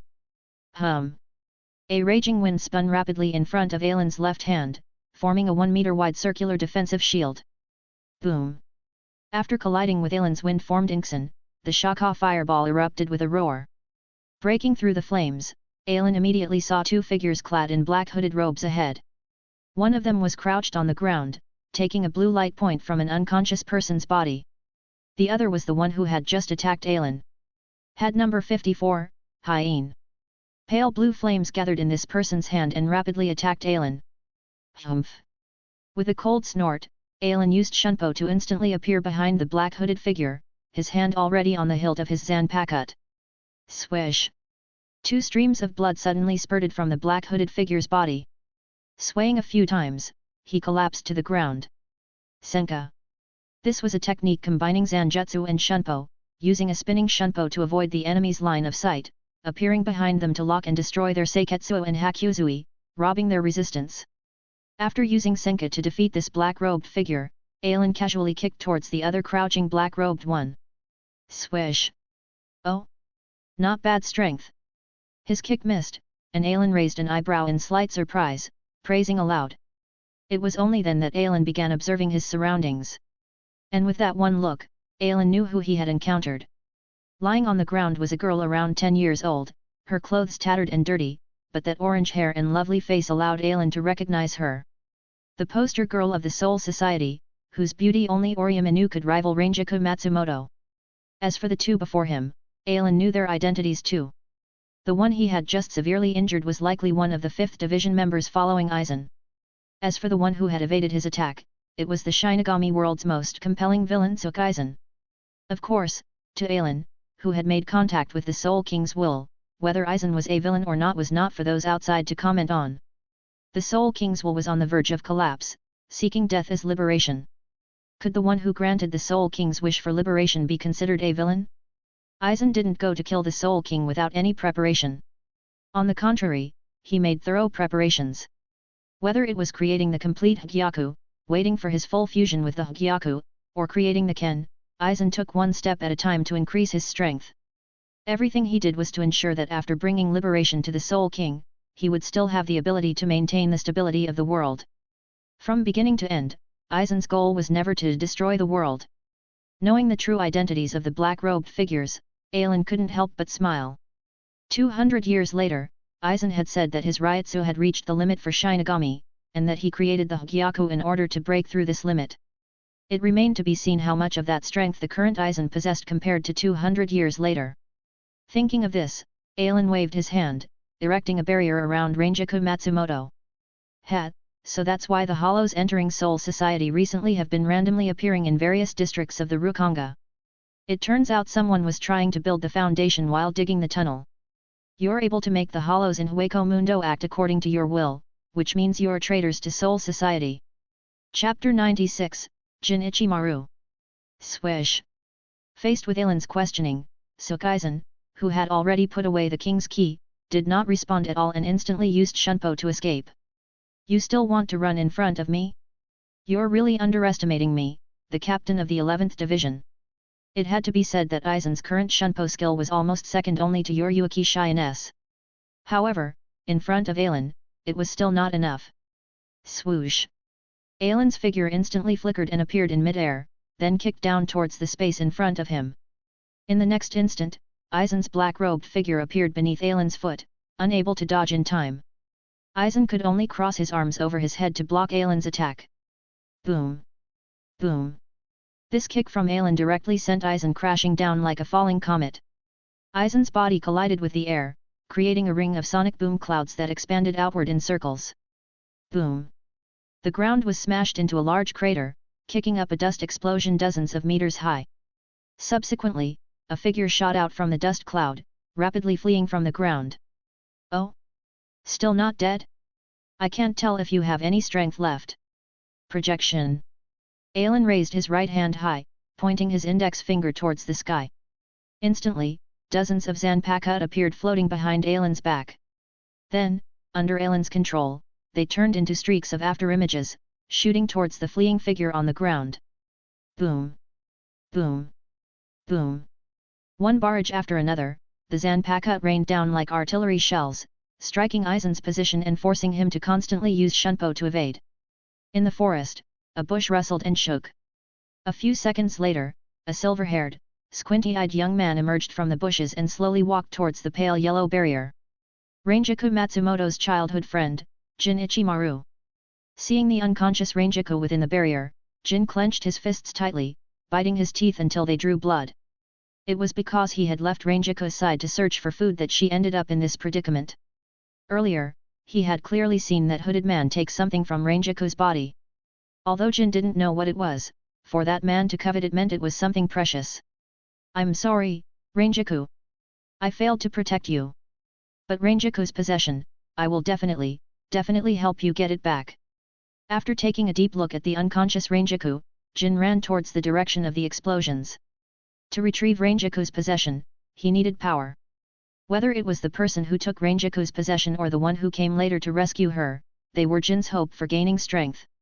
When Jin ran out of the forest, the first thing he saw was Alan standing high in the air and the black-robed figure being bombarded by countless blades as he fled in all directions. "Tch, you really can run." Seeing that dozens of Zanpakuto had no effect on Aizen, Alan's thoughts stirred. Sizzle! Instantly, blue Ryotsu condensed into weapons behind Alan's back like lightning, covering the sky. The number was 10 times more than before. Swoosh! Hundreds of Zanpakuto rained down like a downpour towards Aizen. Faced with this attack, Aizen finally took action. After all, Alan's attack range this time was too large. Even with his shunpo, it was impossible for him to escape the range of these weapons before they landed on the ground. Bakut number 81, Danku.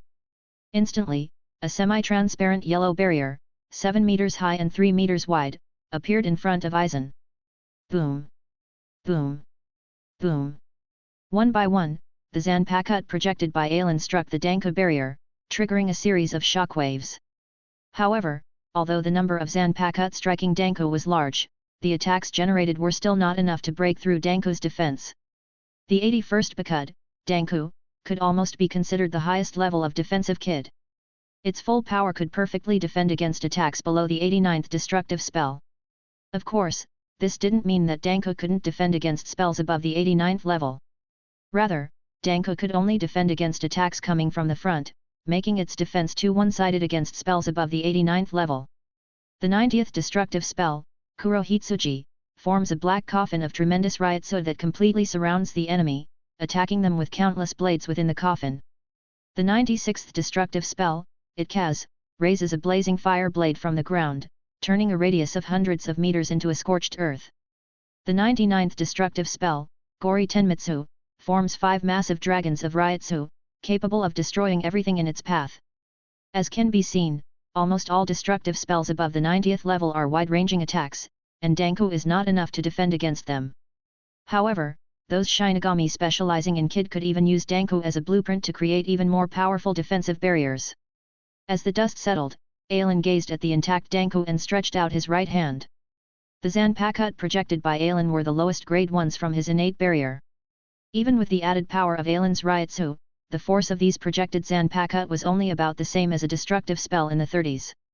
However, just because the projected Zanpakuto couldn't break through Danku's defense didn't mean Alan couldn't. Had number 92, Hyga Siren. Instantly, Alan's right hand released an incredible chill. This cold froze the moisture in the air, forming a raging icy torrent that swept towards Aizen with tremendous speed. Hyga Siren, this kid spell, was one that Alan learned from Koga Kukaki 200 years in the future through his Zanpakuto, Muramasa. As Alan recalled from Koga's memories, he had used this 90-second destructive spell, Hyga Siren, to break through Byakuya Kukaki's Danku. Here, Aizen's Danku was naturally no match for Alan's Hyga Siren either. Crack crack!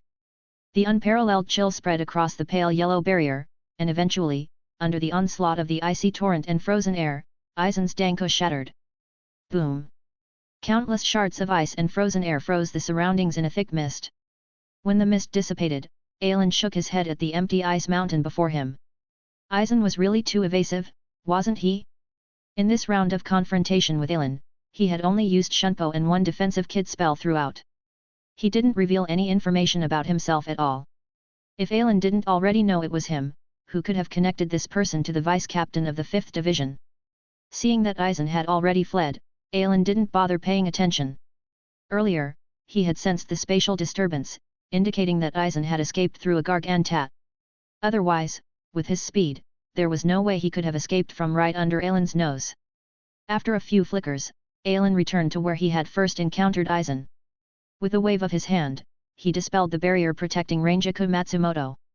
Alan held his hand above Ranjaku's body, and green healing light enveloped her. Soon, Ranjaku's injuries were healed under Ailen's treatment. However, Ailen also discovered that, perhaps due to his arrival causing Aizen to forcefully extract the king's key, the damage to Ranjaku's soul was far more severe than he had imagined. If Ranjaku's soul injury wasn't treated in time, she might end up like Haruko before, with her soul gradually withering and dying. Not long after, hurried footsteps and breathing rapidly approached. Huff, huff. Unable to find the one who had harmed Ranjaku, Jin quickly returned and saw the Shinigami who had driven away the attacker squatting beside Ranjaku, enveloping her with a green light. Hey, you purple-haired brat, did you see what that man did to this little girl? Ah! Suddenly being questioned by Ailen, Jin raised his head, took a few deep breaths to calm himself, and then replied, I don't know. I only know that man took something from Ranjaku's body. Is that so? No wonder my healing kit isn't having much effect on this little girl. Upon hearing Ailen's words, Jin immediately panicked. Mr. Shinigami, does that mean Ranjaku is in trouble? How could she not be in trouble? Ailen shook his head and carefully examined Ranjaku. A part of this little girl's soul has been taken away, causing a deficiency in her soul. It's a severe injury. If it's not treated in time, there could be a risk to her life. What? Upon learning from Ailen that Ranjaku's life was in danger, Jin became flustered. Immediately, he dropped to his knees before Ailen. Mr. Shinigami, I beg you, please save Ranjaku. As long as you can save Ranjaku, I'll dedicate my life to you. Hey, you brat, what do you take me for? I'm the captain of the 11th Division of the Godi 13. Would I refuse to save someone in need or demand favors in return? Glancing at Jin, Ailen continued, however, this little girl's injury is a bit troublesome. Her soul has been partially taken away by someone. To recover, that missing part of her soul needs to be restored. Taking someone else's soul to repair hers would mean saving one person by harming another. I can't plunder someone else's soul just to heal this little girl. No, there's no need for you to plunder anyone's soul, Captain. Please, Captain, use my soul to restore Ranjaku's. Jin kowtowed heavily before Ailen, pleading with him. Oh? Use your soul. Ailen purposefully frowned. Little guy, do you know the severe consequences of losing a part of your soul? If it's not handled properly, you could die. No matter what the consequences, I can endure them. Please, Mr. Shinigami, take my soul to heal Ranjaku. Chapter 97, The Possibility of Creating Avalon. Very well, since you insist so stubbornly, I shall do as you wish. At that moment, Ailen stretched out his hand. Projection. Instantly, a purple object appeared in Ailen's hand. A soul extraction medium. This thing was invented by Kisoku Urahara in the future to extract foreign objects from souls, and Ailen had projected it. However, since it was a replica, its function was not as powerful as the original. But for now, it was enough for Ailen to use it to tear off a piece of Jin Ichimara's soul. The purple cylinder formed a layer of light film, covering Ailen's hand. Then, before Jin Ichimara's slightly frightened gaze, it pierced his heart. Huff! The pain of his soul being torn made Jin grunt involuntarily. Large beads of cold sweat slid down Jin's forehead. But at this moment, the pain coming from his soul was not as great as the pain in his heart. Ranjaku, so this was the kind of pain you suffered from your previous injuries? No, more than that. This Shinigami's movements were very gentle, and Jin could feel that this Shinigami was trying his best to take a part of his soul with the least amount of harm. The Shinigami who had attacked Ranjaku before, however, had been extremely brutal. The pain Ranjaku felt was definitely greater than his own. That person was unforgivable. Withdrawing his hand from Jin's heart, Ailen now held a thumb-sized soul light point in his hand. And the black hole in Jin's chest disappeared as Ailen withdrew his palm, looking as if he had not been injured at all. But the tearing sensation from his soul still caused Jin to tightly clutch his chest, breathing heavily, as if he would die the next second if he didn't breathe. With Jin's soul fragment, Ailen quickly fused it into Ranjaku Matsumoto's soul, slowly repairing her soul injury. About 10 minutes later, Ailen finally completed his operation. Done. This little girl's injury has been healed by me. She's just too tired now and needs to rest. I estimate she'll have fully recovered by tomorrow morning. Thank you, sir. Seeing Ranjaku's breathing had stabilized, Jin couldn't help but kneel before Ailen and kowtow. Hey, that's enough. Ailen pulled Jin up and patted his shoulder. Little guy, you're not bad. Just for enduring silently when I tore your soul, your future prospects won't be too bleak. If we don't have power, then when those we care about are in danger, we won't have any means to resist. So go study at the Shin Academy and become a powerful Shinigami. Become a Shinigami. That's right, a Shinigami. In the Soul Society, only Shinigami can possess great power.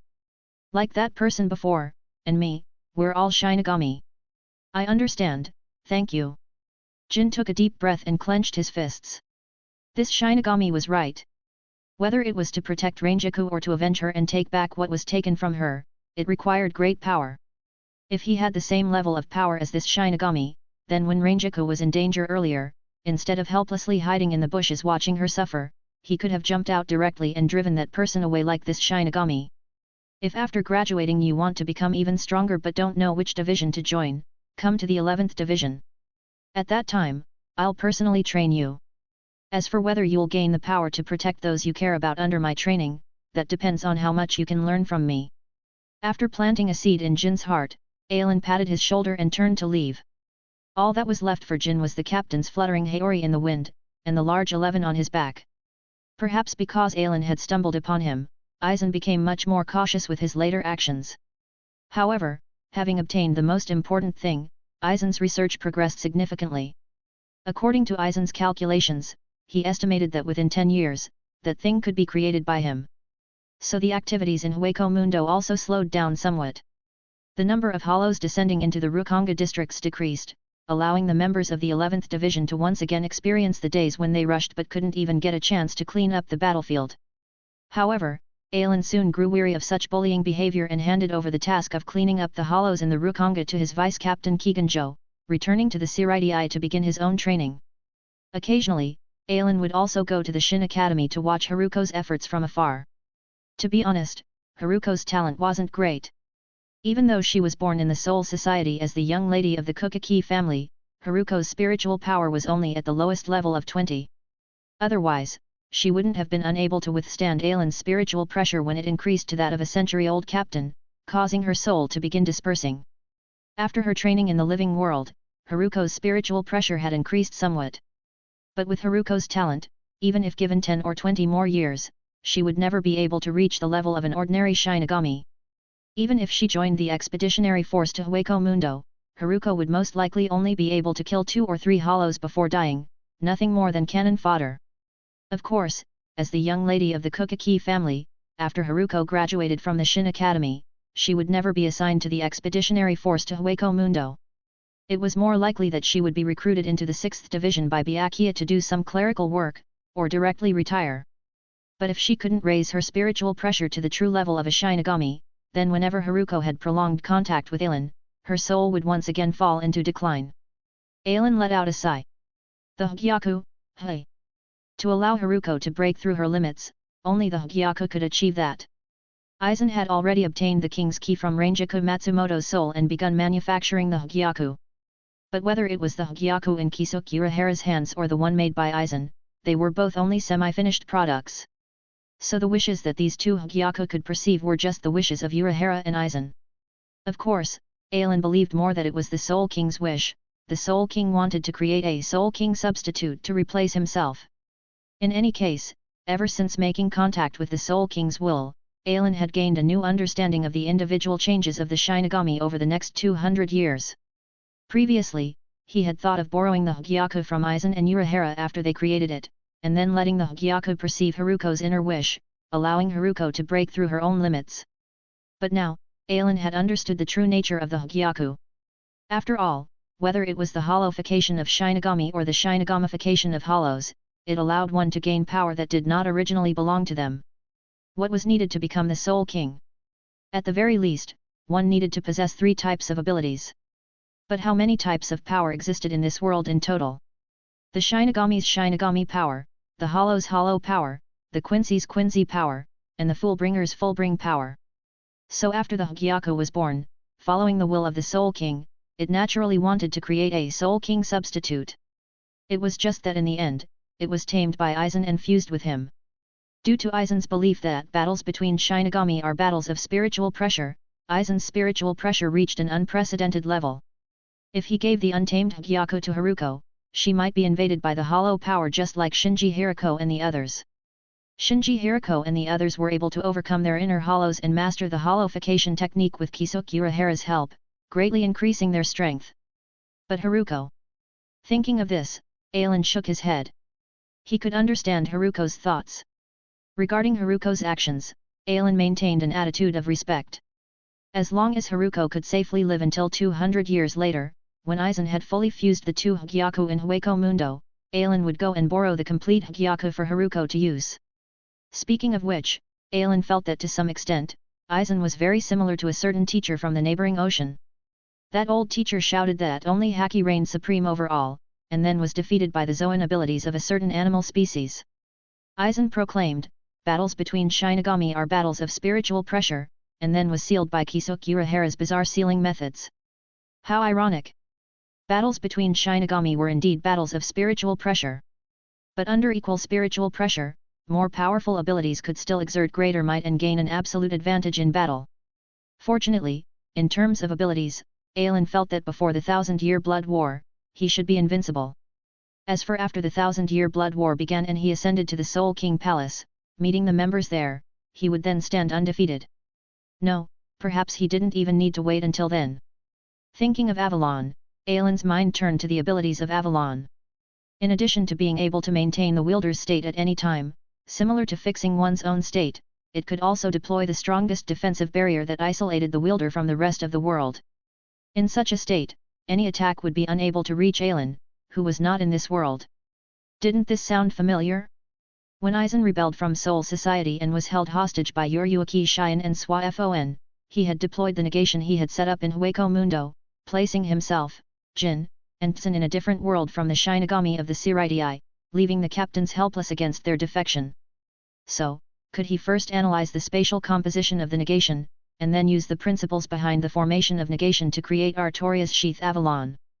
The more he thought about it, the more Alan felt this idea was feasible. But how could he analyze the negation? At this thought, an image surfaced in Alan's mind.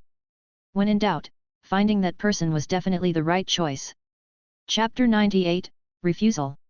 After having the idea, Alan wasted no time and headed straight to the 2nd Division. Yo, Swafon, we meet again. Upon arriving at the 2nd Division, as expected, Alan did not see Uruaki Shion in the captain's room. Only the tiny Swafon was buried under a mountain of paperwork. This time, deliberately or not, Alan used his Ryutsu to stir the air around him, creating a subtle breeze that caused his captain's Haori to flutter up and gently fall back down, as if afraid Swafon wouldn't notice him. Crack! Bulging veins formed the character well on Swafon's forehead. This guy, couldn't he see that she was busy? And he was creating such a provocative breeze, what if it messed up the documents she had already processed? It's not like he just became a captain again. What's so great about that? Calm down, calm down. After silently repeating those words, Swafon regained her composure and gave Alan a forced smile. Ah, Captain Alan, what brings you to our 2nd Division? Nothing much. I just felt a bit troubled, so I came here to chat with an old friend. Alan let out an exaggerated sigh and said in a helpless tone, when I resigned as captain of the 6th Division, I felt so relieved. But who knew that relief wouldn't last long before the captain commander dragged me out to become the captain of the 11th Division. Swafon, tell me, why is my life so miserable? Crack! Another pen snapped in Swafon's hand. Come to think of it, for all these years, my happiest days were actually when I was just a humble member of the punishment force in the 2nd Division. My biggest regret was challenging the former Lieutenant Mada, revealing my excellence to everyone and putting all that pressure on me. Crack! Look at this captain's Haori. Bang! Swafon slammed her palm on the desk, shattering the broken pen pieces in her hand, interrupting Alan's boasting. Captain Alan, may I ask what brings you to the 2nd Division? Swafon gritted her teeth, enunciating each word as she glared at Alan. If you have no business here, please leave the 2nd Division. Otherwise, I will issue a wanted notice for Captain Alan on charges of attempting to steal crucial Siritii secrets. After saying that, Swafon deliberately tossed a paper filled with intelligence information at Alan's feet. My apologies, that was rude of me. Seeing that Swafon had reached her limit, Alan decided not to tease her further. If he really made Swafon cry, Yoriuki would surely take her side, and Aelin might face difficulties if he wanted to ask Kisuk Urahara for help in the future. Please inform Captain Yoriuki that I wish to ask Captain Urahara for a favor. Humph, you should have said so earlier. Wait here, I'll let Lady Yoriuki know of your situation after I finish this paperwork. Although she said that, Swafon immediately summoned a hell butterfly to deliver Aelin's message to Yoriuki.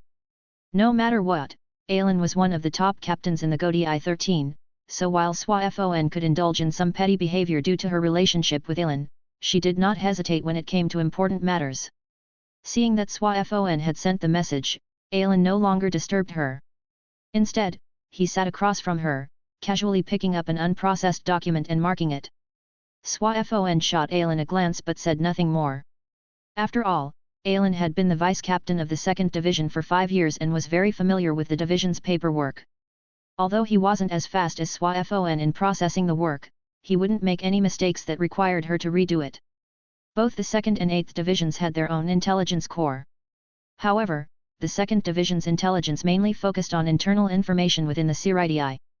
The 8th Division's intelligence was about the outside world, including Hueco Mundo and the human world.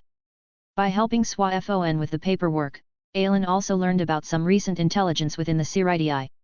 For instance, since Syaza's hero was imprisoned in Mukan, the number of Shinigami deaths had increased somewhat compared to previous years. The infiltration of hollows from Hueco Mundo into the Soul Society and the human world seemed to have intensified as well, with a significant increase in the number of hollows appearing in both realms. Suddenly, Aelin's eyes narrowed. The intelligence report in his hand was transmitted from the human world by a Shinigami who had been exiled for 1,000 years. Aelin focused his gaze on the photograph and name of this officer. With short ash-grey hair parted to the right and swept back, and intelligent-looking golden-rimmed eyes, she exuded an air of sophistication. Rantau. The one whose experiment inadvertently created the tragic Bount race by destroying 1/10 of the Soul Society. In this report, the researcher Rantau stated that her lifespan was nearing its end and that she planned to modify her body. Unable to continue protecting the Bount tribe, she hoped the Siridae would reconsider accepting this tragic race. Aelin found it strange. Logically, shouldn't Rantau have sent this intelligence to the 8th Division? Why did the 2nd Division receive it? Swafon, take a look at this intelligence report. Out of curiosity, Aelin handed the report to Swafon. Who is this Rantau? And what's the situation with the Bount tribe? However, Swafon merely glanced at it and casually told Aelin, this Rantau is a former researcher from the Siridae Research Institute, the predecessor of the current 12th Division. Due to a mishap in the experiment she was leading, she caused immense damage to the Siridae and was exiled. As for the Bounts, they seem to be a new race that emerged in the human world as a result of that experiment. Over the years, researcher Rantau has hoped that the Siridae would acknowledge the existence of the Bounts and allow them to live in the Siridae, but the Central 46 Chambers have rejected her requests. So, she tried to take this path through the Godii 13, hoping that the Godii 13 would accept the Bounts. Except for the 6th and 12th Divisions, all other divisions have received researcher Rantau's request to allow the Bounts to become Shinigami within their divisions, giving them a place to settle in the Siridae. However, since the Bounts lack the ability to control Rishi, no one wants to take on such a burden. After listening to Swafon's explanation, Aelin understood. Indeed, the current Bounts, who had been under Rantau's protection, had not yet gained the ability to control their dolls. Perhaps it was only after Rantau modified herself and fell into a slumber, leaving the Bounts without a protector, that they became accustomed to the power of their dolls while facing the hunt of hollows. Through controlling their dolls, they eventually developed strength on par with Shinigami. 1,000 years ago, before the Godii 13 was officially formed, the emergence of the Bounts was likely unrelated to the Soul King's will. No wonder they came to the Soul Society to die 200 years later. However, one Bount ultimately survived and would likely continue living, so the Bount tribe couldn't be considered extinct. After setting aside this information, Aelin continued to process the paperwork with Swafon. About half an hour later, a black hell butterfly flew into the captain's room, and Swafon extended her right hand, allowing the hell butterfly to land on her index finger. After reading the information from the hell butterfly, Swafon seemed relieved and told Aelin, "Captain Aelin, you may leave. Lady Yoriuki said to go directly to the usual place. They'll be waiting for you there." Thank you, SWAFON. After finishing the paperwork in his hands, Alan stood up and stretched lazily. I don't know why, but for some reason, I feel much more comfortable when SWAFON calls me Captain Alan than when others do. I'll be going now. Remember to call me Captain Alan the next time we meet, Vice Captain SWAFON. Crack. Get out. The usual place referred to the underground base Alan had visited a few times. Alan knew the location well. After all, during his last visit, Byakuya's Bankai had destroyed Kisuke Urahara's suspended universe barrier, and Alan had set up a new one for Urahara. This new suspended universe barrier incorporated the principles created by Aizen from Hueco Mundo, allowing it to withstand battles at the captain level without being destroyed. To shatter the barrier Alan had set up would require at least the destructive power of a century-old captain. Logically, if Alan wanted to find Kisuke Urahara, he could have come directly here. However, Alan was well aware that Urahara was likely researching the Hogyaku at the moment, and he didn't want to witness the process of its creation. Moreover, their relationship had not reached a point where Alan could barge into Urahara's underground base at any time.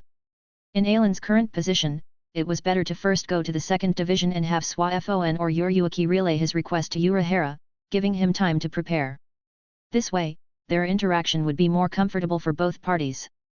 Captain Alan, it's an honor that you still remember me, a humble person. Upon seeing Alan, Kisuke Urahara playfully bantered as usual. Come on, Urahara, you know about the recent events in Rukanga. I've practically been living there, so I haven't had time to come here. Besides, Alan gave Urahara a meaningful look. If I were to come here every day, you might have a different attitude towards me, wouldn't you? Captain Alan, don't say such harsh things. But I have to admit, I'm quite troubled that every time you seek me out, Captain Alan, it seems to be for something not easily accomplished. I wonder what you need my help with this time. This favor I need to ask of you is indeed a bit difficult. Oh. Urahara became curious about what task would make Alan say it was a bit difficult. Due to Alan's abilities, after so much interaction, Urahara felt that aside from Uryuki, Alan might be the one who understood him the most. Urahara, I want to ask you to help me obtain a negation for research purposes. Urahara's eyes widened with bewilderment. Captain Alan, do you know what a negation is? Of course, I do. Alan sat across from Urahara. Negation is an ability used by the Minos Grande to rescue their fellow hollows. Its principle is to isolate the interior and exterior spaces of the negation. Any attacks from outside the negation cannot reach those inside due to the different spaces, making it an extremely powerful ability. Correct, negation is a spatial crossing ability mastered by the Minos Grande, similar to the Gargantat, and is considered an innate hollow ability. Then how do you expect me to control those Minos Grande and have them release a negation based on their instinct in another space for research?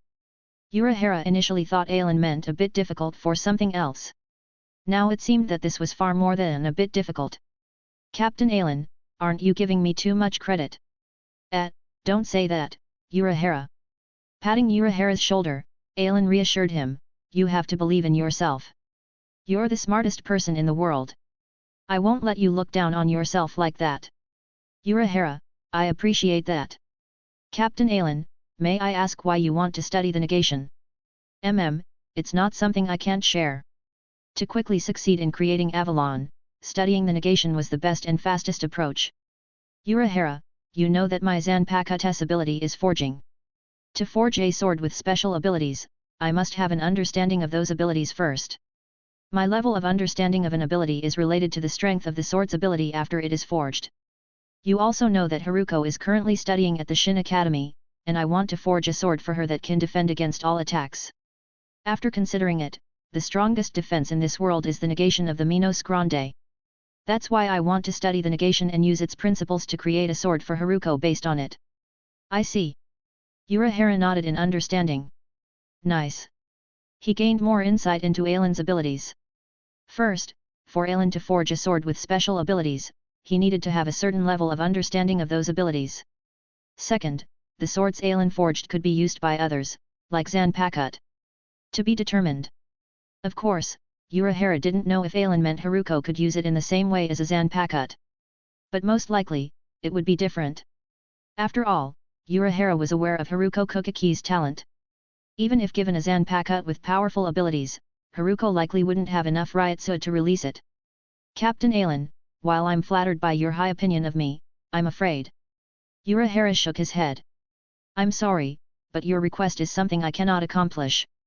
Chapter 99, Shisuke Amagai's Help. Alan looked at Kisuke Urahara with surprise, as if he found it strange that there was something Urahara couldn't do. Don't look at me like that, Captain Alan. You just said that the negation is an ability used by the Minos Grande to rescue their kind. But Jillians are basically species without independent consciousness, and to make them use negation requires control from a higher level Minos. Given how vast Hueco Mundo is, how do you expect me to find a high-level Minos willing to control Jillians to release a negation for you to study? Urahara's refusal to help Alan wasn't because he couldn't do it, but rather, he didn't have that much time. He still had many unfinished researches himself and couldn't afford to put them aside just to assist Alan. Their relationship hadn't reached a point where such a commitment was necessary. In fact, Urahara felt that their relationship seemed reversed. Wasn't it Alan who owed him a favor and promised to help if needed? But why was it that Urahara hadn't cashed in that favor for Alan's assistance yet, but Alan had already asked him for help multiple times? What was going on? A role reversal? Alright. Alan could understand Urahara's refusal. After all, as Urahara said, even if he could accomplish this task, the time and effort required would be disproportionate to the gains.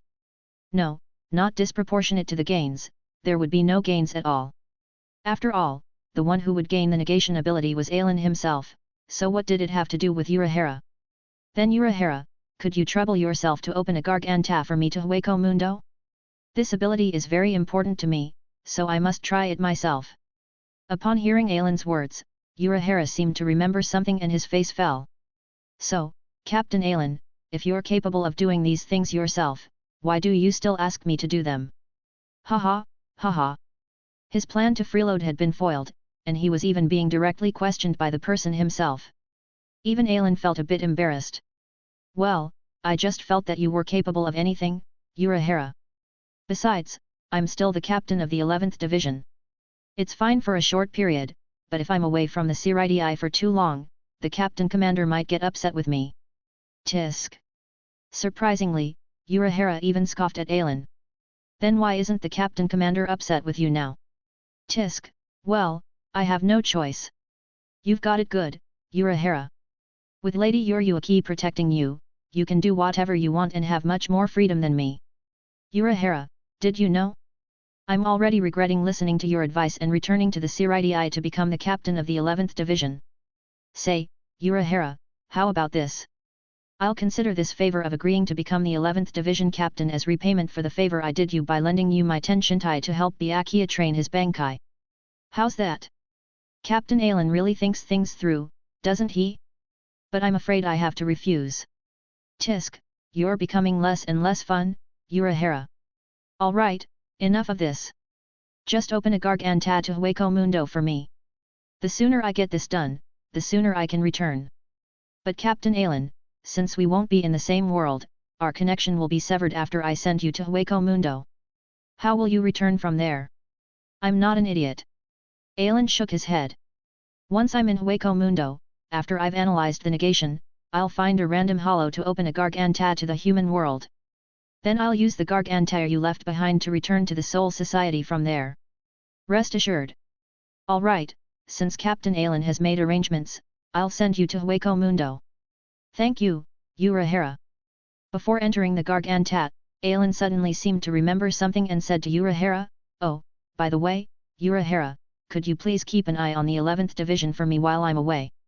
Watching Alan disappear into the Garganta, Urahara shook his head. No wonder the Soul Kings will no longer rejected Captain Alan. It seemed the Soul King had realized that Alan didn't intend to hinder the world's development. However, Urahara's expression darkened slightly. Negation, hey? It seemed he would have to study it as well, at the very least so he would have a way to deal with such abilities in the future. If the Soul Society was a colorful and dreamy world, then Hueco Mundo consisted solely of black, white, and the grey formed by their fusion. The sky was grey, and so was the ground. The only colors that appeared were those of the hollows wandering in Hueco Mundo. White masks, black or grey bodies, and various different forms. These hollows were the lowest level ones in Hueco Mundo.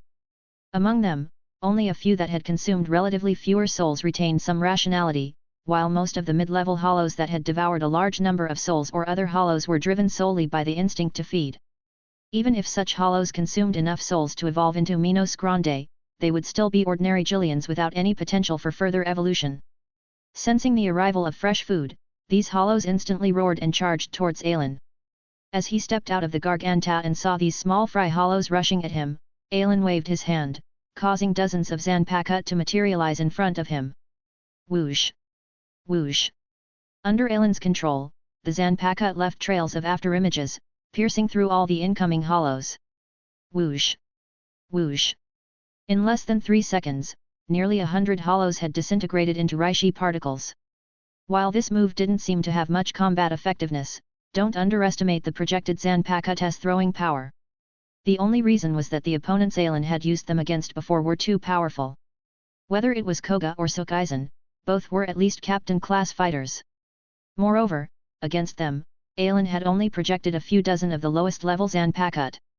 If Aelin had projected all the thousands of Zanpakuto within his innate barrier, do you think they could have dealt with it so easily? Not to mention, the power of these Zanpakuto was at the lowest level. The force of throwing them out was roughly equivalent to the 33rd offensive kid, Skatsui. If Aelin had chosen to throw Zanpakuto capable of Shikai, their speed and explosive power would increase by 1 level, at least matching the destructive force of the 60th kid, Rikujaker. The power would vary depending on the strength of each Zanpakuto's ability, but Aelin had at least 6 different levels. After killing the surrounding hollows, the Zanpakuto embedded in the ground dispersed into blue Reishi particles. Crouching on the ground, Aelin moved his fingers and etched various kid incantations onto the sand with his Ryuryoku. At the same time, Aelin began chanting, Heart of the South, Eye of the North, Finger of the West, Heel of the East, banish but once with this breath, and disintegrate into the void. Bakud number 58 Kakushitsujaku.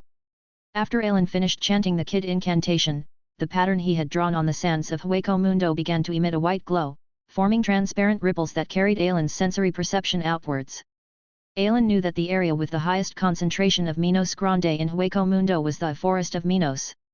And this Forest of Minos was buried deep within a space underground in Hueco Mundo.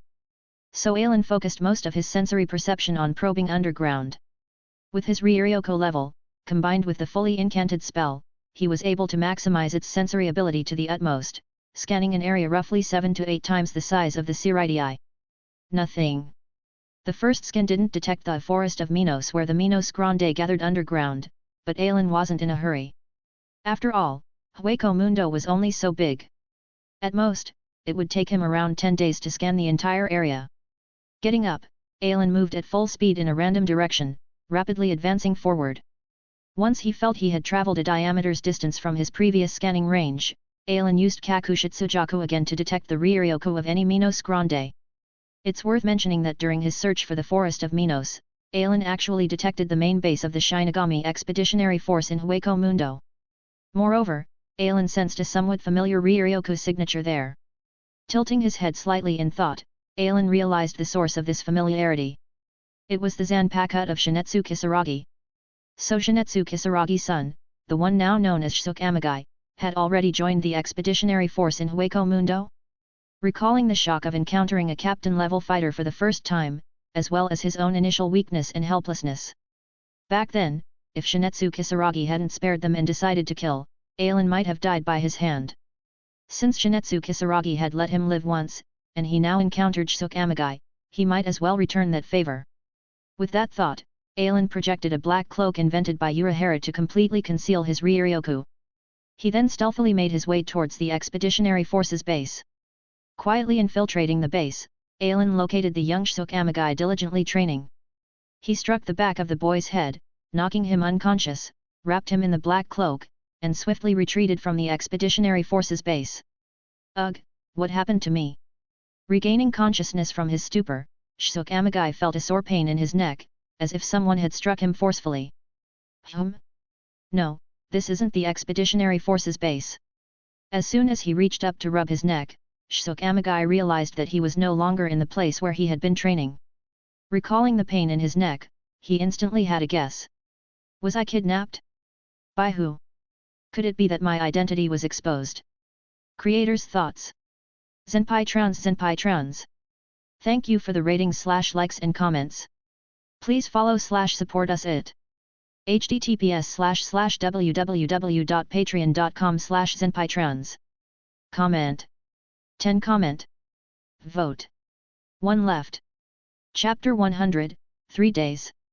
Seemingly recalling something, Suzumebachi slowly scanned his surroundings with his peripheral vision, sweating profusely.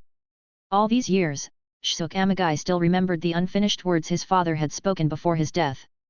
The one who killed his father was the captain commander of the Godi I-13, Genrisai Shigakuni Yamamoto. He never expected that even after concealing his identity and hiding in the expeditionary force in Hueco Mundo, he still couldn't escape this calamity. Awake, kid! The voice from behind made Suzumebachi jump in fright. In an instant, he flipped forward, changing from having his back towards Alan to directly facing him. Moreover, during the flip, Suzumebachi had already unsheathed his Zanpakuto. Who are you? Why did you bring me here? What are you planning? Looking at the figure before him, fully concealed in a black cloak, Suzumebachi calmly asked. Although your strength is a bit lacking, your talent is decent. Seeing Suzumebachi's reaction, Alan gave his praise. After all, without any guidance, Suzumebachi had completed his Bankai training within 200 years, becoming the leader of the expeditionary force in Hueco Mundo. This talent was rare even in the Soul Society. Of course, what made Alan happier was that Suzumebachi had already completed the cultivation of his Zanpakuto. This way, not only could he repay the debt he owed Shinetsu Kisaragi, but he would also gain a captain-level Zanpakuto. However, kid, do you know that when you point your sword at your enemy, have you prepared yourself to either kill them or be killed? As Alan's words fell, his figure appeared in front of Suzumebachi, raising his knee. Bang! Ugh! Suzumebachi's body was struck by Alan's knee, bending him like a bow. Tears, snot and saliva sprayed from his face as he flew 3 or 4 meters into the air before falling to the ground and rolling several times. Ugh! After crawling to his knees, Suzumebachi dry-heaved a few times. A few minutes later, after feeling slightly better, Suzumebachi slowly stood up, his eyes burning with anger as he held his sword towards Alan with both hands. Not bad, even after being kicked by me and sensing the vast difference in our strength, you still dare to point your blade at me. You've got some guts. But I wonder, how long can you maintain this determination? Facing Alan's taunts and ridicule, Suzumebachi let out a loud roar and charged at him. Alan's body shifted slightly, and Suzumebachi's Zanpakuto slashed past his nose, the resulting breeze even causing Alan's black hood to flutter, revealing part of his face. Alan raised his right foot slightly and stepped on Suzumebachi's Zanpakuto as it slashed down, directly stomping it into the desert sands of Hueco Mundo. Is this your sword technique? There's no form at all, you don't even know how to properly grip your sword, and you're only exerting about 30% of your strength at most. Not to mention, you can't even control the force of your attacks, and your attack trajectories are so straightforward. With skills like this, can you even call it a sword technique? During the time Suzumebachi was unconscious, Alan had already created his Zanpakuto, Reikeiya. After absorbing Suzumebachi's combat memories through Reikeiya, Alan realized that his foundations were far too lacking. Perhaps it was because Shinetsu Kisaragi had died early, leaving the fleeing Suzumebachi without any proper guidance. His sword techniques were all honed through over 200 years of battling in Hueco Mundo. While such sword techniques might be fine for fighting hollows, this incorrect path would naturally have a low ceiling. After over 200 years later, when Suzumebachi fought against the substitute Shinigami Ichigo Kurosaki, he was only barely able to gain a slight advantage after achieving Bankai, and that was without Ichigo using his Getsuga Tenshi. Alan wanted to repay the debt of Shinetsu Kisaragi sparing his life by teaching Suzumebachi. If he couldn't train Suzumebachi to surpass the strength Alan remembered from his father, how would that count as repaying the favor? Moreover, since Suzumebachi was in the expeditionary force in Hueco Mundo, he had never come into contact with Kid and had not trained in it. At the very least, Alan hadn't obtained any memories related to Kid from the Zanpakuto Reikeiya's memories. Damn it! Suzumebachi gritted his teeth, unable to refute the cloaked man's taunts. Lies have never hurt anyone, but the truth is the sharpest blade. Sever, Reikeiya! With Suzumebachi's roar, his Ryutsu suddenly increased by more than 3 times. The Zanpakuto in his hand also transformed. The front portion of the Zanpakut became a crescent-shaped hook, with raging flames erupting from within this hook. Then, under Suzumebachi's control, these flames spread along the entire blade of the Zanpakut. Rumble. Boom. The hilt at the back of the Zanpakut also began spewing bursts of flame like shockwaves. With each burst, Suzumebachi could use the force of the explosive flames to pull his Zanpakut out from under Ailin's foot. Rarin. Boom. Following Suzumebachi's roar, the fireball within the crescent hook at the front of Reikaiya suddenly exploded, engulfing both Ailin and Suzumebachi. Bang! Bang! Bang! Bang! Bang! Within the dozens of meters high explosive flames, a figure was blown away by the shockwave, skipping across the desert sands like a skipping stone, with remnants of fire trailing behind. After rolling several times in the desert, the flames finally extinguished. Cough, cough, cough. At this moment, Suzumebachi's entire body was burned, and being hit by the Rarin explosion at such close range had also caused him severe internal injuries. However, his gaze towards the center of the explosion now held a glimmer of anticipation. Surely, after taking such a close-range hit from him, that man couldn't be unscathed, right? But in the next moment, Suzumebachi's eyes suddenly narrowed. As the smoke from the explosion cleared, all that remained was a blackened crater over 3 meters wide. Suzumebachi wasn't so arrogant as to think that his Rarin, which had severely injured himself, could completely obliterate that man. The more likely scenario was that before the explosion reached him, the cloaked man had already fled from the center of the blast. Not bad determination. However, to use such a mutually destructive technique without even understanding the difference in our strengths, should I praise your courage or mock you for being foolish? As expected, the cloaked man's voice rang out beside Suzumebachi. Turning his head to the right, he saw that the cloaked figure didn't have a speck of dust on him. If I'm not mistaken, that just now was probably my best chance to land an attack on you, right? I don't believe I'll have another opportunity to hurt you besides that. It was precisely because I realized the gap between us that I resolutely launched that attack. But now it seems. Suzumebachi shook his head, as if he had lost all his strength, and collapsed to the ground. My life is here, if you want to take it, then come and get it. It seems I underestimated you. Hearing Suzumebachi's words, Ailin chuckled. Then, he walked over and squatted in front of Suzumebachi, extending his right hand. Before I die, could you tell me who sent you to kill me? The strongest captain commander of the Godi I-13, or someone else? Suzumebachi closed his eyes, resigning himself to his fate. Kid, you think too highly of yourself, don't you? Do you really think someone like you warrants the captain commander sending someone to kill you? Ailin laughed lightly as his hand emitted a green healing light, treating Suzumebachi's injuries. Hearing Ailin's words, Suzumebachi was puzzled. This cloaked man wasn't here to kill him? Before he could ask, his entire body felt as if it were soaking in a hot spring, warmth spreading through him. Moreover, the pain from his injuries rapidly faded away, and even his fatigue seemed to vanish. Opening his eyes, Suzumebachi saw the green light in the cloaked man's hand. Healing Kid. Although Suzumebachi was still young when he left the Soul Society, he knew that only Healing Kid emitted a green light. Judging from how quickly his injuries were healing, this cloaked man's Healing Kid proficiency was quite high. Just who are you? What is it you want to do? At this moment, Suzumebachi was utterly confused. What did this cloaked man want to do?